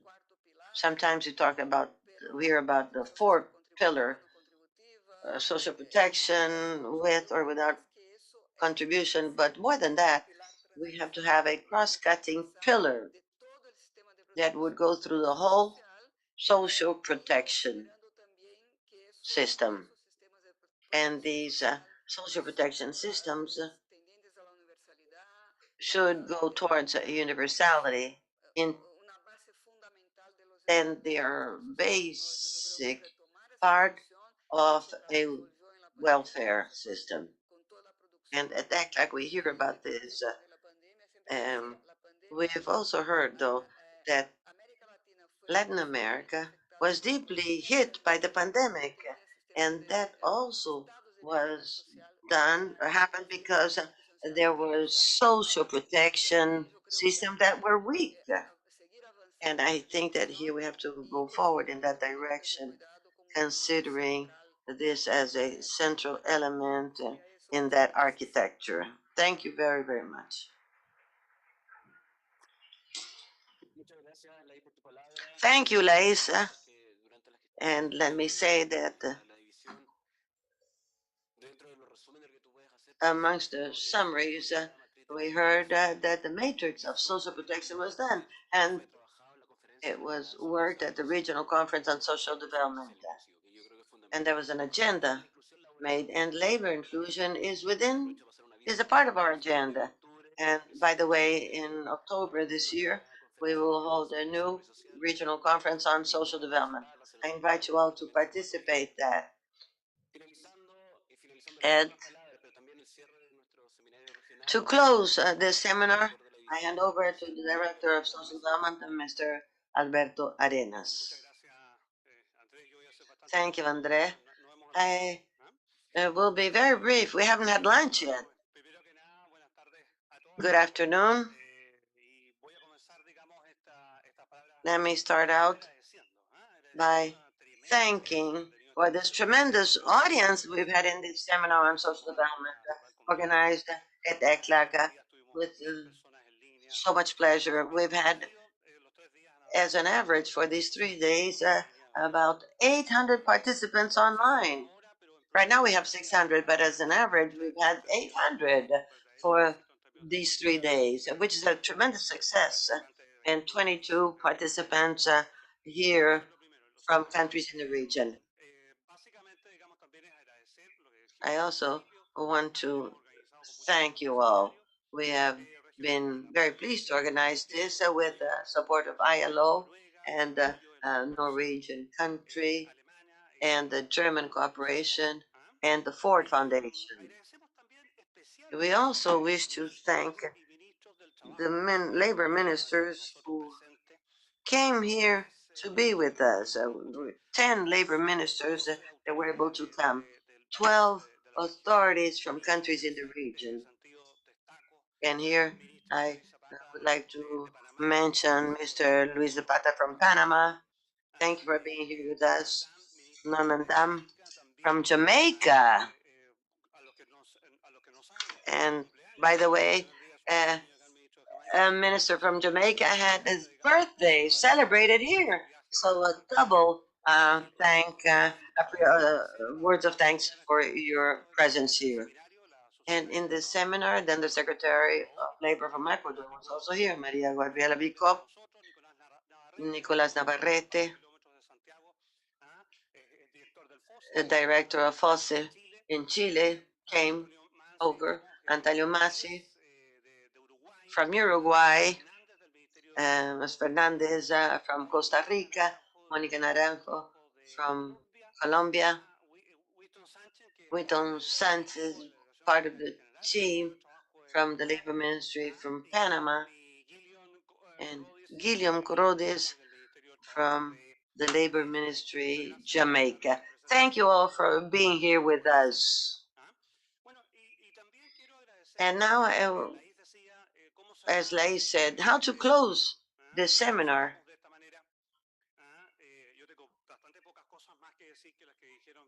I really have not much to add to what has already been said here, but I have a special thanks to the former director of a social development division that has kindly been available to share words with us. And I would like to emphasize something. Ella lo decía. He was expressing it. Andres was expressing that in the 90s, and Chile was very different. I would say it was one of the first ones in an international organization to publish a declaration on the NUSTA, to really have a comment placed in the public voice about the pension systems that was at the time. Well, of course, he did not have gray hair. He would receive us that was so young and researchers that were approaching this social protection topic. So thank you, Andres. To Martin. Martin, I don't know if he's still connected or not. Martin, it is wonderful if you're still connected. He is 6 hours ahead. I hope you had lunch, Martin. He's in Spain and he wrote to us saying, I will not be here. I will be connected from my cell phone, but I will be with you. And I really want to highlight the fact that Martin really left important footprints here. He had a tremendous contribution in terms of equality. That is a document that I believe there is a before and after, placing the this discussion in right in the midst of everything. And Martin has a whole topic. He said, look, I don't know what I will be proposing, but I will be proposing pacts. Of course, he really worked to end pacts of equality. So that is a significant presentation. And Lays, of course, is not that Lays and others are not part of home, but today she is the national uh, uh, secretary of care for different activities, and really want to thank her for being here. And if I wanted to highlight what she was doing in the 5 years she was as a director, we have been discussing for 3 days labor inclusion. And in all of the participations, at least the ones for social development division, we were always talking about inequality, and we were always talking about the matrix of social development. And that is a document of the 2016 that, if yes, we were mentioning with Lies that it is not that it was hard for us, but it was really hard, not because of the technical aspect, but rather because of this matrix of inequality. Sounds so obvious, but we have to mention it, that inequality is not only the difference in wages, but inequality has other elements that are all linked or intertwined. And many times they explain the inequality that exists in these countries, and of course are conditioning the type of policies that we have to carry out to work on this. And it is in this sense that I would really like to thank. This is not under protocol, but we have been doing it from the social division. And I want to thank all of the team of social development, the whole team that has made this third regional seminar on social development, and especially for the moderator. You saw him yesterday as a moderator or presenting, and yes, Andres has been in charge of this regional seminar in the division. He leads the strategic line in the area of labor inclusion. So thank you very much for this work. And he has been supported by the whole staff, by all of the consultants, by all of the interns that I see here. And of course, we have been supported by Mariana Wepe, Maria Palma, Daniela Neos, she's hiding there, and we have Nancy Rivas as well. So thank you very much. Before ending, I'm not over yet. Let's give them a round of applause.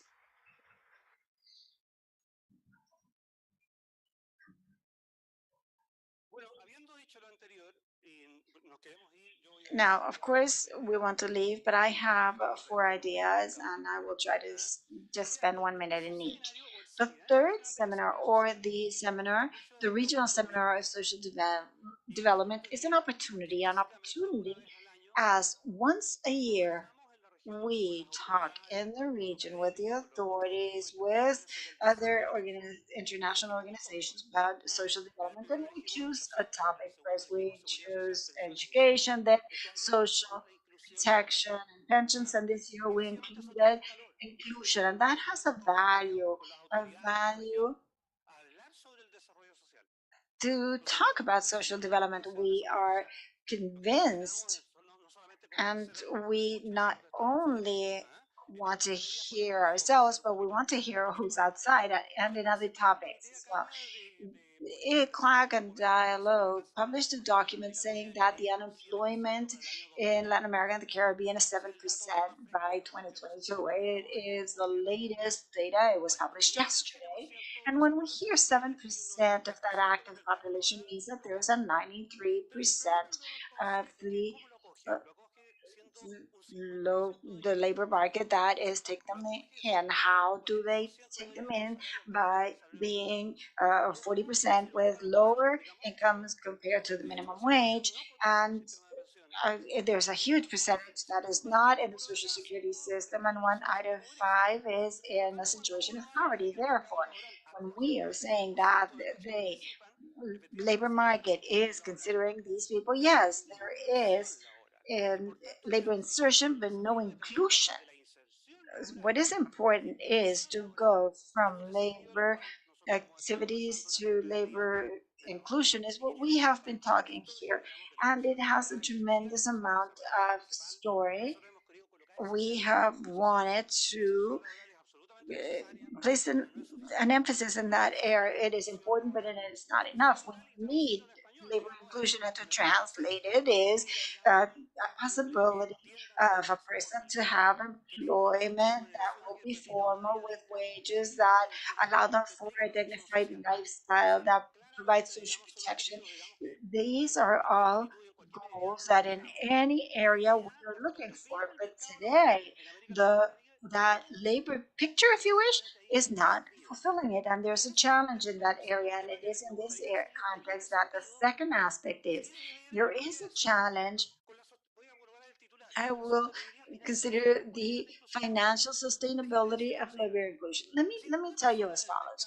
Somebody in labor market, people in general, maybe 40, 45, they spend 40, 45, 50 years in this area. They enter when they're what, 20, and they end, I don't know, 50 years after. Well, nowadays life expectancy, of course, has increased, and there's a whole aspect, but they end up being 50 years involved in this. But there are also millions of people who are, Andres was saying that the employed people is 290 million people, but I only mentioned the characteristics of those employed people. We're talking 150 million people that have those characteristics, right? So we're saying that there is a very important period of time in the lifetime. And let me just give you some information. For Latin America and the Caribbean, there's 0.4% of the GDP spent in labor policy. Something doesn't fit here. It's 50 years of your life, 150 million people, but there's only an expenditure of 0.4% of the GDP. So it's not only labor, it's also fiscal, political. There is a political will to include resources into this area. As Andres was saying, the labor market by itself does not solve this. We all know that the inequality that exists only in the labor market is the worst one in the world, right? It is in this sense that these are the needs of PACS on how to generate knowledge in labor inclusion, so that we can really push that frontier of what is possible, so that the design of labor inclusion policies are not only in design, but also implementation, and that has a financial dimension. if the governments of Latin America or the countries of Latin America are only providing 0.4%, Rodrigo is correcting me, it's 13%, 13% of the GDP. 0.4 in labor policies. We have an important topic there, and not because we do not have a diagnosis, it is not because we do not have a proposal, but rather we are missing a fiscal pacts that allow for other elements that it's a resource allocation. But we have also been talking about inequality, right? I do remember that the Brazilian professor, Mr. Ferreira, he was saying something very simple. It is, of course, if we talk about the Gini effect or Gini index, the worst one is the Latin America and the Caribbean region. It is not as of today, it's been historically like this. And that income Gini is mainly explained by the labor market. Therefore, the labor inclusion policies that pretend to have these characteristics is not only in the area of labor market, but as the title of this the seminar is saying, is to promote labor inclusion to reduce inequalities and informality in the region. It is multidimensional. It is not only for the labor world. And that is a challenge. When we define policies, it's defined for a certain sector. But this one is multidimensional, where not all sectors are working like this. And just to close in this context, I believe that labor inclusion policies require being comprehensive, it requires strategies. And I would highlight comprehensiveness because labor policies are related to macro policies. It's linked to social development, as we mentioned it on the very first day. Labor protection, care, health, but it requires three links. The first one, Claudia Nissen this morning, Andres also mentioned it, is labor inclusion with social protection.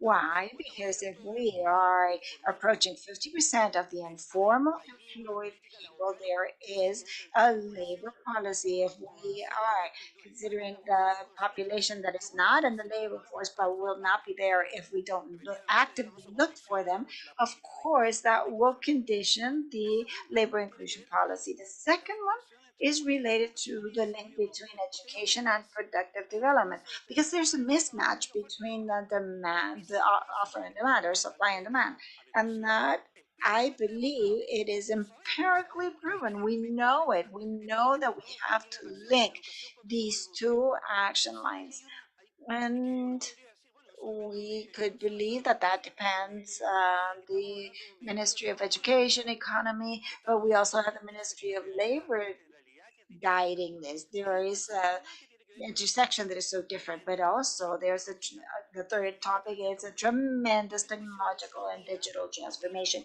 that is really, really dominating other effects in this area. If that dimension is not contemplated, that will be defining the policies into the future, of course. And I would like to close by saying that these are comprehensive policies, but they're also strategic. And when I'm saying they are strategic policies, it is because we basically at ICLAC are convinced, but we are really convinced that the region needs a new type of development, not only this development that we call it sustainable development in three dimensions. And one of those dimensions is the inclusive labor development or social development. Why do I believe that these policies are strategic? Because they should not only be serving to the labor world, but should be inserted into a strategy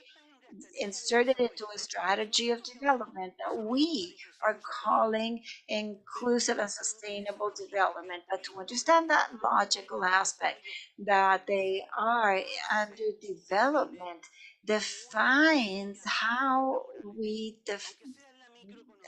design these policies. It is linked to the strategy of development, and we will be convinced about this. We will be really taking important steps to move forward into a sustainable strategy, which is by strengthening sustainable development. So hopefully all of us here and others we will meet in 2024 in the fourth regional social development seminar. Yes, Andres, you will be invited. So thank you very much for your participation, and we are very happy of this closing session. I'm sorry if I went a bit too long, and I would like to thank all that were here with us virtually, but of course our colleagues here. I can see Anna for your participation, Ramon and others. See you soon. Thank you.